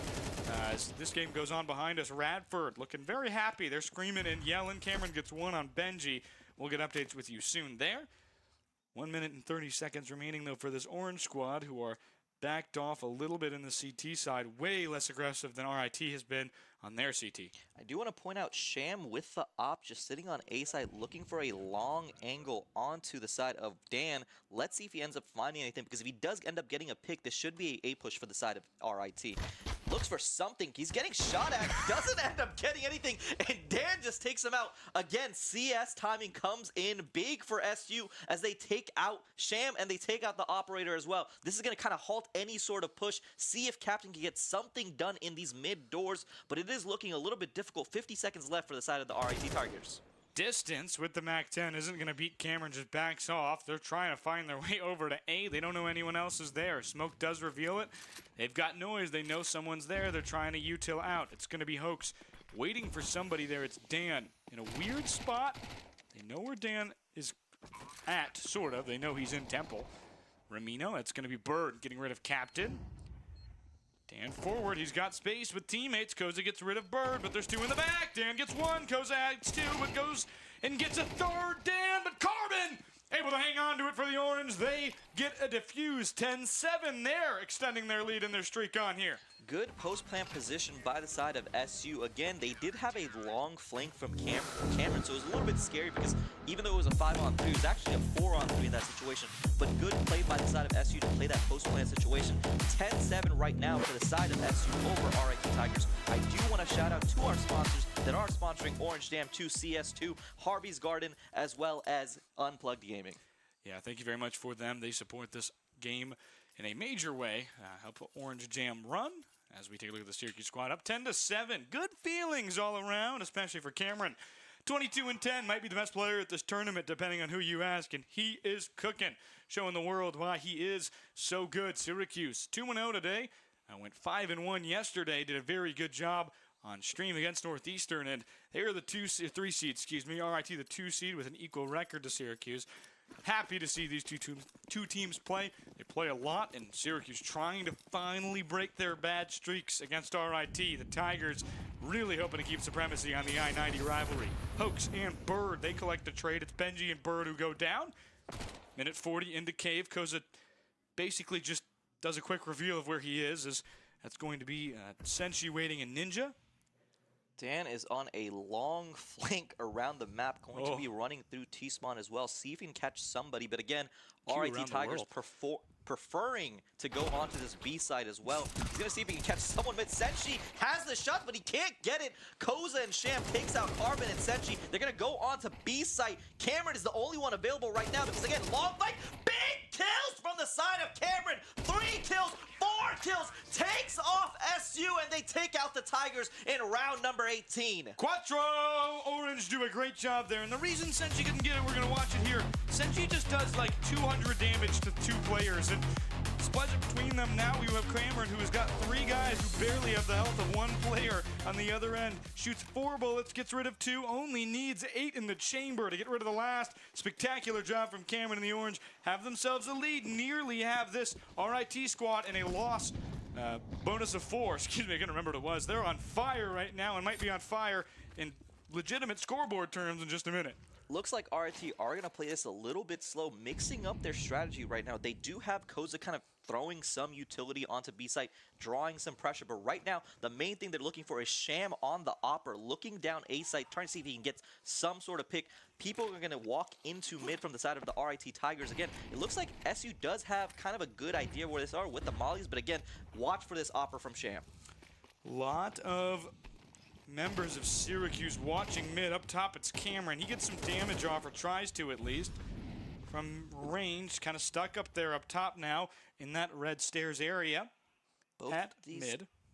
Both of these teams are really preferring to go onto this B site, especially right now through B and window. They're going to walk onto site. Again, SU's kind of pushed off, so this might just be a 1-on-5 scenario. They're all walking over to mid. RIT don't know this, but they have full control of site. They're going to back up here and go for the team flank. Oh. Maybe. No, I think they've realized now that it's going to be B. They're going to send one that's Carbon back the other way. Quite the play they're calling. Captain on site, really aggressive. They know they're not there. They're going to see Carbon first, I would guess. They hear people behind, but Carbon's going to come through. It's almost a double flank, a reverse flank. It's a trade. Captain gets rid of Cameron, but Dan able to get rid of his set Captain. Back in that middle section cave. Now suddenly Carbon going the other way. Doesn't really want to draw too much attention on that side. Kind of got mollied off. Same with Senshi, who nearly goes down. The Captain at 4 HP for the Orange. Just a brisk wind away from going down here. Benji gets rid of Dan. Cokes gets rid of Bird. And suddenly it's a 1-2-on-3. Excuse me, after being 4-on-3 advantage for the Orange. Benji waiting. Bomb down. 30 seconds. Everyone on the Orange has kit. Could be the end of their 3 streak, hoping to make it 4. Good peek, but Carbon goes down and only 1 HP remaining for Senshi, who I don't know if you peek this at this point. I think you sit in Ninja and pray. I think you just sit in Ninja. Oh. I think he was just trying to see if he could get maybe one of those exit frags out of there. Doesn't end up picking it up. Again, good utility usage from RIT. Good job overall in terms of being able to get onto site. And just, again, I like the mix-up on the side of Syracuse. I like what they're doing, but the whole team flank, instead of just being able to hold site, especially when they had the utility advantage, was a little bit strange. I think that Sham did end up getting initially caught out during the op duel. So good play by SU, but again, one of those rounds that RIT did need to win. They are now in a really good spot because they're going to be able to buy full util. SU's going to have to most likely just do a save, buy a little bit of utility, try to kind of see if they can get some guns out, but SU should expectedly fall in round number 12. But in Orange Jam CS2, we don't know anything because right now, any team can win. Yeah, and the big thing, that you're looking at is Syracuse's economy is in kind of a similar spot right now. Obviously, Hoax on that other side is like $1 gazillion to his name. 3,000 is very big at this stage. But 11-8, immediately what you're thinking right now, I think, is what kind of way can you really figure it out if you're the Orange? Can you find a way as a team to get a win here and basically shut them out? It's going to be a save round. A force. It's going to be more of a force rather than a forced save for RIT, who will afford some guns if they do lose this one. But it'd be a crucial win right here to kind of crumple the RIT economy. But if RIT wins, it could very well go to overtime no matter what, purely just because the economy will be crippled for the Orange for a few rounds. And I like the way that SU are playing this. They're pretty much saying that we're not going to play for A main at all because RIT haven't actually gone to play A main at all. So 4 members sitting in mid for SU. I don't think RIT are going to expect this. This is going to be a smoke, and they might all run through. Here comes Bird, though. Saw behind. You have Bird there for a reason. Going to be a no trade. Captain goes down. Bird gets his buy off the body of his teammate. As 2-1 goes down the other end, Cameron does a good job over there to get rid of Hoax. Very low health. Good frag there from Koza, though. It's going to do big damage over that Syracuse side. Cameron gets one. Hoax is terrified in the other end. Cameron just going to shoot through the wall. Oh! Nailed Koza! Full health to none. 68 and 10 for the last 2 players. Cameron pushing forward with the USPS. Whoa. Got Clay Pigeon. Carbon and Bird! Rock and Stone. They clobber him. Very good job. 12-8 Orange. Cannot believe they weren't watching either angle. I can't believe I caster cursed RIT. I just said, a round where they're not really buying a lot of utility. They're not buying a lot of weapons, so this should be on the side of RIT. SU played that really well. Cameron being able to get that pick off onto B site as well was so massive because it made it so that the plant didn't go down fast enough, and then they were kind of in a situation where they had to plant, had to cover the angles. It was too much. SU pull it out, and now For sure, we will have SU at least tie the game. But again, this round's going to be super important because they can take the win right here. We talk about timing and how much one player's life matters down just sort of to the moment. If Syracuse can really find a way at certain moments to kill guys in good positions, suddenly the time is expiring and they have the ability to move forward, and that person's life means so much more down to the end of the wire. Benji gets rid of one. It's Cameron who is alone on A site. The Orange will slowly retake a full take for the Tigers, who, with their kind of backs against the wall, are able to full buy due to the great deal of eliminations they had last time. Barely for some players, but enough either way. I like this strategy from the side of RIT. They have not gone A main basically in the entire game, and so they're mixing it up. SU was not ready. They're going to be able to get onto site, get the post-plant position as well. Again, SU is going to try. They have a little bit of utility left, but these gunfights, Benji takes out Senshi, Sham takes out Carbon. It is a 4-on-2 for the side of SU, and it looks like they're just going to be saving their weapons. A very good save. Dan will be able to buy a teammate here, likely. As Carbon able to get a kill, should have the ability to buy at 300, I think, or forced into a Galil with full shields if that's what they want. Either way, it's a good win for them. In terms of keeping 2 players, bad loss for them in terms of the round loss. Not prepared on A. I think they just prefer to retake it. Died to the bomb. Oh, Koza. Not what you wanted right there. No. That is not what you wanted at all. That is going to hamper a little bit in terms of their utility, so a little bit of a misplay on that side. Yeah, it's not going to be even a full buy for Koza. He can't even get heavy shields. He's going to run AK, light, and a flash. Just not ideal. Well, light as in no helmet. Sorry, you cast so much Valorant that suddenly it's all Valorant to you. even the Overwatches. Everything's Valorant. Everything is Valorant. All returns to It 145. In this game, potentially round 22. Orange have a advantage. They've really struggled here in these last rounds to close it out. 2 games they've lost a lead by more than 6 at 11, 12, or 10. Very rough. Very rough for them down to the wire. They need to find a way to win this one, and Carbon has an idea. He's going to sit with a 5-7 in a corner. Very untraditional for this Orange squad, but if they can find a way, it'll be kind of crucial for them down the wire. I like the play from the RIT Tigers. Again, Sham is kind of watching those long angles, trying to see if he can get any sort of pick, because the second you get a pick off, then you can push onto site, but they don't find anything. They are going to be shooting just a little bit around B. Ooh. Those mid doors. Ooh, bad angle. Senshi takes out Captain. Again, SU's going for a full flank. They do have someone sitting in T-spawn right now, though. Sham knows that. He's able to get one, but Senshi in the background gets rid of Hoke. Sham still fighting for more as the water is on fire. I did not know you could do that on Ancient. Sham walked forward back in the other end. Suddenly, there's a pinch down low. And this is what the Syracuse squad is trying to do. 35 seconds. They now have to make a decisive choice against players who have health compared to them on the top rope. Cameron, but does he have time to get the bomb off? Got to run forward to this Tech 9. There's a guy waiting with a 5-7 in the orange on the back of Carbon. Win 32-14 for Cameron. Showing out. That's your superstar, and there's a reason you classify him as that. What a play from Cameron right there. Again, he found that he's been doing these long flanks a lot on this map. He finds a really good position where he's able to take out 2 from RIT, and he got so much damage off at the end as well that Carbon was able to pick it up.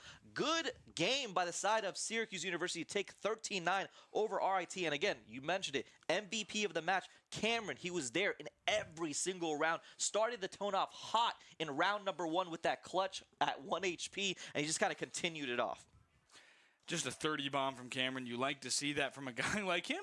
5th player technically in the player rankings. Obviously, sometimes they don't play like that. Sometimes they play like number 1. RIT, very good squad, but just could not match the star power. When Cameron's on, he is on. And now it's up to the Orange on Mirage with the advantage to try and find a way to win.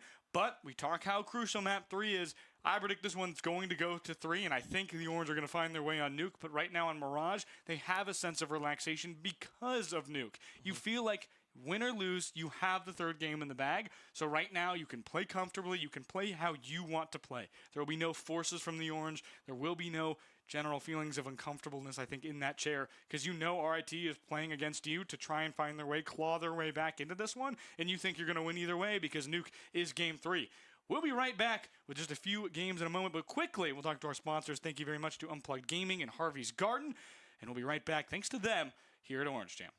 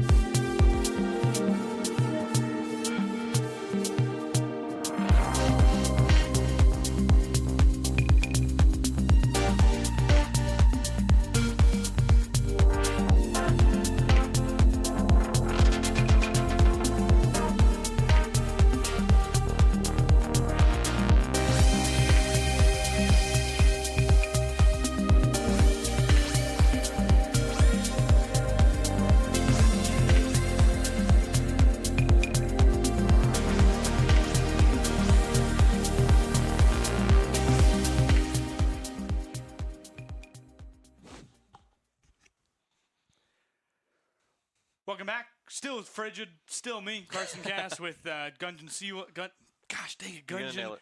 Yeah, I had it. Gunjan Silwa. Why did Silwa. I almost called you Siwa. I'm very sorry. You meet somebody new and you mispronounce their name as many times as you can, even when you know them very much. So it's something I love doing for some reason. Either way, we'll jump right into the Syracuse matchup. They win 1-0. They're in knife round right now, so pretty quick start for them. Obviously, the Syracuse squad 13-7 win, 13-8 win, 13. I believe it was 13. Let's say 13-9. Let's say 13-9. 13-9, folks, as Syracuse takes map 1. Very good job from them. Big showing from Cameron, 32 kills. Star power really took RIT out there. Yep. Cameron was such a big contributor. I think Senshi also came to play, and it just felt like SU from the start kind of jumped into a big lead, and they just didn't end up letting go. So it was one of those situations where they put the pedal to the metal, and they kind of ran it through. But again, good contest overall. I felt like RIT and RIT did have a life. It was one of those situations where some of their shots just didn't hit. Yeah. And it was one of those things where you expect them to eventually come back. I do think that Mirage is going to give them a little bit better of a chance because Sham on that op was pretty lethal when they were playing on the CT side. I think especially Mirage holding those apartments, holding those A mains, holding those B mains and apartments, he can kind of make another play and kind of revitalize himself, catch on fire a little bit. Yeah, we saw obviously yesterday 10-2 lead for RIT on their T side, but really fell apart down the wire. We just, I turned around. We're doing cheer watch right now. The Highlanders started 10-5, gave up all the way back to 10-10, but they win game 1, 13-10. Very good job from Radford there. 13-11, I believe, excuse me. But good job by Radford there to kind of put themselves back together and keep themselves in the driver's seat. They win the first game against Carnegie Mellon and are 1 game away from the finals.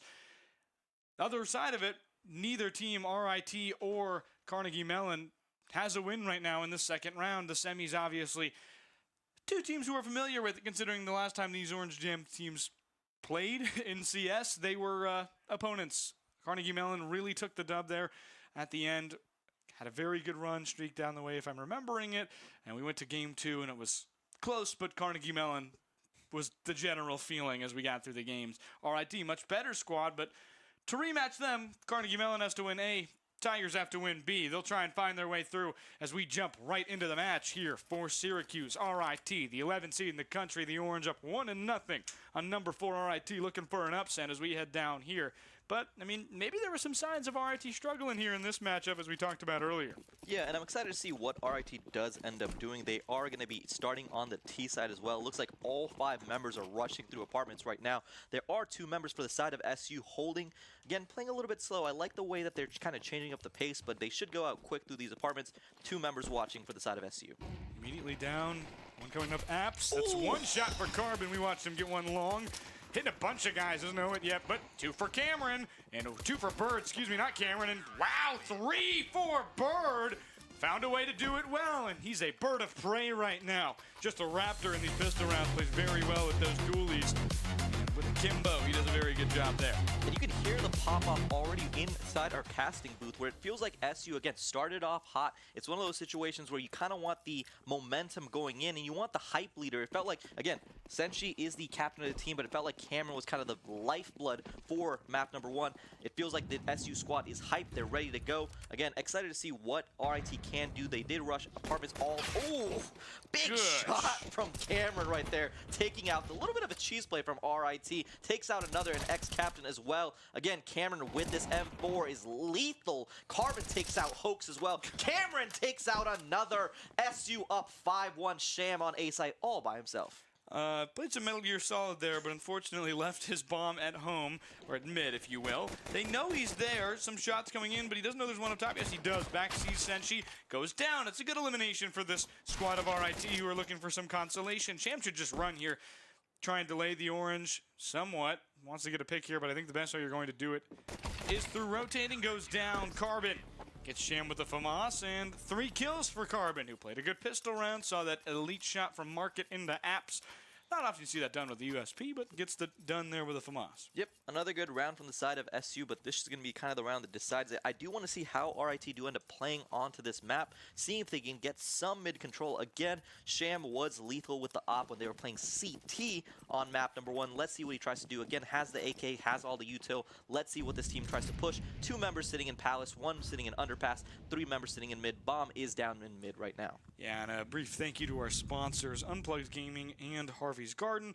Obviously, Orange Gen wouldn't be able to happen without them. One quick thing, look through round 1. Pretty big here. The 8th seed Carnegie Mellon upsetting, really, Ashland. And Radford technically not an upset, but in terms of skill, really such a big upset here as they beat Ohio State. Rochester, not an upset over Northeastern, but they did get around, and maybe a sign of struggle for RIT as we're seeing here. But Syracuse good win over Drexel. So no upsets just yet in the bottom half of the bracket, but the top, Ashland and Ohio State, kind of the 2 favorites to get out. Both go down in the first round. Carnegie Mellon, the Tartans looking to beat the Highlanders. They played in split earlier, so we'll see if game 2 can go the way of Carnegie Mellon. Yep, slow approach from RIT right now, sitting 2 members in Palace, 1 in Underpass as well, trying to see if they can get anything done. Bird is watching the doors right now, so the second that he pops out, this should be a big firefight.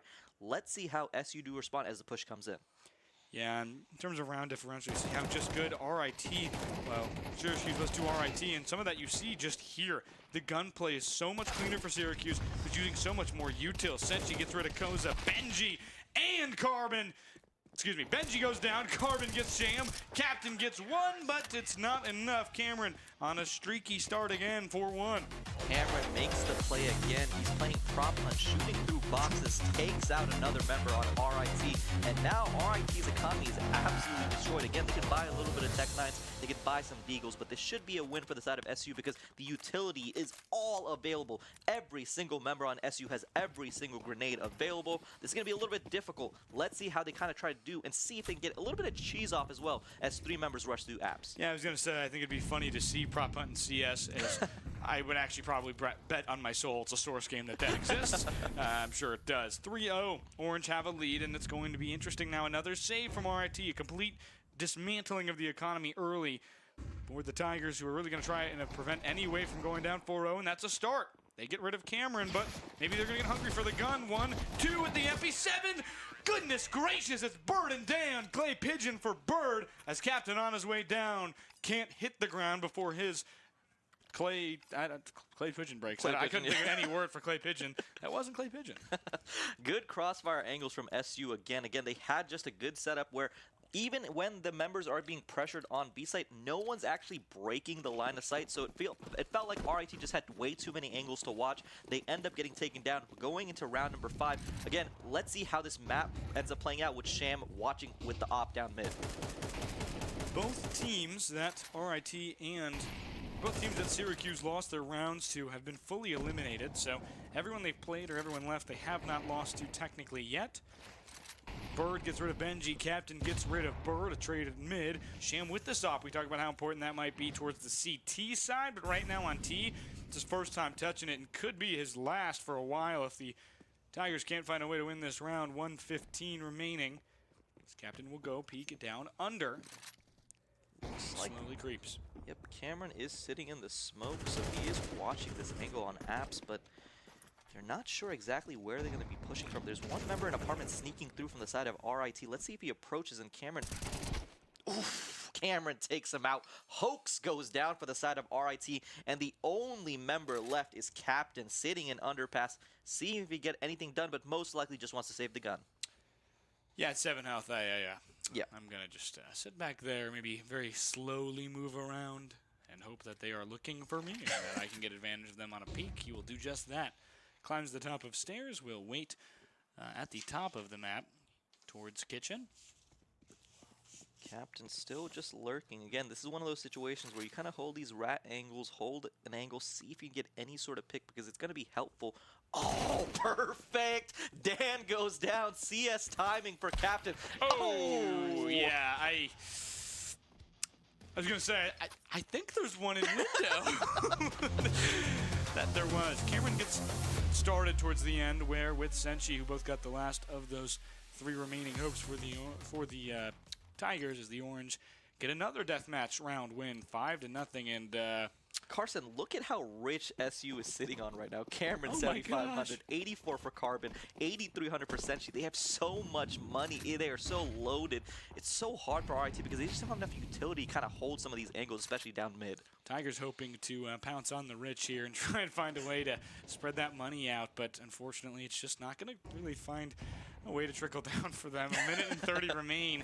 If they can't find a round win here, it could be dire straits. Sham up top goes down to Cameron. I mean, this is the type of snowball that eliminates you from the game. You need to find a way right now to get a win. This is very bad. You are in a forced buy again after a save. It's just, you're going to get a loss bonus. You already got the loss bonus, and you still can't full buy. Yeah, it just feels like right now all of the strategies they're trying to do, that they're trying to execute, is so difficult. Again, they only have a 1 kill to their name for most of their members, but every single one. Captain is kind of leading the team right now with 4 kills. They do end up getting a pick onto Carbon as well and Senshi, so they're going to push on to A site. Have minimal utility, but some smoke, some one flashbang as well. Nobody above 0.8 on the KD side of the RIT Tigers. They'll push into this other site towards A on the bottom of your map. Radar on the top left. A good start for them. Cameron gets one, but Hoax able to respond. Looking for more kills. Hoax bad spot, looking away, but nobody there to really capitalize. Bird tries to go up top and goes down to Benji. Now a 1-on-2. Dan's done well in these situations before. Knows a plant's coming. Saw the head of one. They weren't looking his way. He's going to wait here, likely, till somebody shows their hand. But obviously with poker, it's all about your poker face. Right now, Hoax sitting in that box waiting. And he is not showing his cards just yet. Dan in the other end forward, moving, headed towards that other side. He's kind of got between two because of a really far push from Benji. If Dan's able to find it, it could really pay off for him. Ooh. Dan gets one, and now it's a disadvantage for RIT, who's got to find their way back, but Dan doesn't know. He's not looking the right way. He saw him. Dan through the pipes once more, tries again, but not enough health. RIT, a crucial round win. Nearly mismanaged by Benji, but he's able to find his way back and get a kill. Yeah, Benji went really deep into ramp. He was kind of in a situation where he couldn't cover the other man. He does end up coming back, wins the gunfight. Big for the side of RIT to kind of stem the bleeding. You want to be able to hold onto something, but again, they are still in a economy deficit. They're going to have utility, but not a lot of guns. Sham's just sitting on the deagle, trying to get something done. They have 3 members sitting in mid, trying to see if they can get some sort of pick and gotta find a place to push, but it is struggle city for the side of RIT. Immediately as they head down here, 5-1 lead for the Orange. RIT trying to find some momentum after that 1-round win. And it could come right here. Bird's, stuck-ish in this area up top. Looking for a little bit more as he kind of peeks towards the ladder room Oh, here. this smoke isn't good. This smoke isn't good, Carson. He's going to be able to see them if they walk in the apps, but it looks like they're going to go down. Oh no! Who cares anyway? It's Dan who will catch him first. Benji goes down, and a bad start for RIT. Need to get control of mid, and that's just not how you do it. You have to find a way to play safe enough, and they don't. Carbon forward as the CT side chase them through, basically racing to A. If somebody's watching apps, it could be kind of bad. And by the way, look who's watching apps. The 9-3 Cameron is coming off a 32 kill game. They creep forward, back again. He's gonna try and get a better angle. There's one. He nails him in the shoulder. Looking for 2, maybe a spare, but it's a split. The other 2 are away. One of them goes down to Dan, but a second shot from Cameron nailed him. Goodness gracious, 2 kills there. What a round generally for the Orange. Started off by Benji, got rid of by Dan. Back on that other side, 2 shots from Cameron is all it really took out that other site at B. And Apps is clear, my friend. Apps is definitely clear. Killa Cam strikes again in round number 7. Win number 6 for SU. Big play on that operator, being able to make it. And again, we talk about it. RIT are finally going to do a full save, a full eco. Just try to get something down. But again, they had been buying some weapons, buying some guns, and it just wasn't enough. They need to have full utility. Hoax makes the play onto Senshi as they push onto this A side. They have somewhat control. Cameron isn't going to be able to take it over, and they're going to get the plant off for the side of RIT. Oh! Good perspective there. Cinematography from Sham as he watches his teammate go down. Sham got a nice little shot to the head from an op there through a box. It didn't kill him fully. Dan getting rid of Benji in the other end. Dan, other angle. just not looking the right way for either of the remaining two RIT Tigers. And Dan has himself a 3K, struggled earlier. I guess, 8-2, probably not struggling too much right now. 7-1 lead for the Orange. And this is on the side that's viewed as less favorable on Mirage. Good round for the side of SU, and it's one of those situations, Carson, where it feels like, again, Cameron is steady. He is controlled. He is constantly making plays for the side of SU, but it felt like in every single round, someone steps up. Carbon gets a 3K. Senshi kills people. Dante gets a 3K. Bird is making plays as well, and it feels like it's just so difficult. This is going to be kind of the round to rebound for RIT because they have all utility, all guns, and Sham is on the op. Let's see if he can make a play, but he dies immediately. Great play from Senshi. Knows that Sham is kind of stuck there, has to reload his gun at some point, rather reprime it back in the other end, and you just can't. Bolt action isn't fast enough. He has to jump and pray it doesn't hit him, but he hits him. Captain picks up that op and follows in Sham's footsteps. Gets rid of one more, and now a 3 on kind of 4. There's 2 players who collectively have 8 health right now for RIT. A gust of wind could do them in. Forward again, Bird. Creeping again, playing this lurker role now that there's one gone. Benji gets rid of Bird, but Dan able to get one more. Been clutch today. Carbon been clutch as well. 9-3 and 9-2 for the 2 remaining Orange players who have more kills individually than anybody on the other team does. Pushing through the smoke, walking onto stairs. There's one person in the back of Ninja right there. He's on top of the stairs and they don't see him. They see Carbon, who's somehow not able to find a kill. One flash there with a molly. He's got a bunch of guys low, and Koza just fires into the smoke. A phenomenal shot. Good luck for him.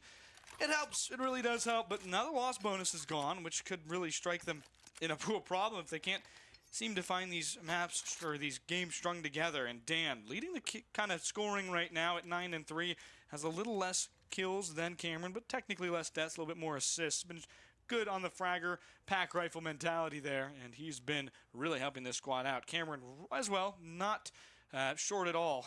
He's got 11 and 4 right now with 7 assists. Oh, excuse me, way more assists. I don't know how. I'm not quite sure. Oh, Dan is higher KD. We're short of my KD.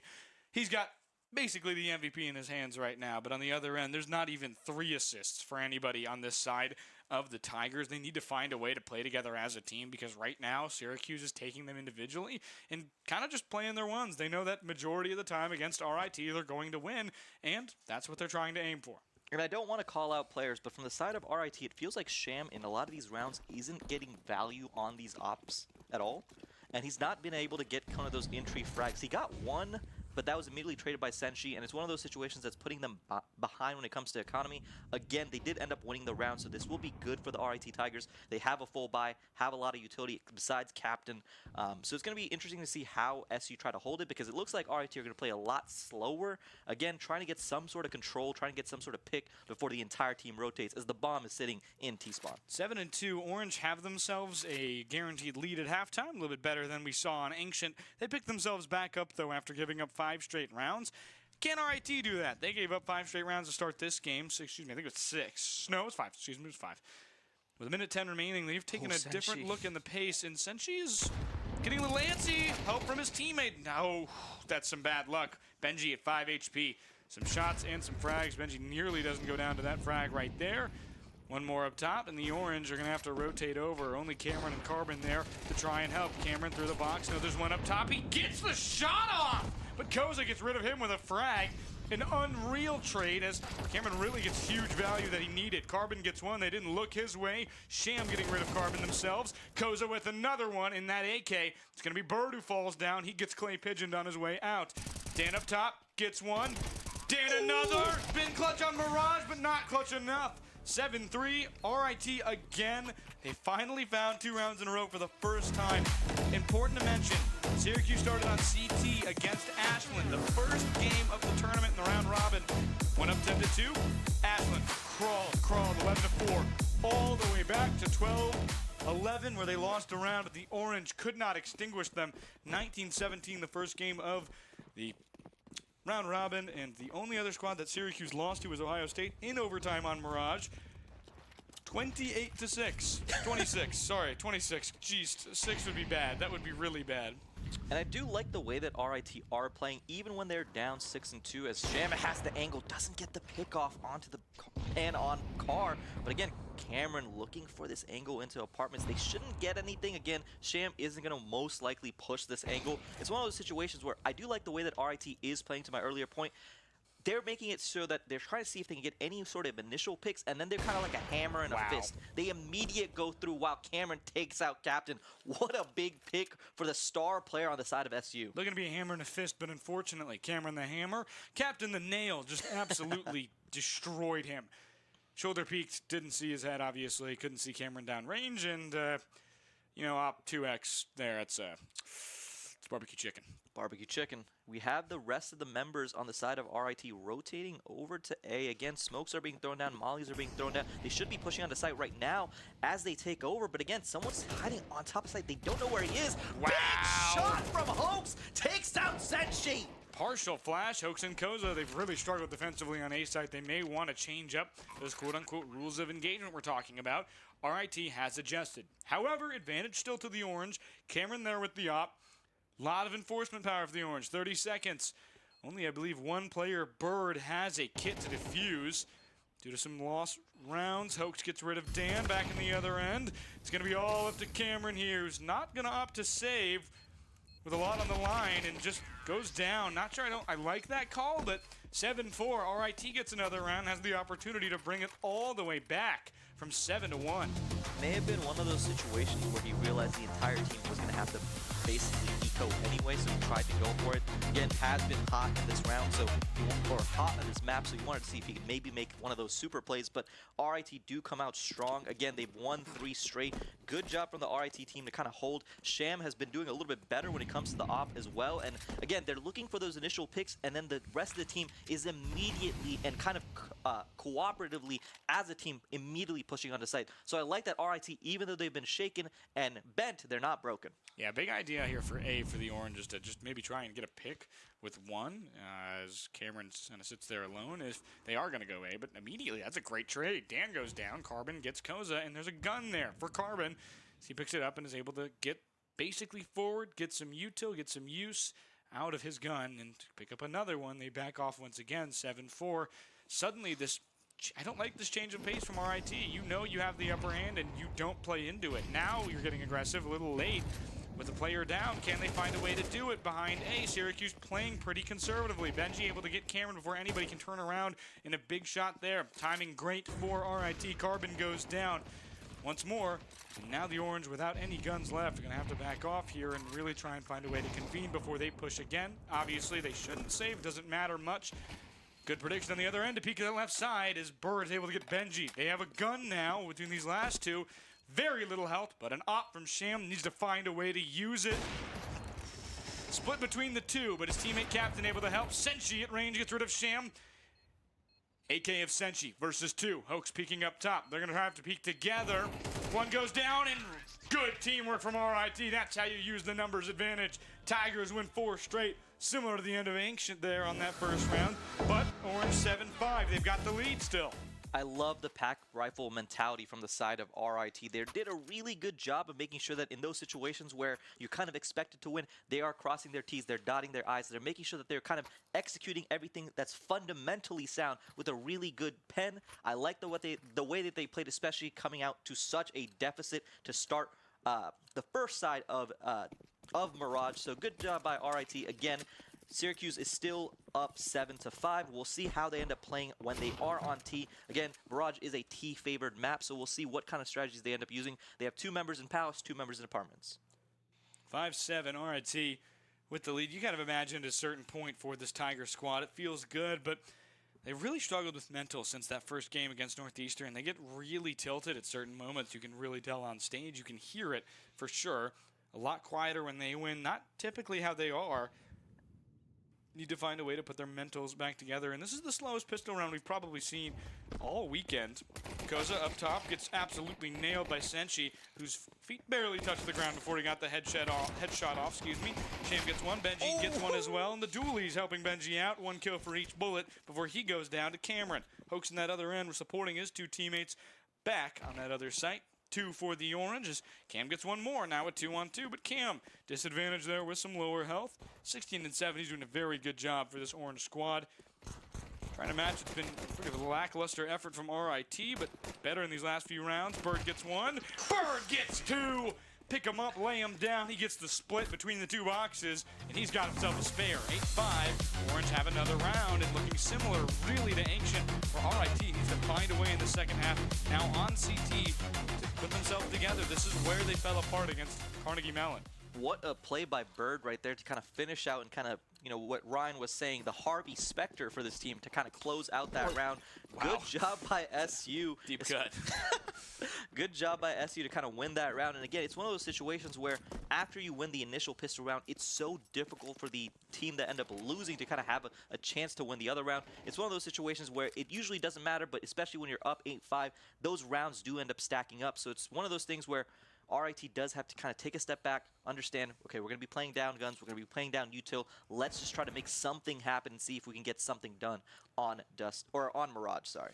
Map is kind of, there's definitely a lot of assets reused from Dust, but don't see too much Dust 2 anymore in this scene. Cameron's going to get one with the combination of Bird, a good opening pick for the Orange, who have bought very heavily, which if they win this one could go really favorably again into 3 rounds in a row to start off the second half. Nate gets into the corner, but somehow Van keeps him together. Carbon gets rid of Captain, as Hoax gets rid of Cam, and Carbon able to get Hoax. Koza is on the deepest flank in apartments right now. He's going to try to see if they can get something done, but again, so much util.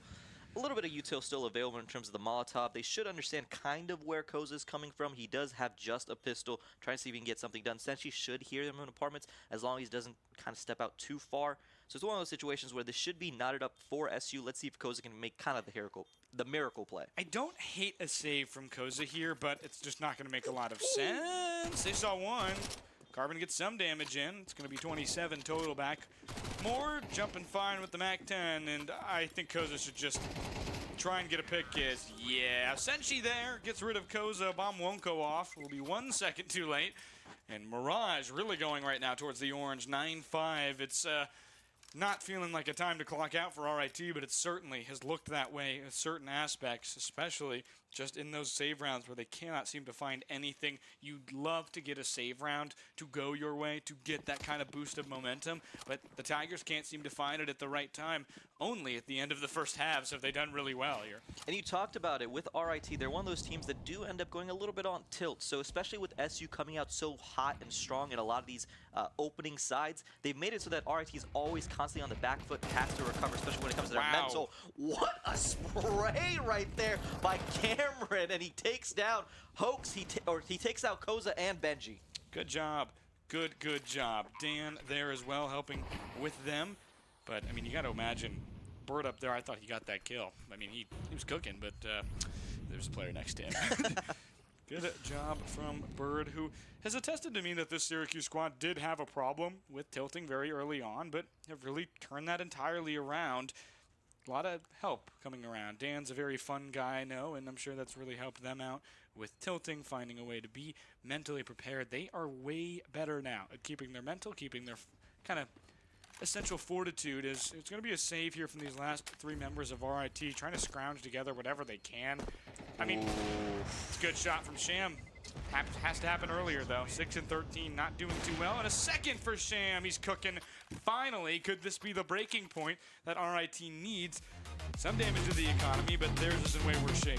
Yeah, and sometimes you just need to see the ball go through the net. And that might be in one of those situations where Sham just kind of need to see the kills go through.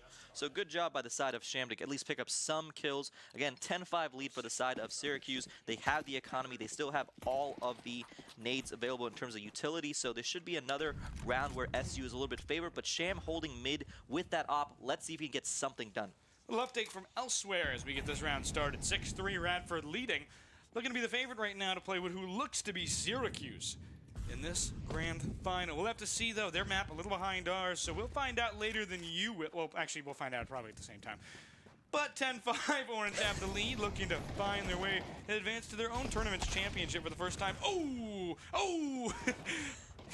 Oh, again, Sham, like you mentioned. Sometimes you just need to see the ball go in the hoop, and as Klay Thompson said, I'd rather go 0 for 40 than 0 for 4, because at least I never gave up shooting. One more there for Cam. Just trying to get a huge economy damage. Still shooting right I mean, now. I'm going to maybe not. I'm maybe not going to say. Maybe I'm not going to say. He does end up picking up 2 kills, but this should be the round for the side of RIT. Again, they have control of bomb. They have Sham basically watching apartments as well with the op. Does look like Cameron is at least approaching, but most likely won't. Koza with the knife. Yeah, that's going to be a little bit difficult, but this should just be a round for the side of RIT. Again, good play from the side of SU. Again, I'm not sure if Cameron's going to save here, so we'll let it play out. I mean, this is a pretty aggressive save. He just heard somebody. It's Captain up top. We'll jump on board with Cameron. Smoke there. Didn't know that was down just yet. Is that smoke? Yes. I can't tell if that's just the fog of the monitor or no, it is smoke. It's just very blends in with the background there. Back on the other end, as we move forward, he's going to back off. Cameron, not a save, but maybe heard him drop. Probably a little bit too far for that to have occurred. 5 seconds in this round before it ends. CT gets their advantage. Captain Koza Sham, they again are the survivors of this squad. And it doesn't really reflect that in the scoreboard. These are the 3 players who have really struggled to put it together, but now that they've got it, again, ball in the hoop, can you score finally? 6-10 RIT finds a round to chip away Syracuse's start of 3 in a row. Lot of utility is going to be available for the side of RIT. Again, Sham is still going to be sitting on with this op, and he's going to be playing a lot of mid-window, trying to see if he can get something done, and then immediately rotating onto the site where they're making noise. I would like to see if SU can maybe draw out Sham onto one of the sites and then push the other. We'll see how they kind of take it. Again, control of mid should go most likely to the side of to RIT, but Sham is not actually watching mid right now. No, Sham is by himself. I mean, Sham is in a spot. He's kind of sitting back in that other end towards A, right at ticket booth and trash. I mean, just kind of not the play I would have gone for. The Orange have control of mid now, and that essentially gives them the breath to say, hey, if we can find a pick, let's go there. If we can't, let's go find another area where they are not. You get a lot of information by having mid control here, and especially on Mirage, why you see so many of these kind of follies go one way or teams getting constant volley their way. It's a lot in the fact of sometimes teams just don't have control of mid and they don't get to decide where the T side goes or where the CT side goes. Syracuse forward. Dan looks the wrong way. That's a big start for them. Sham headshot through the wall. Benji another one, and suddenly the Tigers have got it going and could be another complete wipe. It will be flawless for the Tigers, just what the doctor ordered. And suddenly the veterinarian is feeling quite good with the Tigers now at 7. Good shot making from the side of RIT. It just was one of those situations where Dan just looked the wrong way, gets taken down, and then the rest of the team just follows. It was one of those situations where, again, they lost control of mid, but when it came to those one-on-one firefights, RIT did pull it off. SU still leads 10-7, but RIT does have some momentum going. They just accidentally knifed a teammate. Carbon Carbon takes 26, and he'll start at a disadvantage on a round that already has a disadvantage.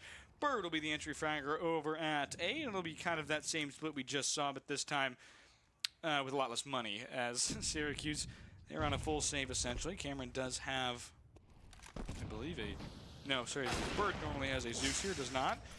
Big miss from Sham. I mean, you cannot get out-dueled by 2 pistols at mid if you want to win games like this, and Sham's been very good since he kind of got himself back into that groove, but he needs to find a way to keep in that groove. Dan didn't see the shoulder, but is hearing the jumps, and yeah, just an AK problem there. Senshi able to get one, but goes down himself. Back in that other end towards the B site. They move to A, though. They know that it's going there. Ramino, Bird, rather, goes down there. Cam goes down. Carbon, the last one. Fighting with what he can with a Glock, but Cam ends. A member of RIT getting rid of Carbon there. 3 in a row for RIT. How will the Orange respond? They've given up so many leads before. They have to find a way to put themselves back together. They mentioned the mental isn't falling, but sometimes they just can't put it together for whatever reason. Yeah, it's just one of those situations where sometimes your strategies don't end up working out. Doesn't mean it's a bad strategy. It just feels like RIT has been executing really well, especially on those one-on-one gunfights. We'll see if they can respond again. SU has been a squad that can hit their shots. It just seems like sometimes they're not hitting. Sham is going to be watching through apartments with this op. This might be a little bit deadly for the side of SU because right now Sham is rolling. Gunjan, I'm kind of curious with what you said on that kind of making it, but Sham again is just been very good since he kind of got those 2 kills, and Syracuse, I mean, you think about a round where you win, you're feeling good, and that may have been the moment going down from 5-9 to 5-10 where Sham really locked in. 3 rounds in a row since those 2 kills, and it's not just him. Koza and Captain have really figured it out. Hoax and Benji, though, have been completely halted. Feels like those 2 players also have not been able to pick it up now that the other 3 have. And I'd argue for RIT, a bit more important for your 3 best players, Sham, Koza, and Captain, to find their way forward. It does feel like SU still has control of mid, so they do have the kind of option to go whichever site they end up deciding. It looks like they're most likely going to go over to B, but again, holding control of mid, have 50 seconds to get something done. Right now, they still do have Bird sitting in these apartments, but Sham is watching with a hawk. Yeah, Bird a lot more feeling like the kind of general lurker here. He pushes forward, miss from Sham. Has to find a way to get. No, Sham hit that. Sham hit Bird. Sham gets Senshi, but Cam able to there to clean it up. Now Cam with the op. Not exactly a good feeling, despite an advantage for Cam. Or if not for Cam, for RIT, but he's not going to pick it up. Back in the other end. We see one in Market. It's one for Cam. Carbon pushing the other way, leading it towards Carbon. Carbon goes down, though. One-on-one. Oh! That's why you like Star Power, the ace for Cam. He puts it together and says, I'm getting the team on my back. Greg Jennings, he leads them to the touchdown, 11-8. With a broken leg, Cameron takes them across the line. What a play from Cameron. He makes the play for his team, and sometimes it's just about star power in these rounds. One of the hardest hitting ops in the Collegiate Center gets rid of him. Goodness gracious, doesn't pick up his op, decides, I'm trusting my rifle, and boy, did he trust it well. Goodness. Wow, battle on I-90 brings fruits for us, and Cameron is here with 24-11 to tell you it's not over until I say it's over. Almost a full kind of comeback from RIT, but 2 rounds away, they run into a star. And again, it's one of those situations where, Carson, I want to point it out again, they don't have control of mid, so SU gets so deep onto this B site, they're going to be able to kind of push every single member through. Hoax does take out Senshi, wow. But again, Cam takes out Hoax, Cam takes out Captain, and B site is taken for the SU Orange. 7 kills with this 1 life so far for Cam. Goodness gracious, you love to see a player like a star with this. He throws a piece of util up for his buddy at Apps. Not sure who that was. I'm pretty sure it was Bird. Yes, it was. Benji pushing towards Bird. Bye. Bird gets rid of Benji. I mean, that was 2 headshots in a row. Very talented player. Bird, a U.S. military veteran who has moved into Counter-Strike as his next avenue as he goes through the Syracuse University education program. Koza back up top has this kind of down to A site. They're just going to save here, and that's fine. It's fine. You're going to have a buy now. Make sure you have a buy for your 2 players. You can essentially assist Captain, who won't have one, but Sham will. So it's good for them. They're going to have a full ability to fight back on match point here, but a rough go at it. Cameron gets 2, 1 for Bird, and that's all they need to get round 20. But 21 could be it. Carson, I don't want to keep pointing it out, but I don't like the idea from RIT to just keep letting go of mid. It is making it so that SU is able to get so deep onto whichever site they choose. Again, RIT are still hitting some of their shots, but it's so hard when you just give up positioning so easily. I would like somebody to sit mid, somebody to contest something, but again, Sham is sitting onto A site. It's going to be 3-2 stack for the side of RIT. I mean, he's contested the window twice, and the Orange are being careful still because they know how important that is. They don't want to run into somebody who doesn't see them or who they don't see or they don't expect, but at a certain point, you have to contest the middle window, and Sham isn't confident enough right now for whatever reason to do that, whether it's just they think it's better for the team or not. I don't think it is. Syracuse is getting to choose a site however they want to, and they kind of can't believe, if you're looking at it right now, they keep using util, no signs anywhere. They cannot believe that mid is just free. Yeah, and Sham is watching Catwalk, but he's watching it from kind of the door angle into connector. So it's one of those situations where SU is just able to smoke it off, make it so he's completely uncontestable, and now they're going to be able to push onto whichever site they choose. Not to contest you here, but he's kind of just sitting there watching Tetris in balcony. I mean, that's... He can get up there when he wants to, but I mean, it's goodness gracious. You have to find a way to get some sort of utility. Orange haven't seen the pattern yet, but it may not matter. Senshi gets 1, but Sham able to respond with 2, 3. That's why you want him in window. Might work anyway. Forward, trying to find some more. Sham goes down, is walking with the op. Cameron caught him lacking. Cameron another! But goodness gracious. Very good job from Hooks to kind of save the round there. That was nearly it. When Sham is in the play RIT win. Again, he's such a crucial player for this team. SU does end up taking a timeout, so we can kind of get a state of the game. But again, in a lot of these rounds that RIT win, Sham is involved. He's immediately involved, and he's able to hit some crucial shots with this op. But it feels like his positioning right now is just making it so that he's constantly behind the 8 ball. Yeah, I mean, Sham, gosh dang it, you got to get in the window at a certain point. You have to go and take that 3 at a certain point. It's like watching Kyle Korver go drive for a layup. That's not your job, man. You gotta go shoot that 3. And right now, Sham should go sit in the window. It's their only real chance of getting back into this one. Right now, match point. Syracuse wins. It's over. RIT needs 3 to force an overtime.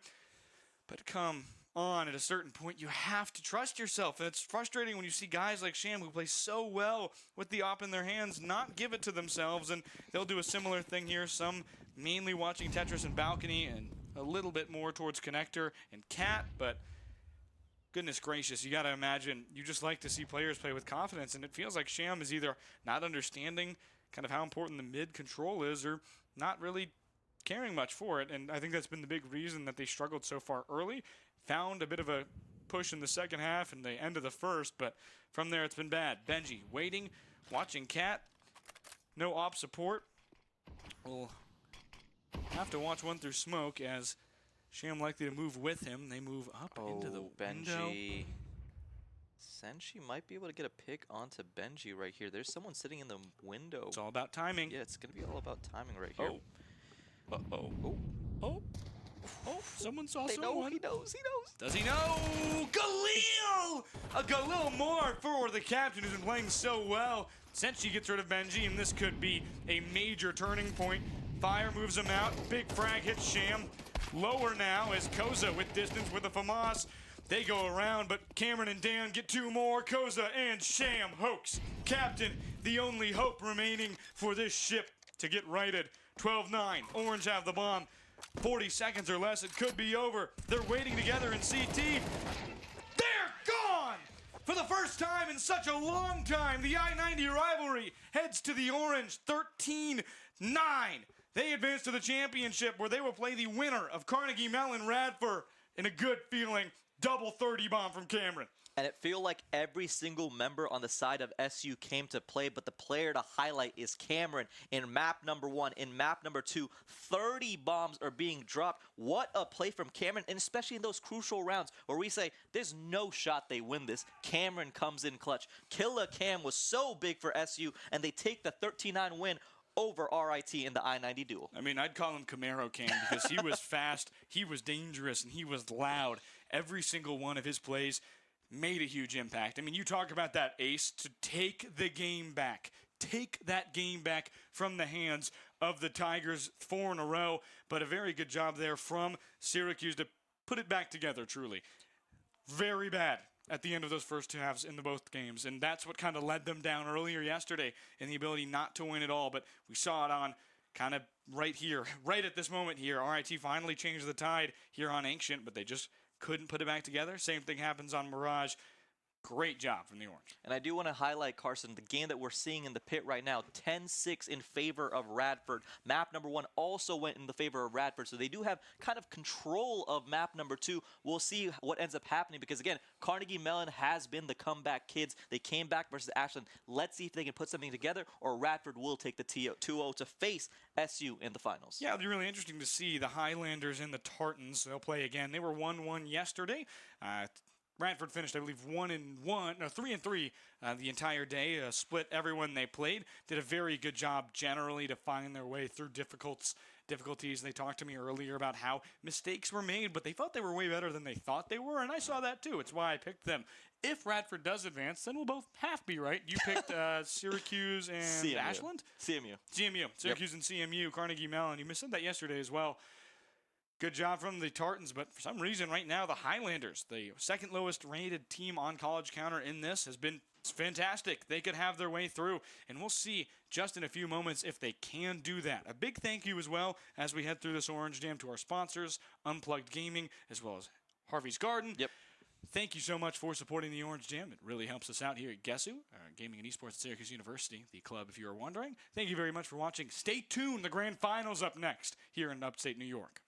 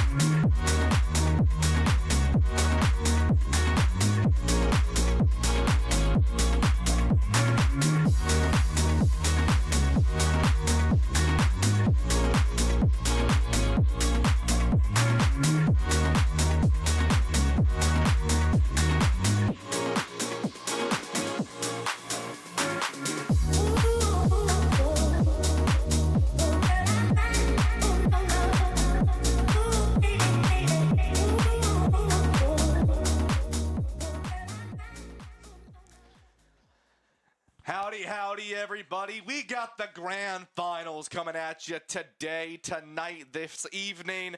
I dropped my watch, so now it's like 3 hours behind. But you get the idea. We got grand finals coming up at you. Syracuse and Radford, sort of that bracket-busting team coming up to bring themselves in this grand final series. It's me, Ryan Blankenhorn. Of course, Martin Fields is joining me here for this final matchup of the day. Martin, how you feeling, man? We're here. I'm feeling great. Both of these teams are Cinderella runs, really. They both were expected to not be as good as they have been, really. I mean, we saw obviously the upset of CMU Ashland earlier on stream, and then Radford beat CMU in their second match. And then we saw Syracuse have a slightly easier game against Drexel, and then they played RIT, who was the second-seeded team coming into this tournament, and they beat them. So, really, a great game, 2 Cinderella runs, and just a great grand final for us here. Yeah, I'm looking forward to it. I mean, Radford and Syracuse, these two teams, I've not had a chance to be on broadcast and watch through yet. Obviously, it's good to be here. We had a quick little tech issue, right, that happened a little bit early on, and that's why things took a second, and it was a little all over the place, but it's esports. You know, things happen. But the good thing is, a big thank you to everyone for, you know, sticking around, being patient as things were worked out. A big thank you to everyone who was able to get things worked out, and now we got ourselves getting ready to go here in our our 3 matches. It's still best of 3, right? So first of 2 will take the series and take the Orange Jam year number 2 final here. They'll take that victory, and there's a nice crown. It's not a crown. Nice trophy, excuse me, sitting out at the front desk out there. At least that's where it was earlier. I haven't been out there in about 2 hours, so I truly don't know. I don't know either. I think It's it somewhere. might be off to the side, but one team will be very happy to lift this trophy at the end of this match. Absolutely. And, you know, we got really nothing too crazy coming up. And we've got Inferno for match number 1, Mirage for match number 2. So 2 maps that we've seen basically all day today. And then Nuke, sort of that third map that it's been between Ancient and Nuke. I know there's a few teams teasing around Anubis a few times, but for the most part, it's been those 2 maps. Nuke will be that decider map if we get to that point. Both these teams, like you said, on that Cinderella story. Martin, walk me through a little bit these 2 teams, right? What we've seen from them so far and what you sort of expect to see from them. I mean, we've seen Syracuse play very well this entire tournament. I think one thing most important is they really just need to win one of these first 2 maps. They have been almost dominant and clinical on Nuke. Some could say they're Nuke merchants. I know we were thinking that earlier in the tournament because their first 2 map wins came on Nuke, but they have been able to progress. They've been able to get their wins on more maps, but really that map is probably their choice, is going to be a map that they feel confident on. Radford, I have not seen play much, but we have seen them dominate and win against teams that they weren't supposed to beat and win against them handily. They beat CMU, a team who beat Ashland, the number 1 seed coming in this tournament, pretty handily. They didn't drop, I don't think they dropped the map, or they split and then won the third map very handily. So it's going to be very fun to see these 2 teams who were maybe a little bit more underrated coming into this tournament battling it out in this final. Yeah, absolutely. I mean, both these teams are plugged in, and that's really what it comes down to being. A quick shout out as we talk about being plugged in, Unplugged in Harvey's Garden. Thank you all very much for helping make this year number 2 of Orange Jam happen here as we approach the final part of Orange Jam year number 2 here. Inferno started off, and immediately Syracuse going to be on the CT side. It's going to be 1 kill early on the Carbon for the side of Radford. A great way for them to start. Immediately afterwards, you do see a couple more members of the side of Syracuse are trying to find their way back in. Senshi with the dual Berettis in hand here. It's a 5-on-2. The bomb has been planted for Radford here. They're just looking to see if they can find any value early on. Number 2 sitting up in this top little bit of the map, right? Not really too worried up in Halls. Senshi can't quite find it. A kill goes in for Cam onto Willie. Goes down, though. It's round number 1 for Radford. Yeah, great execute there from Radford. They got their first 2 picks early. They got 1 here. They got another immediately after. Sat on site, didn't lose a member, and perfectly played it in order to get that first round win. Going into this second round, they're going to be much heavily advanced, as always. Winning that first round pretty much always leads into that second round. And being able to buy a rifle or 2, being able to have those kind of cheaper SMGs, always a great thing to have. Yeah, absolutely. Really good job to get those guns a little bit up in your advantage early on. We've talked about that sort of all day here, Martin, is, you know, when you get that gun advantage, it really is important. Already a pretty sort of a different push than what we've seen from a lot of other teams today. Syracuse on that CT side push all the way up through Halls. It's going to be a little bit of a push over on this banana side where we've seen a lot of skirmishes happen here. And it's going to be Radford pushing rather aggressively. It's a 3-on-2 split, a little different than we've seen in the past. It's been 2-on-3. It's going to be Dam that goes down for the side of Syracuse over onto that A site there. And now you see some aggression coming in from Radford. There's a kill from Senchi onto Cronoli. It's going to be a 4-on-4 here for both of these sides. Syracuse looking to bring this one up, and it's going to be a great round win for them if they can, especially at the gun advantage that Radford has. Remember, they're on the T side. They need to get on site to plant. They're going to rotate right on through mid there, try to see if they can find something over onto A. There goes one for the side of Syracuse as Bird goes down. It's now going to be Radford pushing pretty fast over onto this A site. They're going to be met, though. There goes Cam, but Carbon finds one onto Willie. It's going to be trades on either side. The disadvantage for Syracuse, it's 2-3 here. Senchi and Carbon, the two members still alive for the side of Syracuse. Bomb going to go down. Number 2 going to watch in this long hauls for any sort of flank. Not going to be where Syracuse is going to come from, as they're going to come around through mid and over on, or sorry, top mid here and rotate on through. But they're going to actually push over into halls here, and that's exactly where number 2 is watching. Going to be able to find one, finds the other, and that's Syracuse down 2 rounds. Yeah, great job there from Radford. They got the first pick. Once again, very important. And then they were able to lose one and recognize, hey, this is probably their stack site. Let's go. We have the time. We can rotate off. Let's go to the other site. Gonna be weaker. They got one pick. They were able to get on the site.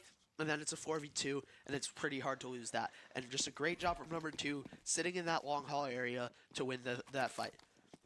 Exactly. I could not agree with you more there. And Radford up 2 rounds. But now we talk about it once again, right? The guns are even on either side. So this is where teams can start to make some changes. Radford, a team that came in as predicted seed 7, ended up being seed 3 in their group, or 2 in their group, excuse me.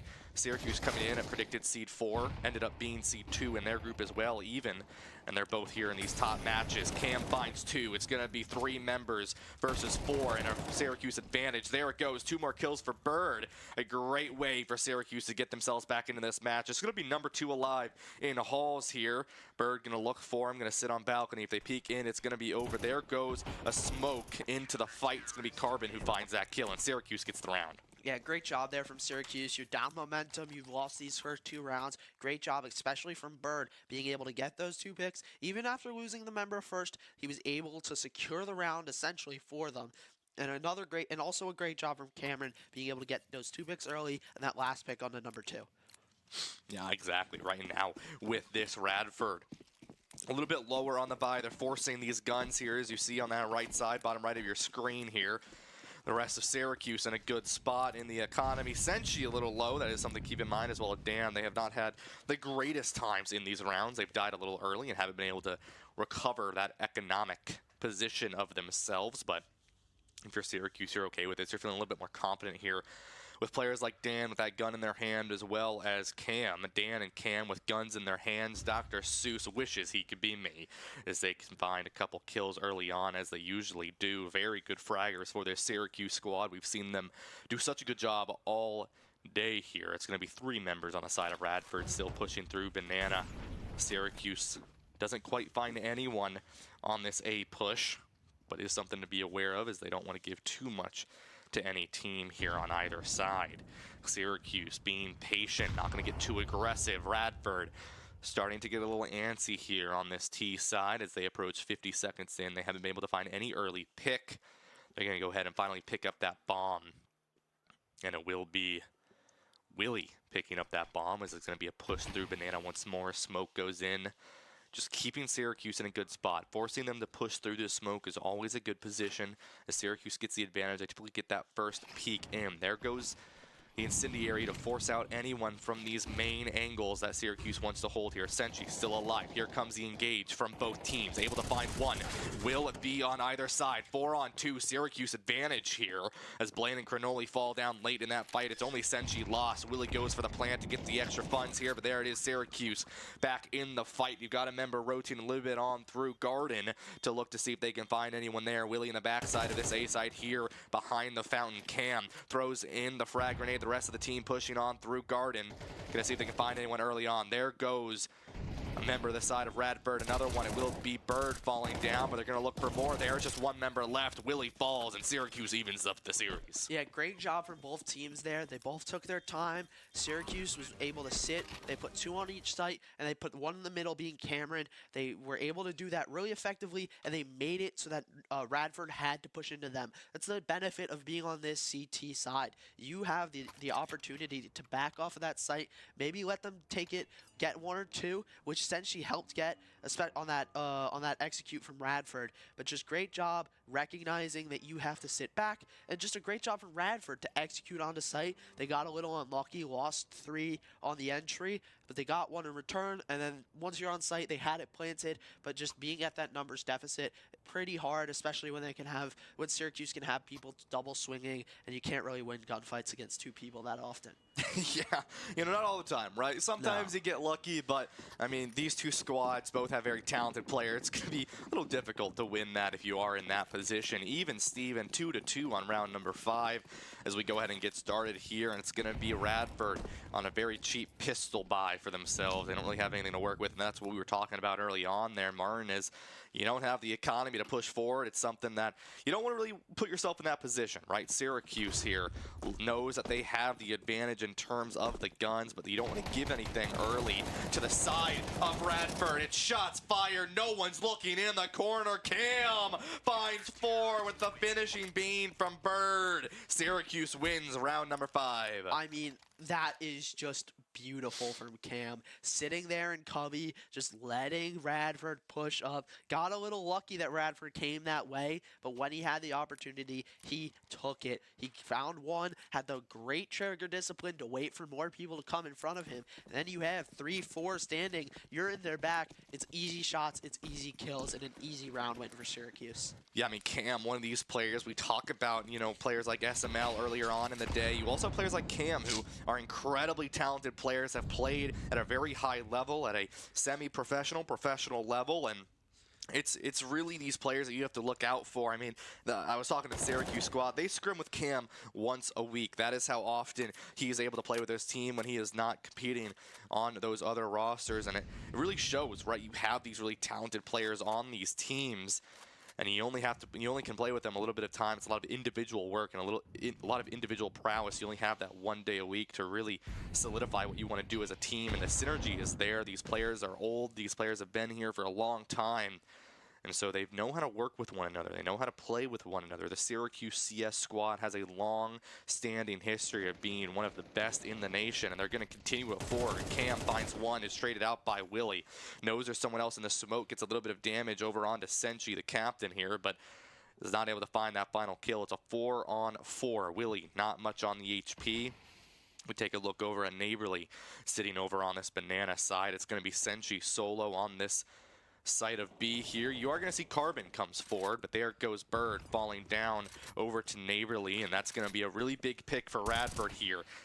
Dan finds 1, and that's going to be really good as they even this series back up 3-3. Syracuse trading on the other side. Senchi goes down, but the Incendiary doing a lot of damage. There goes Neighborly to the Incendiary, not able to live. It's 2-on-2. Willie still 9 HP. Cronoli not sitting too pretty on theirs either. Carbon forced to back up. The Incendiary goes over onto Garden, and Willie's going to be able to get the plant down. Now Syracuse looking to get back on the frag. 9 HP is all you have. That's all that's needed. Willie goes down to the frag. Carbon and Dan still alive. They rotate onto this site here. Gonna be on their right side, and they know it. Immediately flicks over, and it's gonna be okay. Dan finds the trade, and that's a round for Syracuse. Yeah, that's a really good job from Syracuse. They played that pretty perfectly. Obviously, the trade came out early. Blaine and Cameron both go down, both get traded out. But then you have this Radford squad who sticks towards the B site, or the A site, I think. And then they start to rotate out, and you have 2 on each site. If you're Syracuse, you still have 2 on each site, but you realize that there's no more pressure coming to this site. Let's rotate off. Let's put one to go to the other site, and that really benefits them. They were able to have Bird get a pick on the way out, and they still managed to secure it on the other site, having 3. Yeah, I mean, but 2 frags, and that puts everyone on the side of Radford down to 0 HP there. It's going to be Carbon and Cam. Cam with 2 more with the backs of Senji and Carbon once more. And it's just number 2 and Willie alive for Radford. Syracuse has basically secured this round in the bag there, Martin. Beautifully well done, but once again, Syracuse not getting greedy. You got to give them major respect for that. They know that Radford is a good team. They know this Radford team has done some crazy things so far. They've been able to beat a couple of these rosters with very good performance earlier on against Ohio State, and then they went up against Carnegie Mellon, able to beat them as well. Radford, sort of an underdog that's come forward and brought themselves in this grand final scene. There's a reason that they are here, and Syracuse is respecting them for that. There's going to be 1 down. Carbon falls, but the trade goes on to Willie in return. On this flank side, it's going to be number 2, not looking behind him. There's 2 members from Syracuse slowly pushing up. Worthy Dan, a player we'll talk about here in a little bit, a player that used to be a sub for the CS roster, is now a starter, and they've been phenomenal in this series of Orange Jam as they find that final kill in the round. Yeah, just a great job there from Syracuse. Obviously, the 2 frags we mentioned earlier, getting this Radford team down to low HP, but a great job from Syracuse to recognize, okay, there's 2 more. They're not pushing us. We have not seen any action. So they had Dan already on that flank, and they set Cameron on that fast flank all the way around the map. They played it slow. They made it so that they had 3 on site. If these 2 Radford players are going to push into us, we're going to have the numbers, but we're still going to have that backstab coming. And they were able to get that backstab. Well, also, they got, I think it was Willie, trying to peek out, got one, but got immediately traded out. Yeah, and such a good job from the Syracuse squad to play these angles with one another and to watch one another when they know they're going to take these fights. They have a respect for the Radford gunplay, and each of these players have been really phenomenal. Every one of them has been a major fragger for this team, and they're giving that respect accordingly here. The Incendiary goes in onto the top of mid here. They make sure no one is able to peek into that fight immediately after. Syracuse looking to push slowly, it looks like, off of mid and into this A site. A couple bullets thrown in, but no one's going to be caught out yet. Radford, on the other hand, as we take a look at where they're sitting, Bird on the back of this balcony here. We were talking about this earlier, how Spaz, right, sat on this balcony, was very patient, didn't get a lot of kills, but was able to deny a lot of that rotate from earlier on in the match today. And you see that similarly here with Bird. Dan shoots a few bullets in, not able to find the connection. Gets out just barely. A couple bullets remaining, and they have to reload. They're going to get pushed out, and Willie's going to find him. This is going to be a lower buy for the side of Radford as they all push through 5. They're going to be going through this CT spawn. It's now going to be no one looking from behind. Can't quite find the kill. Willie, 4 on 5. Disadvantage for Syracuse here. Willie falls really low there. Carbon and Cam also rather low. Senchi finds a shot onto Blaine. It's a 4 on 4. Syracuse now playing the defense on their own attacking side. It's as if they're the T side now. Senchi playing as if they're on a post-plant situation. Willie and Senchi traded out on the other side. It's a 3 on 3. Syracuse looking to secure this round and bring themselves a guaranteed half.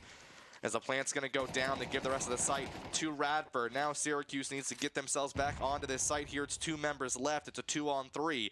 Bird and Cam, 2 players who have been phenomenal for this team in terms of getting these kills early on here. Cam looks for something off the smoke, gets a little bit of a boost, but can't quite find anyone. Flash goes in. Here comes the peak. They spot the shoulder, but not able to get the shot off. 16 seconds left. Syracuse is going to go ahead and back up, save their guns, not give anything extra to the Radford squad here. They know that they can pick up the guns if they give them those kills. They're going to back up. They're going to play safe, and Radford's going to take round number 8 here and go up 3-5. Syracuse still in the lead. Yeah, just a great job there from Radford. They were able to get that first kill early, and they recognized that there was going to be a reload there. So they realized that he's going to reload. If we all 5 push him, he might get one with his pistol, or he might be reloading. So we're going to push. If we're all 5 running at him, even if he does reload his gun in time, he really can't get all 5 of us because we're all 4 like right there stuffing down his throat. Yeah, exactly right. And when you're able to stuff those chokes like that, it puts you in a really good position to really get those rotates late and force your opponent into a difficult spot there. Blaine immediately down to 2 players on the side of Syracuse, as well as number 2. They go down there, and now it's Radford down 2 members. A really good early push coming out from Syracuse from the side of Bird and Cameron, and they're able to get their kills. Senshi finds one kill through onto Senshi through the smoke and through the fire there. Carbon still alive, looking for something. It's a 2-on-4 Syracuse advantage. They know that they're getting onto the site here. Willie, the one at full HP. They're going to go for the plant. The frag comes in, clears the smoke, but not enough. There it is. Cronoli goes down, but Carbon spotted out from the corner there. It's a 3-on-1. Willie, the only one alive, is Syracuse. They begin to rotate. It's going to be Dan coming in from Banana on the flank. They're going to look to pinch in together as Cam is able to walk on through during or on this main site of B. Cam gets poked out, but there's the combo coming in from Dan. And round number 6 goes to Syracuse. Yeah, great job there from both squads. Radford had a good execute on the site, but Syracuse was just able to get their picks. Obviously, we saw Bird get those 2 early assisted by Cameron, but Radford still had the numbers advantage hitting this site, and Syracuse was just able to get 1. That's all they needed to do. Yes, they lost their 2 members holding site, but it made it so that even though they lost their 2 members, it was still a 3-on-2. They still had the numbers advantage, and they could play this how they wanted to play. Absolutely, and Syracuse going to go with this frag gameplay again. Can't quite find as much damage as they did last time. Last time it was a really, really good play. Immediately, though, you see a rotate coming out from Cam to go ahead and bring themselves back over into this mid area onto A. A 2-2 split here as Cam is going to get themselves back over onto the A site. Now you take a look at Radford. They got 2 looking through Banana. The other 3 going to be sitting over near A site looking to see if they can grab something as well here.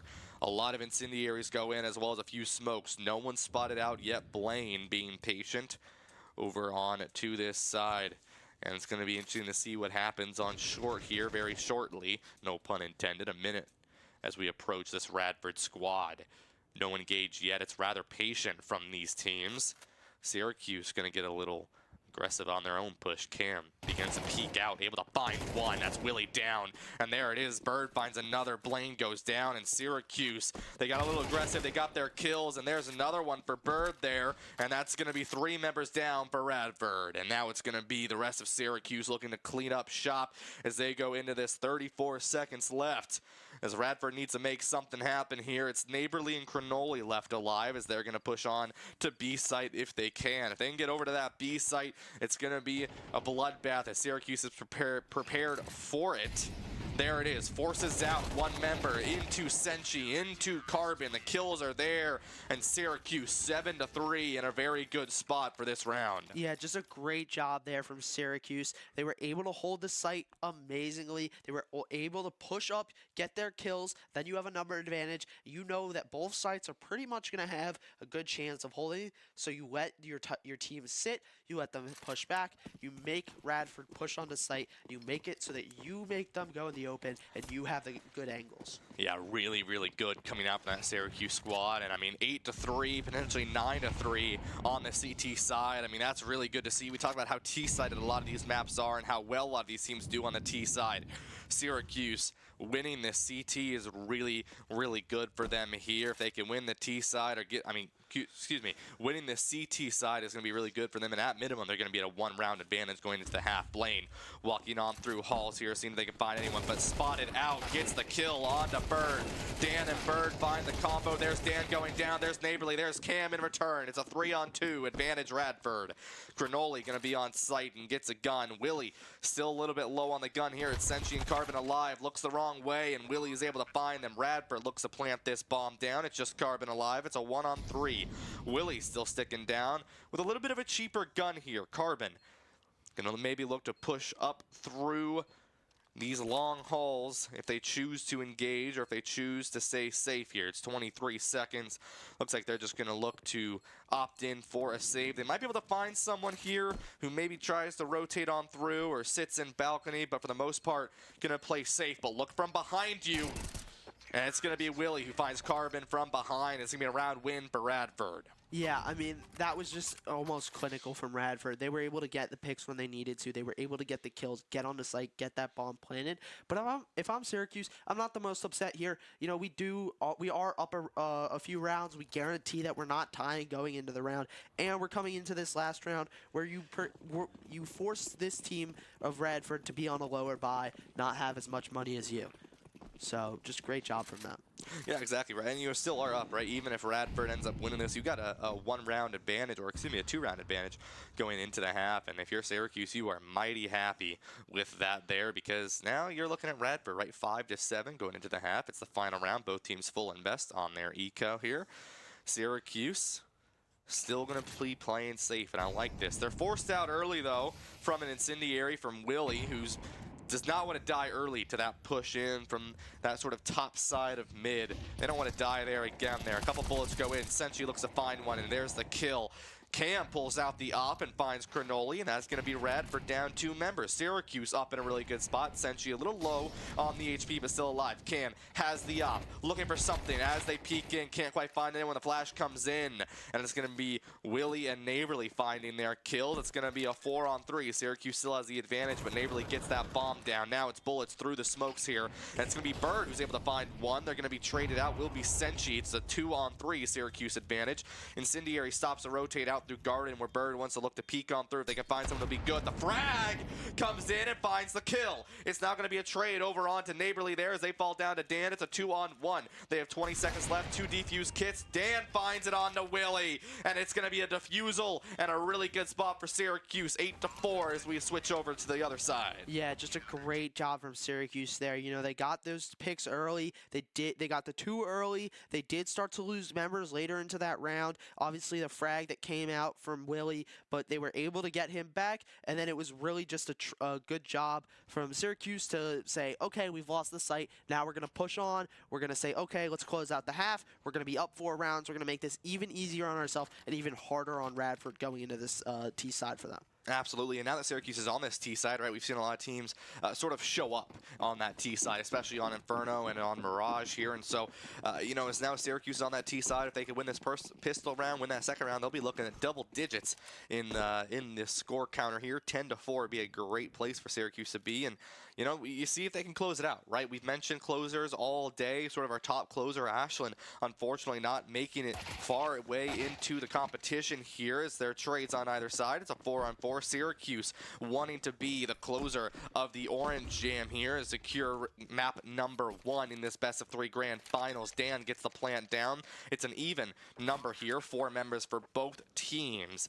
Still pistols, no advantage on either side. Something to keep in mind. 34 seconds left, though. Cam going to be sitting in hall. See if anyone decides to peek through there. It's going to be Cam coming out through the side of balcony.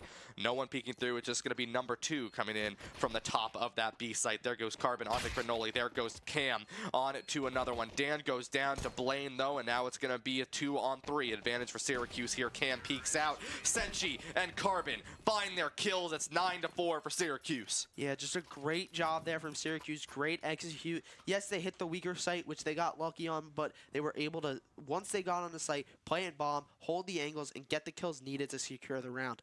I want to go back to what you said, though, about closing out. We have seen Syracuse be up 10-2 twice in this tournament, and they have not won either of those times. They're up 9-4 now. This round, while not guaranteed, is more than likely. So I think it'll be very important for Syracuse to get these last 4 rounds, because if they don't, it's not going to be very good, especially going on to these later maps. Not wrong. I mean, someone had to bring it up there, Martin, and no better than the colorcaster to dampen the mood on the Syracuse spirits there. But you're not wrong, right? Syracuse, they've been struggling to sort of close out these maps. They're able to do it earlier against RIT, but can they do it here, right? You can't underestimate this Radford squad. Bird has a shotgun here as they're walking on through halls. They spot one, but they know that they're not going to win the long-range battle. They come out through window on to mid here, and the rest of Syracuse. A little bit of a push on to Banana. Here comes the frag into the back site. or excuse me, there goes the smoke onto the back site. Cronoli drops down off the box, looking to see if they can spot anyone early. There's one. Cronoli goes down, but the trade comes in. Dan finds one. Dan falls down. Blade goes out as well, down to Cam. Now it's 9-4. 3 members on either side of these teams here. The bomb is going to go down for Syracuse now. It's going to be a very long rotate for Radford here. Number 2 is going to be the first one to engage. They look to push on a little bit through the ruins, and if they can find the garden, that'll be good for them. Carbon backs up. All the way in the back of this site here, Cam watching to see if anyone gets boosted up. The Incendiary not going to be able to force Cam out. The flash comes in, though. There we go, through Gardens. One peeks through the smoke. It's going to be Cam with one. They're going to be looking for more here. It's going to be Cam falling down. Willie down to the shotgun, and there's the final member falling down for the side of Radford. Syracuse 10-4. Yeah, just a great job there from Syracuse on that executes to smoke off that little boost area. They made it so that there was only one man on site and one person had to push through the smoke, which allowed for them to put 2 looking at site and just have one guy looking through that smoke. You know that that smoke person is not going to be looking for your last guy who's going to be the contest against the smoke, so you very, very easily can set up like that to make sure that you can get both kills. Yes, they did lose. I think it was 2 on that push, but you're still setting yourself up on site with control. Yeah, absolutely. And Syracuse doesn't need to overinvest here on the economy either. They're sort of on that bonus round. I haven't talked too much about that, but sort of winning 2 rounds in a row. You get that bonus on the 3rd here. Bird has the shotgun, looks for him, finds one, and it's there you go for number 2. Down to the fight there, and Syracuse is up 1 member in this fight. Bird really just been a menace holding in this halls and this whole little, I mean, I guess it's kind of an apartment area if you really want to talk about it. Kills on either side. It all happened so fast, and Syracuse comes out on top 11-4. Yeah, just a great job there from Syracuse. They were able to very, very securely win that round, get their kills. Not really much else to talk about that round, if I'd have to say so. They did lose a member, but it's not that impactful because they are on their bonus, so they still have funds going into this next round. Yeah, I mean, Bird's sitting nice and pretty. I mean, $4,900 here and still holding on to that shotgun. I mean, Bird is going to, once again, probably going to go chill around in the halls and apartments there and kind of just do what they've been doing. I mean, no one's really been punishing them, and Bird has been finding good value this entire time here. As I say that, Bird is actually going to be up in Banana, and they're going to go sit in tiny little cubby, and they're going to try to find someone. And they're going to be able to do so! There's Bird onto Cronoli, going to walk through the flames of fire, and there goes another member for the side of Radford. Neighborly falls down. Senshi is traded out. It's a 4-on-3, but Cameron going to go ahead and get that bomb down, put some more pressure onto the side of Radford here. Syracuse wants to close out this series, and they can do so rather quickly. 2 more rounds, and they'll take game number 1 in this best-of-3 grand final. Syracuse looking to bring themselves a victory after falling short of it last year in the Orange Jam. There it is. Kills on either side. It's just number 2 alive. It's a 2-on-1. Syracuse advantage. 20 seconds left. No defuse kit for number 2. They have 8 seconds to get these kills. It's not going to matter as great peaks come in, and they're going to fall, and Syracuse 1 round from game 1 victory. There's one thing I'm going to say. If it ain't broke, don't fix it. That has been Bird's mentality this half. He has bought the shotgun every round except for pistol, and I think he's gotten a kill in majority of those rounds. Yes, this is playing perfectly for them, but it's not just Bird. It's the rest of the team. Once they get onto site, they're able to play so well, and once they're on site and they're playing the post plane, they isolate the angles, they peek it both at 2 times, they isolate fights, they make it so that Radford's push into them is significantly harder, and they've been able to win these fights. Yeah, absolutely, and 2 members down immediately. Blaine and number 2 go down. Senshi's the only one traded out in that fight. It's a 4-on-3 advantage for Syracuse here. 1 more round to close out this game in this best-of-3, and they'll be facing match point going into Mirage, a map we just saw them play really, really well against the RIT squad. They're going to look to do it once more here.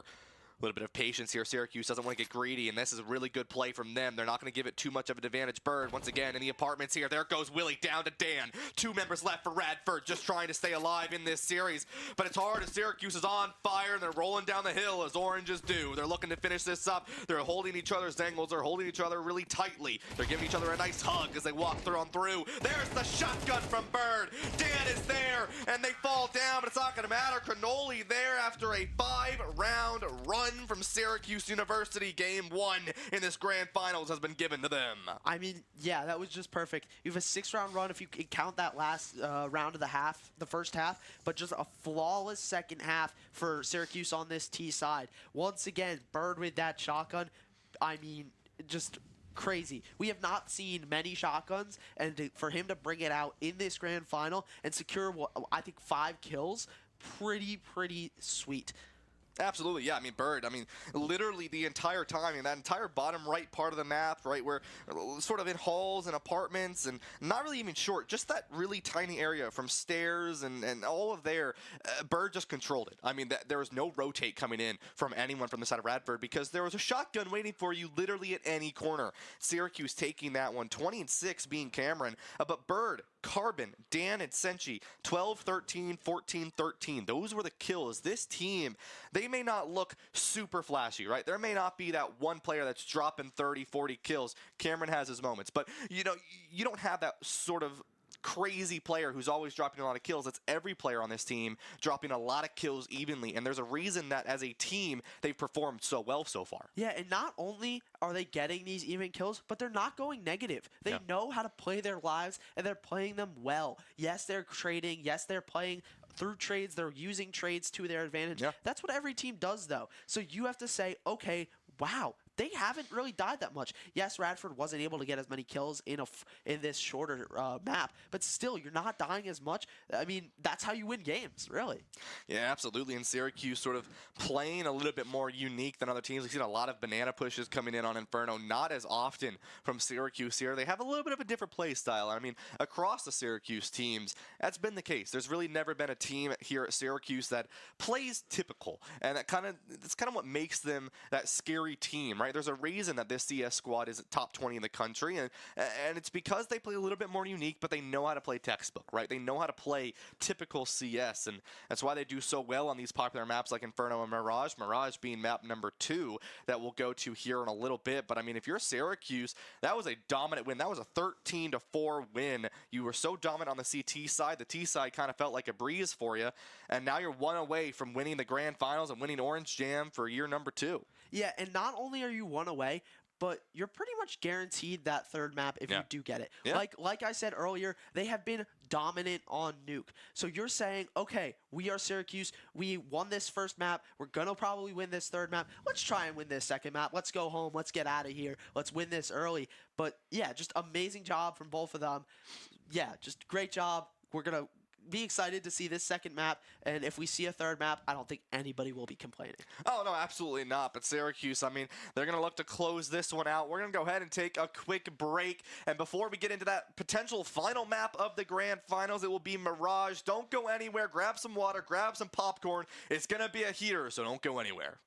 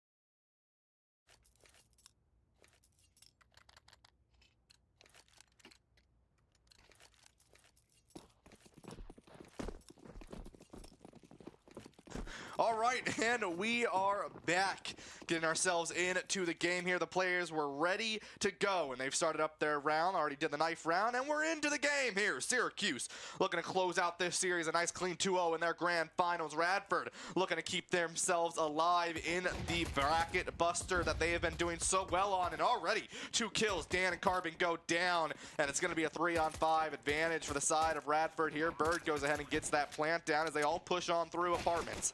It's going to be another member down. It's going to be Bird who falls. And it's going to be another one. Sentry falls down. It's just Cam alive, peeked out from Van. It's going to be a quick round for Radford. Yeah, just a great job there from Radford, just essentially running it down after they got those first 2 kills. They have to be feeling a little bit demoralized, though. Inferno was their map pick, and they got beat pretty handily, but they're really going to be doing their best to win this map. They want to win this tournament. They want to get to Nuke. They know that this is for all the marbles. They need to win this map, or else it's go home. Yeah, I mean, that's it, right? I mean, at the end of the day, Syracuse, they have a 1-map buffer here. Radford, this is it. Right, you have been doing a really good all day today, a 2-0 against Ohio State, and I believe a 2-0 against Carnegie Mellon, and now you're down 0-1 against the Syracuse squad, and it is going to be a close matchup here. Syracuse sort of between that 4 and 5 spot as they came into the weekend. Radford sitting at about 6, so really close teams here as they both finished their groups. They ended up being 2 and 2 respectively. And so very close teams on either of these sides. They both had some very difficult matches to get to this point. But at the end of the day, it comes down to this grand finals. Everything you've worked to get to this point, everything that you have done to make it this far, it all comes down to these couple of maps here. Syracuse putting in some pressure in this mid area. A little bit on boxes, but they back up on through. Looks like they're going to be pushing on through the kitchen into apartments up on that top side of your screen. If you take a look at the top left, that's where they're going to be at, around that apartment area. Syracuse, all of them are there, all 5 members. Bird quietly pushing on through. They see no one over onto the van. The rest of Radford pushes back, not looking. Bird can't spot anyone. Everyone's hiding. Bird drops down. No kills yet. There's the smoke, but Dan, Senshi, Bird, Carbon. There's all 4 dropping down. Cam needs to find an ace to bring themselves back in this series. They have an AK. They've spent some money to have it, and they get taken down by Willie. 2 rounds down for Syracuse. Yeah, just a great job there from Radford once again, gunning down everybody. They were able to, they allowed to play slow, but then once they got onto site, they pretty much backstabbed. So just a great job from Syracuse, or from Radford, sorry, to eliminate all those players from Syracuse, not let the bomb go down. Now Syracuse in a bit of a rougher spot economically. Yeah, and that is something to really keep in mind, right? As you're down those 2 rounds, you bought some guns. Syracuse got, a little bit of value there because of that round lost sort of economy boost. But at the end of the day, not everyone has the guns to fight this. And if you're Radford, you're in a really comfortable spot here economically, like you just mentioned there. Martin, Syracuse, 3 members on the boxes here in mid. 2 members, 1 sitting in Palace. We saw that a little bit earlier in the day. There's always that one player who likes to lurk around in Palace and help out help out any team as they push on through. Cam looking around onto the left side of Connector. If they can find anyone there, it's going to be Crinoli sitting in that corner, going to be forced back because of that incendiary in that smoke. Syracuse playing patient, but we've seen these teams, the longer you sit in mid, the scarier it can be. There goes Bird, first pick down onto Radford's side of the advantage. It's going to be 2 rounds, 1 member advantage for Radford here as the rest of Syracuse begins to slowly push themselves over on the A site. No one checks the corner. Dan and Cam go down. There goes Crinoli down onto Carbon. It's a 4-on-2 disadvantage Syracuse here. Carbon and Senshi, the only members alive. They go ahead and they continue their push over onto this A site here. 1 still in Palace, and it is going to be Senshi ready to push on through. Carbon has the bomb. Senshi drops down on the ramps, not able to find the kill onto Neighborly there. The rest of Syracuse trying to secure themselves, but it's a big split from Radford from every different angle. Really, the only angle that they cannot push through is going to be Palace, as that was already cleared earlier on by Senshi. But now Syracuse, bomb has been planted. Blaine on the stairs finds one on Senshi, backs up immediately. Doesn't find the other one yet. It's just Carbon alive, a 1v4. It's going to be crazy if they can find their way, but they need to get that bomb down. 6 seconds left. They're forced to plant it. Peeks the corner. Carbon go down. 3 rounds for Radford. Yeah, just a really clinical job there from Radford. They were able to get the 2 picks early. They did lose 1 in return, but it doesn't matter. They were able to secure site, or rather surround site, let Syracuse get on the site. They got a pick on the Senshi, and then once you go down for the plant, you can't really pull out your gun, so you're going to get shot for free. And that's what happened to Syracuse. Yeah, exactly. And now Syracuse down on the eco here. A bunch of Tech 9s bot to sort of just run it down, see if they can find some kills. You see them coming up through apps into kitchen, up on the top part of that map there. Willie grabs out the op. That's something to keep in mind, as we haven't seen too much op play yet, but Mirage is definitely a map where we might see some ops get pulled out, especially from players like Cam on the side of Syracuse. Willie, obviously, as we just mentioned, has one pulled out already here. The rest of Syracuse on the top left of your screen. They're all in that top area. They're looking to go on to B here. A couple of push into the bottom of that underpass area here. They're going to get over onto Windows. Dan has the bomb now. It's going to be Syracuse playing this rather patient. There's someone on Cat looking for them on that left side. They do need to be aware of. They don't want to get themselves caught out. Senshi looking to clear out A site as we switch over to their POV on what they're looking at here. They can't quite find anyone. Radford playing safe. They're respecting the gun game coming out from Syracuse. If they get spotted out, they will get taken down immediately. Willie through the smoke, able to find Carbon with the op. Going to look for more here. On the corner will be Sandwich. It's going to be Dan falling down. Cranoli in return. 4-on-3 advantage. Radford on the flank. Senshi finds one. Looks for another, not able to find them. Blaine's able to get that trade out. It's a 3-on-2. Cam at 2 HP here, something to really be aware of. Cam does have an AK. Bird, no weapon to their name outside of that Tech 9. It's 3 members and an op available for Radford. Syracuse has the bomb, pushing over onto B. The rest of Radford from behind. Syracuse might be able to get this plant down, as they will be able to. The rest of Radford pushing on through Cat into short of crossing into B. It's going to be Cam who sits on point alone as Bird crosses on through and sees if they can find anyone in the market. Gonna be taken down, and Blaine finds him. Cam falls down as well. 4-round run for Radford. Yeah, just a great job there from Radford. They have seen what works, and they have been utilizing it. Obviously, they didn't have the hottest start on the first map of Inferno, but they've used their start here on Mirage. They have gone and won these duels, and they have been able to control the map, control the play. Even though they are letting Syracuse get on the site, get bombed down, they are not losing these fights, and they are winning these post-pennant situations.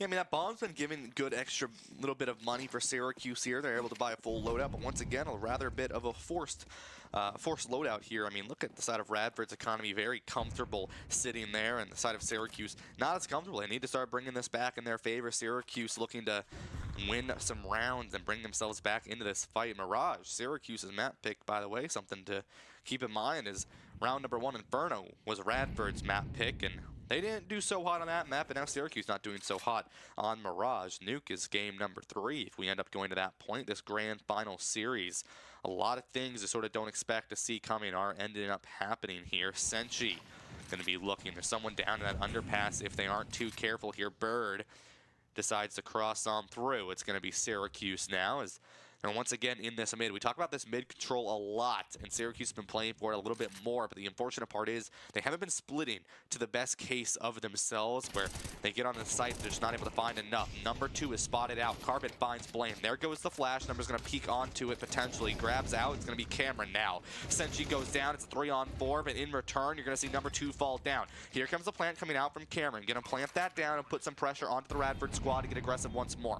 2 members sitting over in the side of a market. There's going to be 1 coming in from the main choke. Dan throws out the smoke. Another one comes in. Dan knows there's someone there. There's being patient. They're watching the side of the smoke here as the rest of the members of the side of Radford are in that market side. They're going to look to push in over onto B. There comes the frag coming on that left side. Carbon's able to find 1. It's going to be Neighborly who falls down there. Syracuse looking to secure this round in themselves. Willie has the op, and Syracuse knows that they have it. They don't want to give that to him for free. Carbon shut down and looks for another one there. Willie playing safe, taken down, and that's going to be a good kill. However, you do end up losing Bird in that fight, but you're going to be able to grab that op. Dan can give that over to Cam now. They do choose to use it. It's going to be a round win for Syracuse. Yeah, really great job there from Syracuse of using this round where they finally have a good buy, they have the rifles, and they're able to secure a win. They needed that. Going down 5-0, especially on this T side, where you're supposed to be the favored side, is not fun.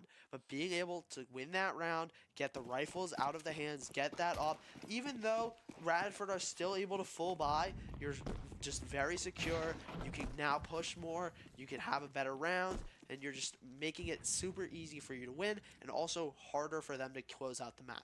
Yeah, it's Syracuse now. You see Cam grab that op. Willie, because of that economy, is able to buy another one here. And that's the thing. Radford's rather comfortable. Dan goes down to Willie in the backside of boxes. That op shot was waiting for them to peek on through and is able to do so. The incendiary doesn't quite clear the boxes, so able to live for just a little bit longer. Cam between a lot of members of the side of Radford here. If they could find one, it'll be really good for Syracuse, but no one is there. A member falls on through. It will be Bird, who's spotted out under the connector side of mid as Cronoli finds them. 2 members down for Syracuse. It's a 5-on-3 advantage for Radford here.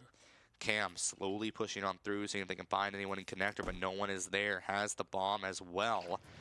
Throws an incendiary to stop that rotate. Here comes the smoke in the Tech 9 here. If Syracuse can cross on through, they got checked to their right side. There's going to be 2 members on them.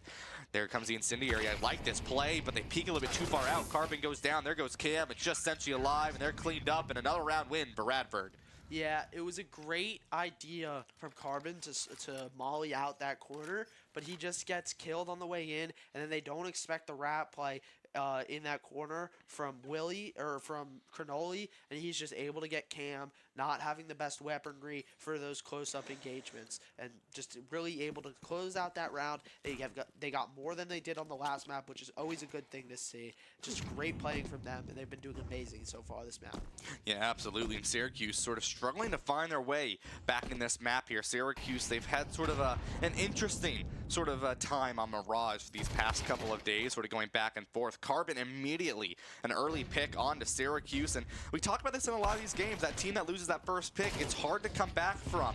It's going to be Bird who falls a well. Willie gets rid of the op, and there's another shot from Cam in the head. Gonna find one there, but Cam and Senshi fall down. Now it's just Dan alive, looking for 3. Dan has been a clutch factor for this team. They've been able to find these 2 or 3 pieces a lot, but it's going to be scary here. Dan needs to find a couple heads early on to this Radford side, but not much HP, and it's not going to be able to do much for him. Radford secures 6 rounds. Yeah, Syracuse have just been getting extremely unlucky here with timing. As we see Carbon pulls out his knife right as he gets peeked. Bird turns around right as Willie peeks with that op. So many other times through the smoke, I think it was Senshi got shot. It was just going unfortunate for them. Super unfortunate timing. And Syracuse are going to have to use this timeout to really capitalize, A, on the timing, but B, capitalize on what they do good, which is really going to be executing on the site, getting those early kills, and then being able to sit on site secure. We have seen them play. I don't think I have seen them play this map, but I know that they can play this map well. I've heard from them. I've heard from Cameron that this Radford team is going to want to push very quickly, run it down almost, and it seems like they have been doing that for the most part. They have been pushing. They haven't really been making it so that Syracuse plays into them, and it's been working really well for them. Yeah, absolutely. And now it's going to be the rest of this Syracuse squad not on a great bye here.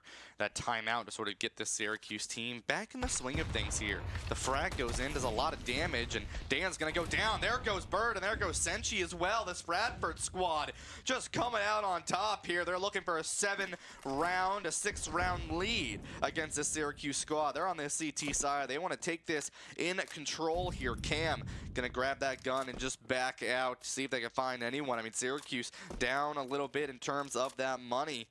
And they can see if they can find anyone here. Cam rotates back onto this middle side. They check window, and it's going to be Cam with the bomb as well. Something to just be aware of. Carbon and Cam, typically these last two members alive, we've seen it multiple times, and it's just been Syracuse not able to find their way in. Blaine has 3 kills here. Cronoli looks for 1, is able to find it on the Cam. The bomb is dropped, and now it's just Carbon with a Glock and a dream. They've already been spotted out a little bit, so they do know where they are if you are the side of Radford here. Carbon, I lied, it's not a Glock, it's a Deagle. Gonna look for something here, grabs 1, can't quite find the second, and that's gonna be 7 rounds for the side of Radford. Yeah, just a great job here from Radford. They lost that round. They lost their momentum a little bit, but they were able to come right back, and they've had 3 straight rounds of straight kills. They didn't even have to defuse anything. They've just been able to get these kills, as we saw from Blaine right there. Go through the smoke, doesn't matter. He can still get the kills. He can still pretty much secure the round for Radford. Syracuse weren't able to do much once you're down 5-2.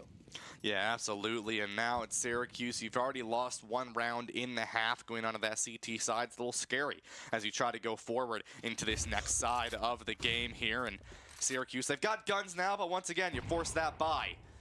On the side of Radford, they're nice and comfy. You got a couple members for Syracuse sitting on the boxes here in mid. They're going to see if they can find anything. A smoke grenade ready to go in. Number 2 sitting away in connector, waiting for anyone in this little rat spot here to peek on through. Cam checking cap. There's no one there immediately. No pushing from the side of Radford. I like this change of play once again. Radford knows that Syracuse has to be aggressive, and so they're letting them walk into them. It's been very good gameplay from this Radford squad all around. There's a reason that they have made their way so far in this bracket, taking out 2 incredibly good teams. Carbon, the first one to go down. The smoke gets rid of the incendiary on the ground, and now it's going to be a member coming through. Cat. Dan goes down, but there goes in return Neighborly for the side of Radford. It's going to be on the side. The op shot onto Senchi. Cameron just going to try to live through this. They use that incendiary so they can get a little bit more of a peek into window, and beautifully well done. Cronoli taken down. Cameron looking for some more here. Willie does know where they are. It's going to be a 1 versus 3, and if you're Cameron here, you try to get any value that you can against this Radford squad, but you also want to save if possible.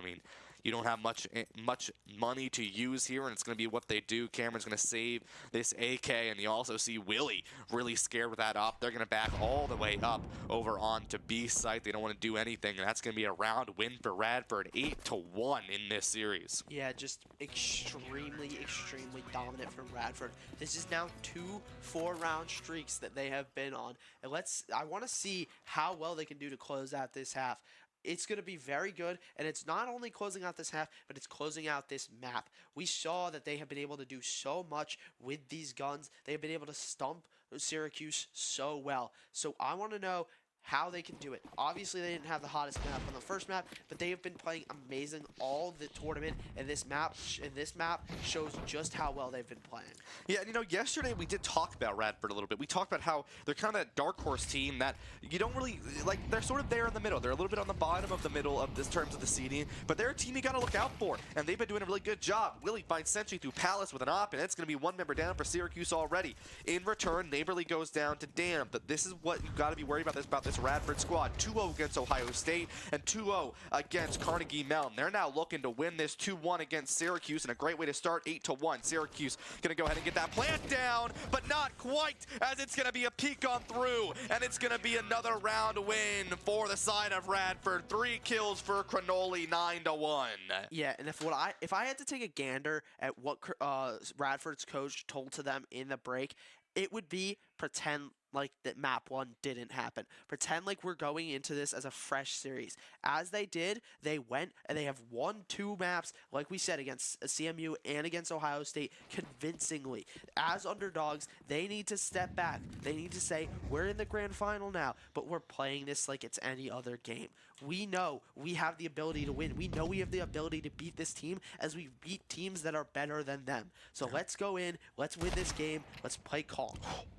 Yeah, Willie just really good with that op, finds one onto Carbon, and there goes immediately after Bird, and Cam will follow Senchi through Palace once again. They keep getting picked out of this Palace side here. We see Senchi sort of sitting and lurking in that side. It's been good for Syracuse, but every time they've been poked down, and now it's going to be 1 member left. It's going to be Dan. A Deagle to their name. You don't want to go down 10-1 here. That's just going to be dangerous if you're Syracuse.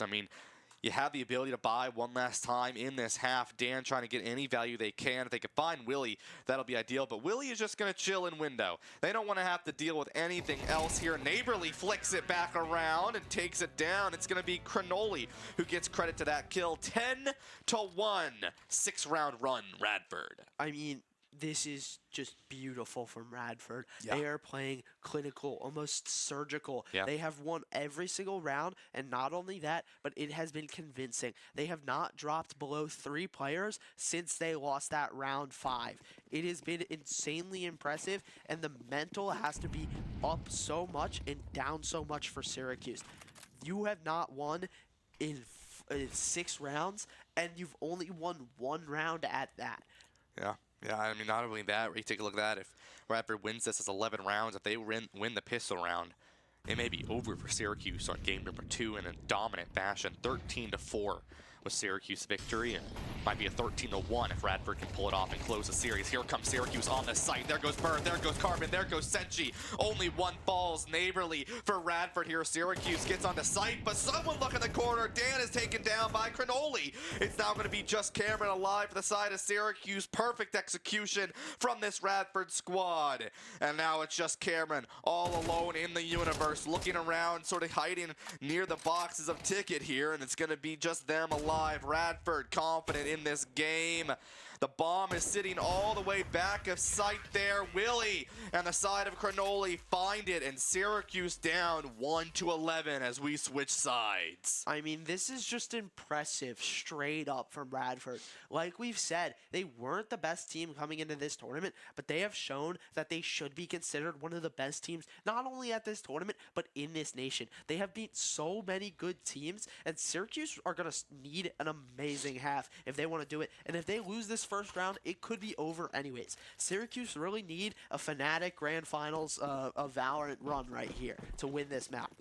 Yeah, absolutely. I mean, Radford, like you said, right, beat Ohio State, who was an incredibly challenging team, came in as 4 or 5 overall, then beat Carnegie Mellon, who is the 3 seed overall after beating the 1 seed or the 2 seed overall of Ashland. And now Radford, this 6 seed coming in overall, they're 2 seed in their group. They're trying to beat this Syracuse squad. Once again, the 4 or 5 seed coming in, the 2 seed in their group. There goes Trades, there goes Neighborly, there goes number 2, there goes Willie, Cam and Carbon, the 2 members who go down for Syracuse. There goes Blaine, Cronoli the only one alive. It's a 1-on-3. Syracuse, they want to give this round up easy to the side of Radford. Cronoli looks for anything they can, but Bird, Dan, and Senchi, the 3 members alive. Dan spots them out. They know where they are through the window. It's going to be 1 more shot. Bird ready for the pinch as needed here, and they do have the bomb. That is something to keep in mind if you are a Radford fan. Cronoli going to rotate back on through Kitchen to try to get themselves over on the B. Bird predicts it, though, is waiting for him, is going to back up over to Van and look to see if there's anything to worry about here.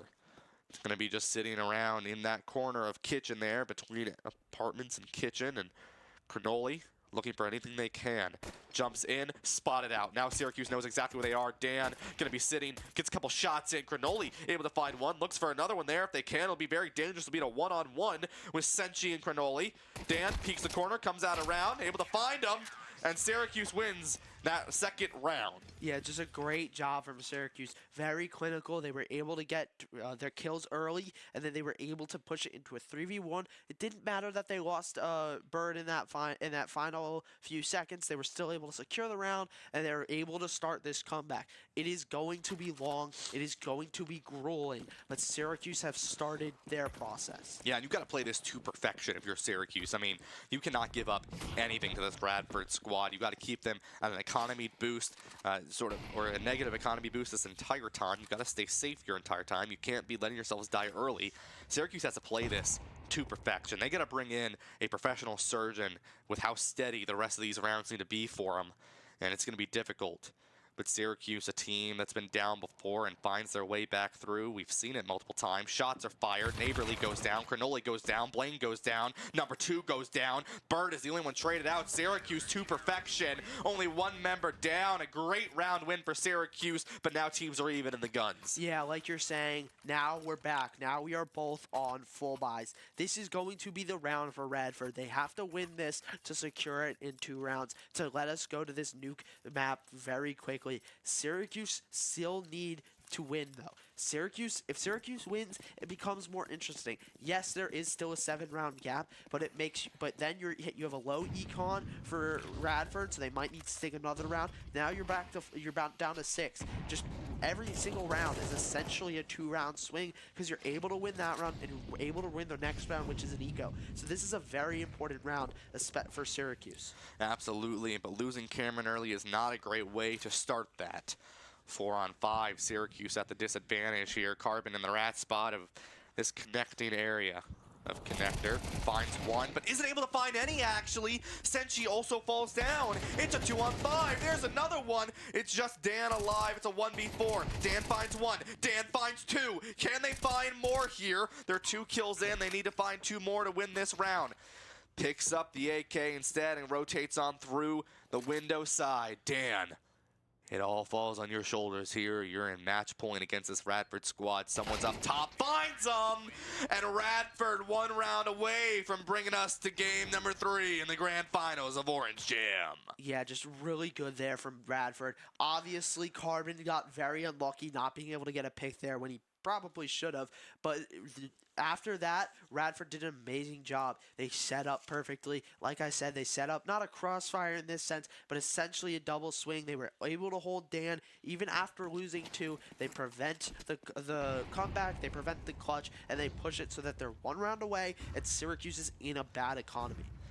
Yeah, absolutely. Here in Syracuse, they have to win this, but Carbon and Senshi go down immediately. There's a trade there as Cam's able to find one on the Blaine. It's 2 members down on either side here. Syracuse and Radford, 3 versus 3. Neighborly picks up the AK and rotates back on through to their spawn. You also see the Palace rotate coming out from number 2. They know that B side is clear, and they're just going to invest on it. They might as well, right? No one is there. Dan going to be the player that has to rotate on through. They have to check market, make sure they don't find anyone there. Willie finds one. Willie sees the gun. Can they find the second? Dan goes down. They're able to find the second. Can they find the third? That's the round for Radford! And that's going to put us into game number 3. This game 3 is going to be electric. Both of these teams won 3 to 4 maps or 3 to 4 rounds while losing their map. Yeah. But now we come into Nuke. Nuke is going to be a map that is probably Syracuse favored, but after losing in such a dominant fashion, your mental has to be chalked. You need to recover. You need to tell, if I'm Cameron, or Senshi, if I'm the captain of this team, I have to tell my boys to slow down, to play like it's just any random ranked game, maybe even a casual game, just to say, hey, yes, this is the final map, but let's play this like we've played all other maps before. We need to slow down. We need to close out this map. We need to win.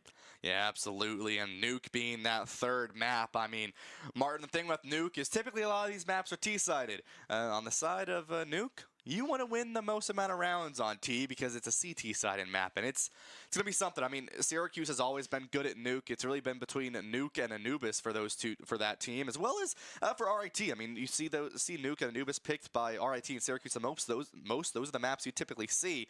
So Nuke being a final map, definitely a little bit more Syracuse favored, but at the end of the day, I mean, Radford has been on fire as an underdog, and it's going to be interesting to see what happens in game number 3, Martin. Yeah, and if anything, if I'm Radford, I'm extremely happy with the results. I had taken a map off of every single team that I have played, and that is impressive. And now we're coming into this final. They are 1 map away from winning this whole tournament, coming in as maybe, I think, the 2nd lowest seeded here. Now, that is still top 20, but still being the 2nd lowest seed here, possibly winning this tournament. It is extremely impressive, and they will have a massive bump in the rankings after this month. Yeah, we're going to go ahead and we're going to take a quick break, but when we return, the coming in 6 seed take on the coming in 4 seed in the grand finals, Syracuse and Radford in game number 3 of the grand finals. Don't go anywhere. We'll be right back.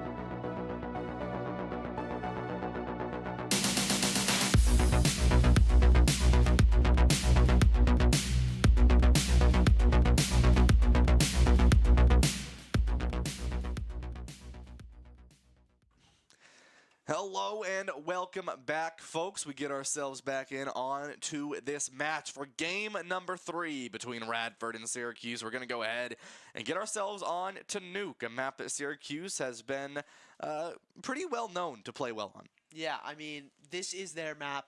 This is the map that they probably knew if we have to go to a game 3, this is where we want to be. We want to know that we can secure this map, and they've done pretty well at that. They are going to be going in with a bit of a lower mental, though. Obviously, they got pretty well demolished, I would say, on Mirage. Obviously, they got 2 on that T side, but it wasn't really that consequential. Radford was able to win 11 rounds in one half, and then they just needed 2, and it's just a great job from them. So Syracuse, they need to realize this is our map. This is something that we need to win, and this is for the tournament. This is the last map. Then we go home. Yeah, exactly. And, you know, it's going to be a situation where, like we said, this is a CT-sided map. So Syracuse starting off on the T side. If they can get themselves 7 rounds, they've practically won this game. If they can get 6, they are still in a really good spot. But if they're at 5 or lower on this T side, it's going to be a little bit harder for them to win this. So best case scenario, Syracuse 7-5 going into this half. Radford knows they're at the advantage here. So every round they win is going to be easier for them on the T side. It's going to be close to see what happens as Syracuse, like I mentioned, starting on to this T side, and a fight already going to break out near this ramp area. Syracuse, there's 2 sites on Nuke, one on the top, one on the bottom. Blaine is the first one taken down. Carbon gets traded out. It's now going to be the rest of Syracuse as they rotate on through, getting on to this main part of site here on A. They're looking for anyone they can. Cameron begins the plant. Someone looks out, not going to find the kill. Cameron going to go for the plant once more. Peeks out of rafters again. Cameron successfully gets the bomb down. There's Dan. There's Carbon. There's Bird finding their picks. Just 1 member left. Senshi goes down. Cronoli goes down. And it's going to be Syracuse winning round number 1. Yeah, just a great job there from Syracuse. Like we've been saying, they are down a little bit after that Mirage. That is a great way to start off this map, especially being on the T side, which we have said is the weaker side on this map. It is going to be really important for Syracuse to secure more rounds. They're probably going to get the second round, as we've been saying. The second round usually comes after pistol, but it is very important to continue moving. As you said, getting the lead, or at least the tie, is going to secure them this map almost, especially because they'll be on CT in the second half. Absolutely, and number 2 going down is a great one for Senshi, but they're going to be traded out in return. There goes Bird, there goes Granoli. Fight still happening. Dan's the one that goes down. 2-on-3. Advantage to Radford here. Neighborly securing through that hut. It's going to be Willie camping around in garage. No one's looking behind. Takes the shot. Misses the first one, but Carbon still goes down. And they're going to rotate on through. A great defense here on Silo outside. And it's going to be Syracuse, a 1v3. Cameron, the only one alive here. They don't have the bomb. There's a kill early on. Still full HP. They have the bomb, preventing any sort of engage coming in from that rotate. Great job from Cameron as they're going to go ahead and get that bomb down, but they need to be careful. There's going to be one coming in from rafters. Blaine looking for something here. There goes the flash. They're going to peek out onto it. Slowly. They don't see anyone, though. Cam, they have heard those footsteps. They're watching rafters. They're being careful about it. Willie coming out from the left side. There goes Cam. Finds one. Can't quite find the second. Radford wins round number 2. Yeah, great job there from Radford. Well, I mean, like I was saying that round 2 is almost a guarantee. Like I said, almost. They were not able to close it out. So we're going 1-1, but a great job there from Radford. A, to peak at the same time, but B, to realize we have the numbers, we can play this in our way, we can control the fights. Yeah, I mean, with that Radford, they're able to get those guns as well, and that's something really crucial that Syracuse needs to be aware of as they go ahead and get into this one. The thing with Nuke is these rounds happen very, very fast, similarly to Ancient. You know, if you end up walking onto the T side directly where a CT is, I mean, these fights happen almost instantaneously. Syracuse already getting incendiaried out on this backside here, and they're not able to walk through onto ramp. Syracuse looking to once again just get onto that top side of site and get that bomb down, but it's going to be a little difficult here. Senshi smoked off. The rest of Syracuse, 2 members, are going to be over there. It's just going to be all alone. Carbon on Silo. 2 smokes in as begin to rotate through. There's 1 member there. There goes Bird. In return, Blaine is traded out. It's going to be Senshi who gets dinked on the head there. It's going to be Senshi and Dan who fall down. It's going to be now a 4-on-2 Radford advantage. It's going to be Carbon still over on Silo alone here. Cameron, as we take a look at, is going to be sitting very quietly, walking down ramp. Carbon in the back of this garage are going to look to meet up if they can, and will be doing so quite well. Cameron in the bottom of this map now might be looking for a plant below A site. The unique factor of nuke. Carbon playing it safe here, and it looks like Radford does not know where the Syracuse squad is playing. Remember, it's a 2-on-4. They're going to walk into one. Carbon looks for it. Can't quite find the connection, though. It's going to be number 2 with the kill. It's now just Cameron alive. They're able to find 1. Onto Cronoli. It's a 1v3. 2 members are very low, but so is Cameron here. As they look for something, but it's very difficult. They're going to get on through vent, maybe push up onto this A site here as they fake the rotate on the right side. Cameron looks, gets taken down. It's another round to Radford. Yeah, just a great job there from Radford. They were able to secure kills early. They were able to secure kills on site, and that was the big determining factor. They were able to win these fights, and really, that's all that matters in this game. Because especially when you're on CT, because you're playing time. You're making it so that the T side has to push into you. They are the ones in control. Exactly. Could not agree with you more there, Martin. Syracuse not going to push in this time, and they're going to go on the left side outside of Silo. Bullets are being fired now. Senshi goes down early. There goes Carbon. There goes Dan. The knife kill on to number 2. And that's going to be Syracuse. You're down on members, but you're always happy with a knife kill. There goes Cam, finding 1 onto Cronoli. There goes Cam, down to Willie. It's a 1-on-3. Syracuse Bird all alone sitting in the back there of Garage. They're going to get contested on this left side. Willie looking to see if they spot them out. Bird, a pistol to their name, and they are right next to each other. And the silence is deafening between these 2 players. Bird, they check their right side, literally next to each other. And there's the kill. That's another round win for Radford. Once again, just an amazing round from Radford to just get their kills, get in, get out almost. Very quick, very good. Obviously, that knife might be a little bit demoralizing, but they're able to stay in it. They're able to win the round, and Syracuse really need this round win right here. Yeah, I mean, we talked about it, right? CT-sided map on Nuke here, so it's expected to see Radford go up on a couple rounds. Syracuse, they needed to win that second round. That was really good for them. They were able to win that first one. Syracuse going to be up on top of Silo here, number 2. Going to be trying to find something. Incendiary going to stop their rotate on anything that tries to happen here. Fully thought the map was translucent for a second. I thought there was going to be someone walking directly into the crosshair of number 2, but there's a couple walls in the way, and the spectator advantage we have here in the casting booth. Willie, holding the corner here, is able to find 1 and can't quite find the second. The trade comes in, and there goes Bird down to Cronoli. Now it's going to be Dan looking for something if they can in that back garage. Someone on the left side there, the smokes, keeping a lot of pressure. It's going to push on through this side of Silo on the outside.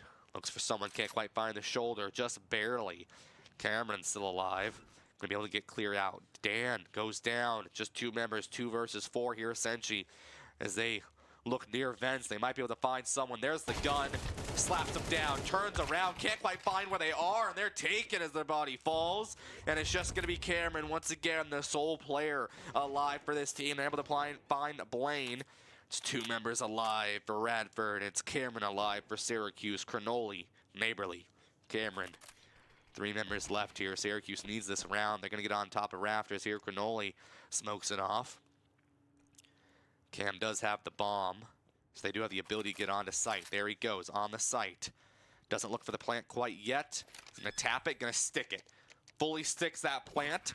It's going to be Radford now. Neighborly looking for something on this left side. Can Cameron find it in time? Not going to be able to. And Radford wins round number 5, putting them 4-1 in this series here, Martin. I mean, this is just great from Radford. They are able to lose members and still secure this map. This has been amazing. Obviously, this is a CT-sided map, so this is supposed to be the favored side. But Syracuse have been amazing on this map. and Radford have been able to shut them down. So I think Radford's coach might have told them the same thing he told them before last match. Pretend this is a fresh slate. Pretend this is a fresh series. Nothing's going to change. This is just one tournament. This is just one map. If even taking the tournament out. Yeah, I mean, it's one of the most common words from coaches, right? What's the score? And everyone says 0-0, coach. And that's what we see here again. Is like it is 0-0. Every round is 0-0, and that's how you have to think about it in a game like CS:GO. And with this, Syracuse trying to find a way back in. If they can find these rounds, it'll be good for them. Every round won on the T side is a round you don't have to win on the CT side. But it's going to be difficult. I mean, Radford in a really good spot. Willie pulls out that op as well. We've seen how powerful they've been with that op in the past. Radford, this underdog team that's just been on fire all day today, looking to take out one more top dog of the tournament. It's going to be Syracuse looking to defend their seeding, defend their skill, defend what they do as a team. And immediately Willie able to take out Cameron with an op shot. The shoulder peek is there. Bird can't quite find anyone though. Willie again. Carbon goes down. Willie again. Willie again. Willie, can they find all five? Senchi the only one left. And it's going to be Willie sitting on ramp. Not going to be able to find him. Senchi finds one. Peeking the door. There's the ace. Willie takes the round number 5 with 5 kills. I mean, that might be the most beautiful op play I have seen. That was perfect, allowing for Syracuse to push into you, and you get every single kill. I mean, I think that's the first ace I've seen all tournament. Might be the first one all tournament.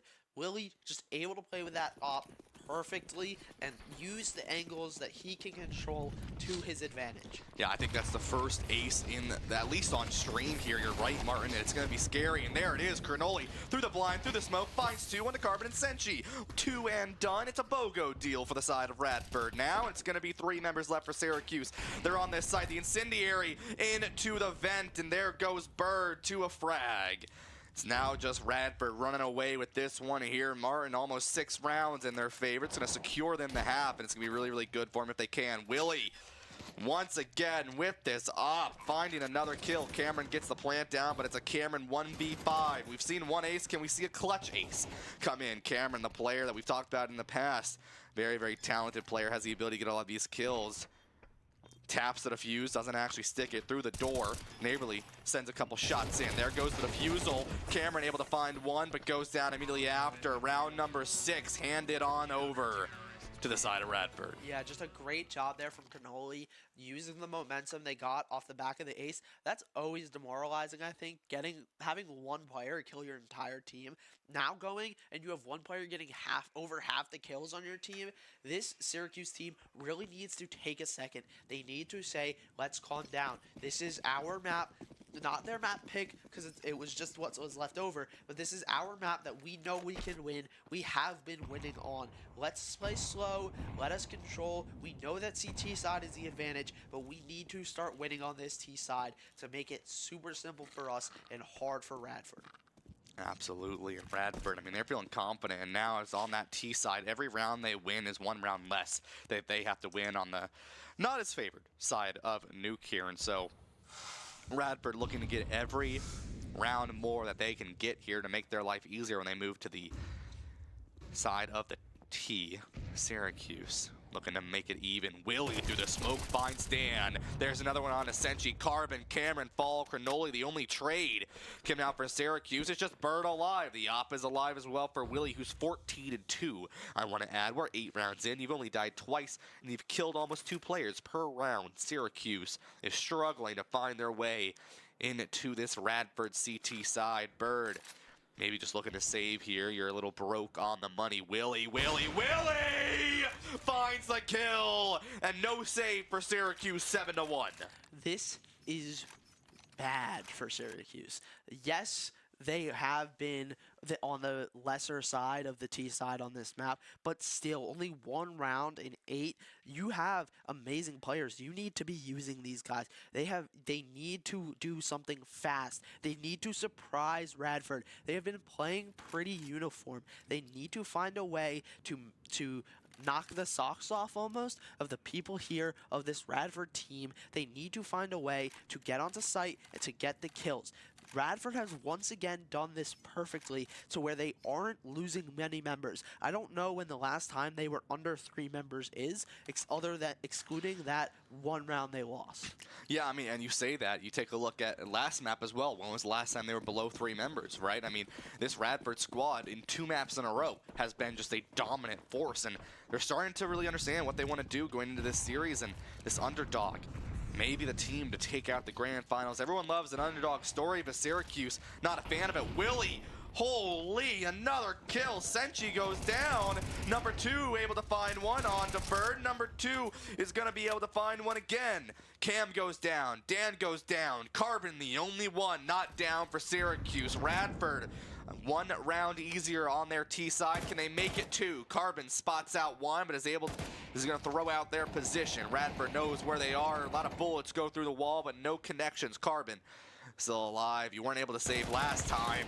Able to find one on the Blaine. Neighborly takes a lot of damage to the wall there, I want to mention. Don't know how that happened. Carbon has the bomb. But immediately after, Cronoli gets that kill. That's 2 rounds less. Radford has to win on the T side now. I mean, we were talking at the start of this match about Syracuse being the one that needs to get 7, that needs to get at least 6 to make it very easy on them. They have gotten 1, and it hasn't been since the first pistol round. This has been way too dominant for Radford. Syracuse need to lock in. They need to get their mentals back set. They need to say it is a clean slate. Yes, it is the grand final. Yes, it's the last match, but you need to play this like you're just learning. You need to play this simple. You need to play this perfectly. Could not agree with you more. The frag goes in, immediately gets some damage onto Dan and Senchi. Syracuse now over onto ramp, forces out 1 member of Radford. No one dies though. Really good patience from this team. Bird, the first one down. There goes a kill, however. Neighborly taken down by Cam now. It's going to be more kills as Cam, Senchi, Dan go down. Blaine with 3. And that's going to be Syracuse once again. Carbon, the only one alive. But before I can even finish my sentence, Radford takes the round 9-1. Yeah, this has been very good from Radford. They have been playing in unexpected angles, and Syracuse need to start expecting them. They need to say to themselves, hey, we know that they're going to take weird angles. We know that they're doing everything they can to win this map, and they've been doing everything they can. So they really need to start playing a little bit like how Radford's playing, taking those weird angles. They need to say, let's play differently. They need to change up what they're doing. Yeah, I don't disagree with you there, Martin. I mean, we need to see some changes from the Syracuse squad if they stand a chance against this underdog Radford just making their way into this series. Such a good job from the Radford team here as they're just looking to continue their reign of terror through the bracket. I mean, if you were making a March Madness bracket, Radford is the Cinderella story, and very rarely do the Cinderella stories win in March Madness, but if they do, it's something to talk about, and this will be talked about for the next year until the next Orange Jam if Radford's able to take this victory over Syracuse, over CMU, and over Ohio State. Such an incredible team doing such a good job. Syracuse being patient here. We see Bird on the top of Silo. Senchi looking for something, playing it really carefully, cutting the pizza as you're taught in the military, how to clear a corner. And a lot of these players know that technique. They know how to cut these corners. They know how to peak the angle respectively. Radford, a very good team, very good shooters here, but immediately Cronoli goes down the trade on to Cam. There goes Neighborly in return. It's an advantage for Syracuse for the first time in this series, 4-on-3. They're able to get onto site. The bomb goes planted as well. Willie has the op still. They might try to find someone if they can. They have the flash. They're going to throw it through the rafters. 2 flashes in, and here comes the engage. There goes Radford finding one. Blaine goes down. Willie not going to be able to find one, but on the flank, it's going to be Dan and Senchi going down. 20 seconds, 2-on-1. Carbon is the only one alive. Can Syracuse find another round? The shot goes in, but goes wide. Willie, can they find it? Carbon going to put a stop to Radford's terror for this round. That is a very important round for Syracuse. Now it's just one more round that they have taken. They stop the momentum though. That was a 9-round run from Radford. That is impressive. Syracuse have made it extremely difficult for them on the CT side, but that round just makes it one round easier for them. Absolutely. I mean, Syracuse, if you get to that CT side and you got 3 rounds, it's not really what you want, but, at least you got some rounds on the T side. This is a very CT-sided map, and Syracuse gets to finish their half on CT, so one more round for Syracuse is what they're hoping for here. Radford knows it's going to be their goal, as that's sort of the goal of CS, is you want to get the most rounds, you want to get to 13 to win, in case you were curious. I do know how this game works. Willie still has that up. They're able to rebuy. That whole team was in a really good money spot. $10,400 for 2 of these players, Cronoli and number 2. They got a lot of money. Not that it's going to matter. They're going to switch sides here after this round. 2 members on the side of Syracuse fall a little low. Everyone up in this top part of the map here as we take a zoom in the top left of your screen. It's just 1 member. It's Willie with that op sitting on near ramps on the bottom part of the map. They're going to come out through garage here in a little bit, and we might see him a little bit later on if things start to happen. But for now, Syracuse, Neighborly watching where Syracuse has really been engaging to get onto this site for the most part here, and I like this, right? Neighborly is being patient from that angle. Senchi and the rest of Syracuse starting to push out through this side on the ramps. Dan goes down immediately down to Blaine, who's going to get out. No trade is there. Syracuse needs to find a trade there to get themselves in. Cronoli smoked off, able to live through it. The rest of Syracuse might take this advantage, go down the ramp as they will. We see a couple members. Actually, no, I lied. They're going to look to fake onto the ramp there, but no one on the side of Radford cares for the fake. The frag goes in, not going to find anything. Radford, patient gameplay from them, and I really like this. They're not rotating around yet, and Syracuse needs to be aware of that. Carbon, turn around! Take it down! Take it down again will be Cam. Now it's Syracuse. There goes 1 member. It's number 2, but Bird falls as well. It's just 1 member. There's the gun. There's the shot. There's the round, 10-2 as we switch sides. That was just beautifully played by Cronoli, sitting up in heaven, getting those. Or sorry, Cronoli was not in heaven, but Cronoli was sitting there, getting that backstab onto Carbon, getting those kills. Cronoli was in heaven. I don't know what I'm talking about. But Cronoli sitting up in heaven, getting those needed kills. Now we're going into this next half. Syracuse has to say to themselves, they did it, why can't we? They have to say, why can't we get these next 10 rounds? They have to pull off, I'm going to start calling this the Syracuse curse. I mean, a 10-2, they need to start to pull it off. There's a way to put it, Martin. The Syracuse curse, but in reverse is what Syracuse is looking to do on this map. Nuke, game number 3 of the grand finals, folks. 1 team will go home with a trophy tonight. The other team will go home ready for year number 3 of the Orange Jam with a vendetta against the victor. It's going to be Radford looking to secure this. Can they close out the series? Can they close out their Cinderella run? Can they close out 3 higher-seeded teams? Radford, a full push down on the bottom here. Cameron watching out onto Silo, and Radford, they're on sort of the lesser advantage side. Now on the side of the T, but Syracuse, I mean, you got to get all these rounds. You don't want to give any extra rounds to Radford here. They are at the disadvantage, but it's going to be hard. Radford loses 0 people. Number 2, first one down. There goes Blaine. There goes the trades on to Dan, on to Cam, on to Carbon, on to Bird. It's just 1 member left. Senchi finds 2. It's a 1v1. It's Willie. It's Senchi. Who will be the victor? Willie comes out on top, and that's a round win for the side of Radford. 2 more to win the grand finals. Yeah, that's just clinical from Radford. They were able to play how they wanted to play. They full pushed downstairs. They were able to push the B site. They didn't plant bomb, but they didn't need to. They got the kills. They have 2 rounds off. They're probably going to win this one. I don't want to cast their curse, but they have a high chance of winning this next round, being up on rifles. Then that's going to be very important, because then you're 1 round away. And it doesn't matter if you lose the next one. You just need 1 round in the next 10 or 12, I think. Yeah, exactly right. And Radford knows that. They're like, we're going to full invest. We want to take every advantage that we can. So we just have to win 1 round, even if it means we go broke on this next one. Kills on the side. Cronoli and Blaine fall down. It's going to be immediately after Burn. Carbon falls earlier on. There goes Willie. It trades on the other side. There goes Cam. It's a 2-on-2. Neighborly and number 2 versus Senchi and Worthy Dan.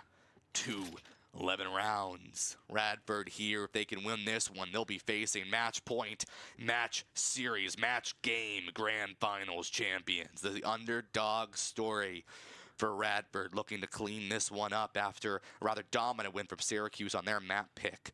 Dominant win from Radford on Syracuse's map pick, and now they're looking to win this one. Number 2 from behind! Senshi finds it at the trade. It's a 1v1. Neighborly, Senshi. Who is going to be the victor of this 1v1? Neighborly does have the bomb. They're running it down to get onto site. Senshi going to slowly on rotate. They're going to get themselves down through ramps here. They're going to get the bomb down. Are they going to peek the right door? Senshi peeks the one that they're looking at. They look to the other door. They come back down. There it is. Spotted. Senshi finds the kill. That was clinical from Senshi. Getting the pick up in heaven, a little bit of a timing. They both had their backs to each other, but then coming down, playing slow, allowing yourself to get full assessment of this situation and just being able to win that final fight. Makes it super easy on Syracuse. Now you're going to see the econ for Radford is not going to be in the best state. Syracuse lost all but one, so it's also not going to be in the best state, but a very good way. Also avenging your 1v1 in the round before. Yeah, absolutely. And it's always good to win that 1v1. It's stressful. Your hands start to shake. But the calmness from the captain of Senshi, able to win that one here, and Syracuse going to secure themselves onto this A site. The rest of Radford push on through Silo onto that far left side. 2 members do not. It's a 3-2 split, and immediately they're going to be able to get themselves onto the site. Cronoli slowly walking through the smoke here. Spotted out! Cam not going to let that one slide.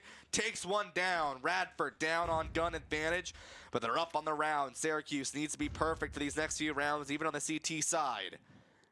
I don't think that wall is wall bangable, but if it was, people would be screaming at the moment. Radford, 11 rounds to 3 of Syracuse, but down 1 member in this next fight, Neighborly. Still alive as they're going to get ready to maybe push on through ramp. There is someone watching there. It's going to be Cam watching that angle. Spots it out, finds 1, finds 2. Cam!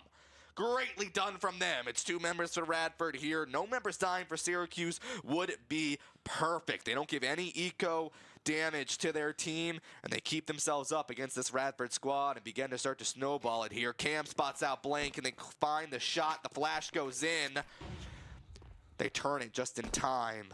Blaine not going to peek on that. I like the respect. They know that Cam is a player to look out for. Cam is not going to watch, going to keep themselves watching. No, they're able to find it. Senshi, Cam find the kills. Syracuse 4-11. Just a great job there from Cam. He gets 4 kills. He's keeping his team in it. They need to win more. Now, we have to see, can they do what Radford did? Can they lose that pistol and then win 9 straight, 10 straight, whatever it is? They need to do well. They need to bring this back. There are still 7 rounds in between these 2 squads, and Radford only need 2 more to win. Yeah, Radford has no money to work with here, and they're just going to make sure they can have a full loadout on round number 17. They're going to run it down with pistols here. No up, by the way, for Syracuse. Cam did not decide to buy that here, and they haven't needed to yet. It is something to see if they end up buying it later, if they can do what Willie did and find anything. Is this going to be 2 members just get on through and are able to walk through vent? Can they find 2 more? 2 members going to sit here, though, and they might be able to bait out Syracuse. 1 on Silo.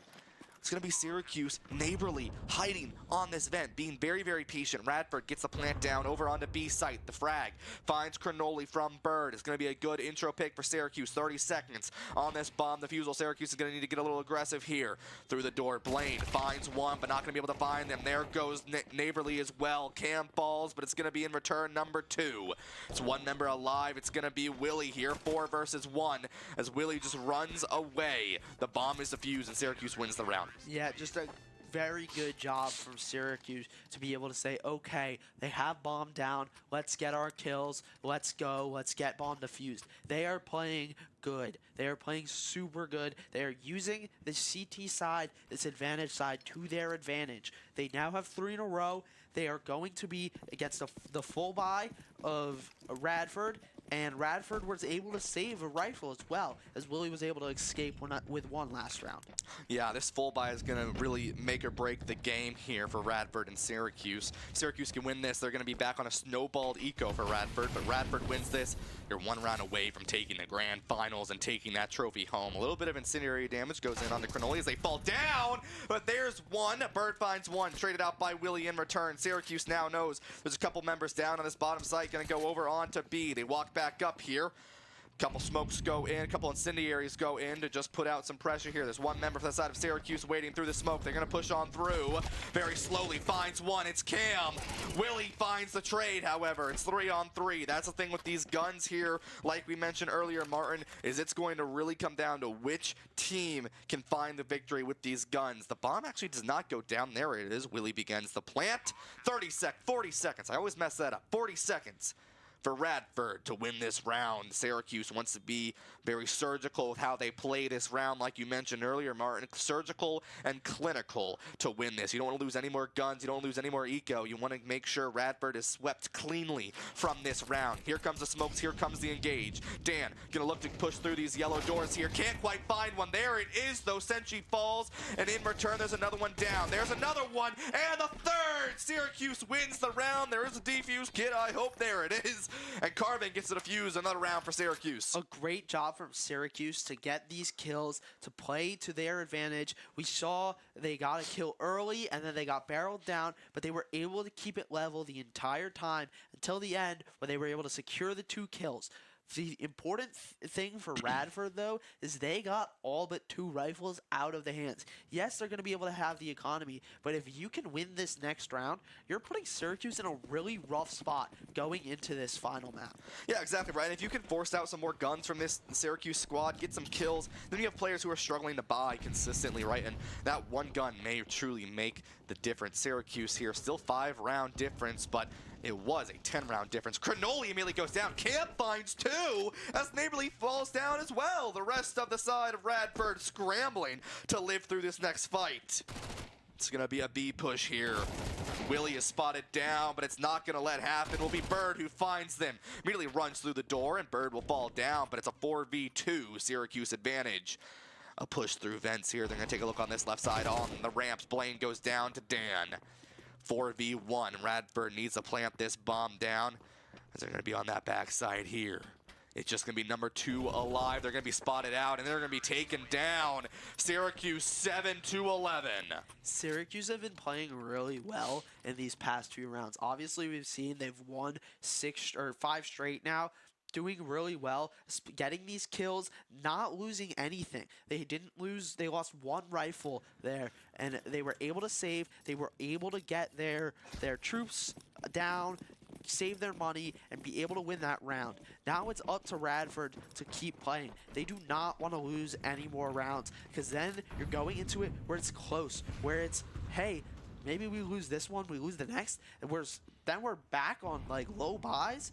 This is not a good position if I'm Radford. Yeah, exactly right. Willie does invest a full amount onto that op as well. It is a full buy for Radford, but if you lose this, that's round 8. That's potentially round 9. And Syracuse is in a good spot. Willie looks around the corner, tries to find a shoulder, but immediately runs away the second they unscope. They peek into the corner. A quick tease comes in, but Willie can't quite find the shot. It's going to be difficult to rotate on through if you are Carvin down there.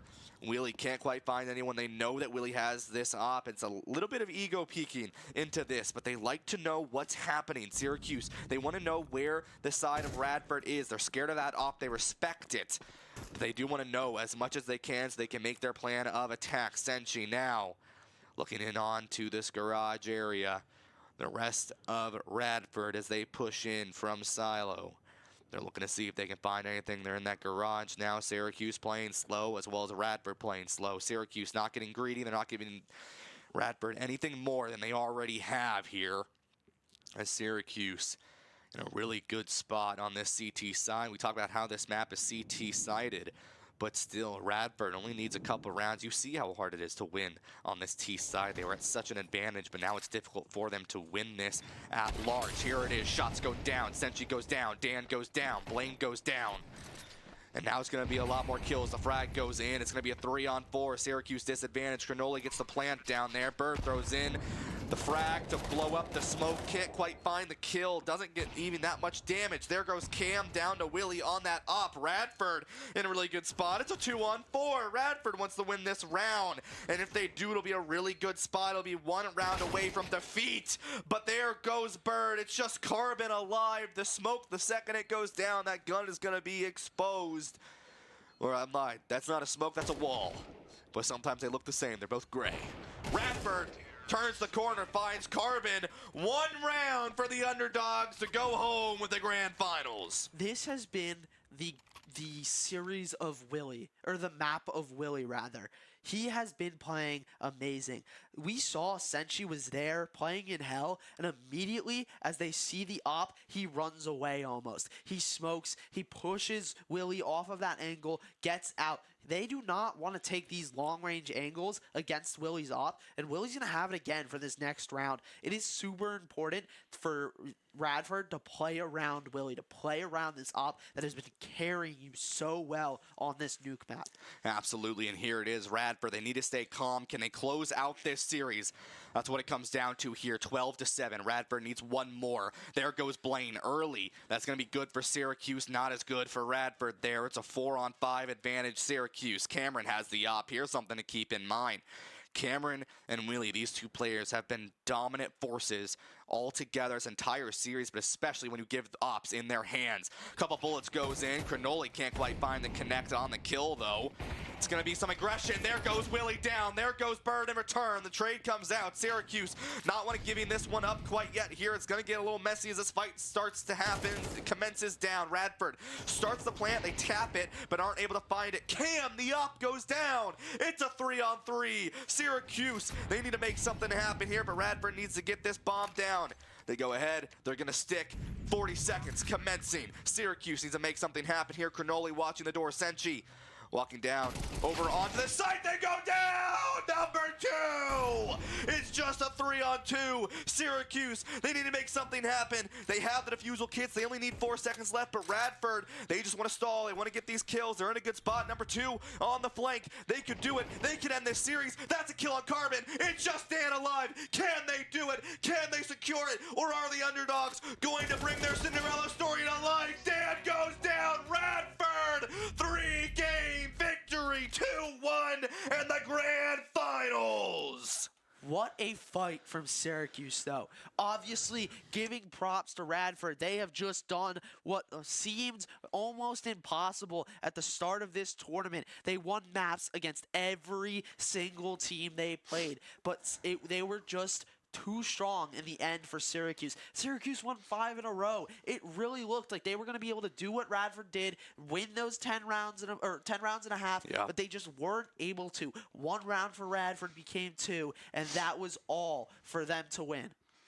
Yeah, I mean, it has been something incredible to see from this Radford squad. I mean, they came in yesterday as the 6th seed, and no one really thought that they were going to be able to take it all the way, and then they ended up finishing 2nd in their group. They take out the team of Ohio State, a team that gave Syracuse a lot of strife earlier on, and then they go ahead, they take out Carnegie Mellon, the team that beat Ashland in round number 1, the seed 2 coming into this, the seed 1 going into today, and then they take on Syracuse, the seed 2 of their group, and end up taking this grand finals of Orange Jam year number 2. Radford, what an incredible job from that team. What an incredible job from the underdogs. That's going to wrap it up for us here in the booth. A big thank you once again to Harvey's Garden and Unplugged for helping make this whole event possible. Big thank you to everyone around the production, the TOs, the teams for coming in and making this such a fun event. That's going to wrap it up for us. But Ethan, one of our amazing people who's been making this entire event such a fun one and such a smooth sailing one, is going to do the awards ceremony. That's going to wrap it up for us here in the desk. So Ethan, take it away, man.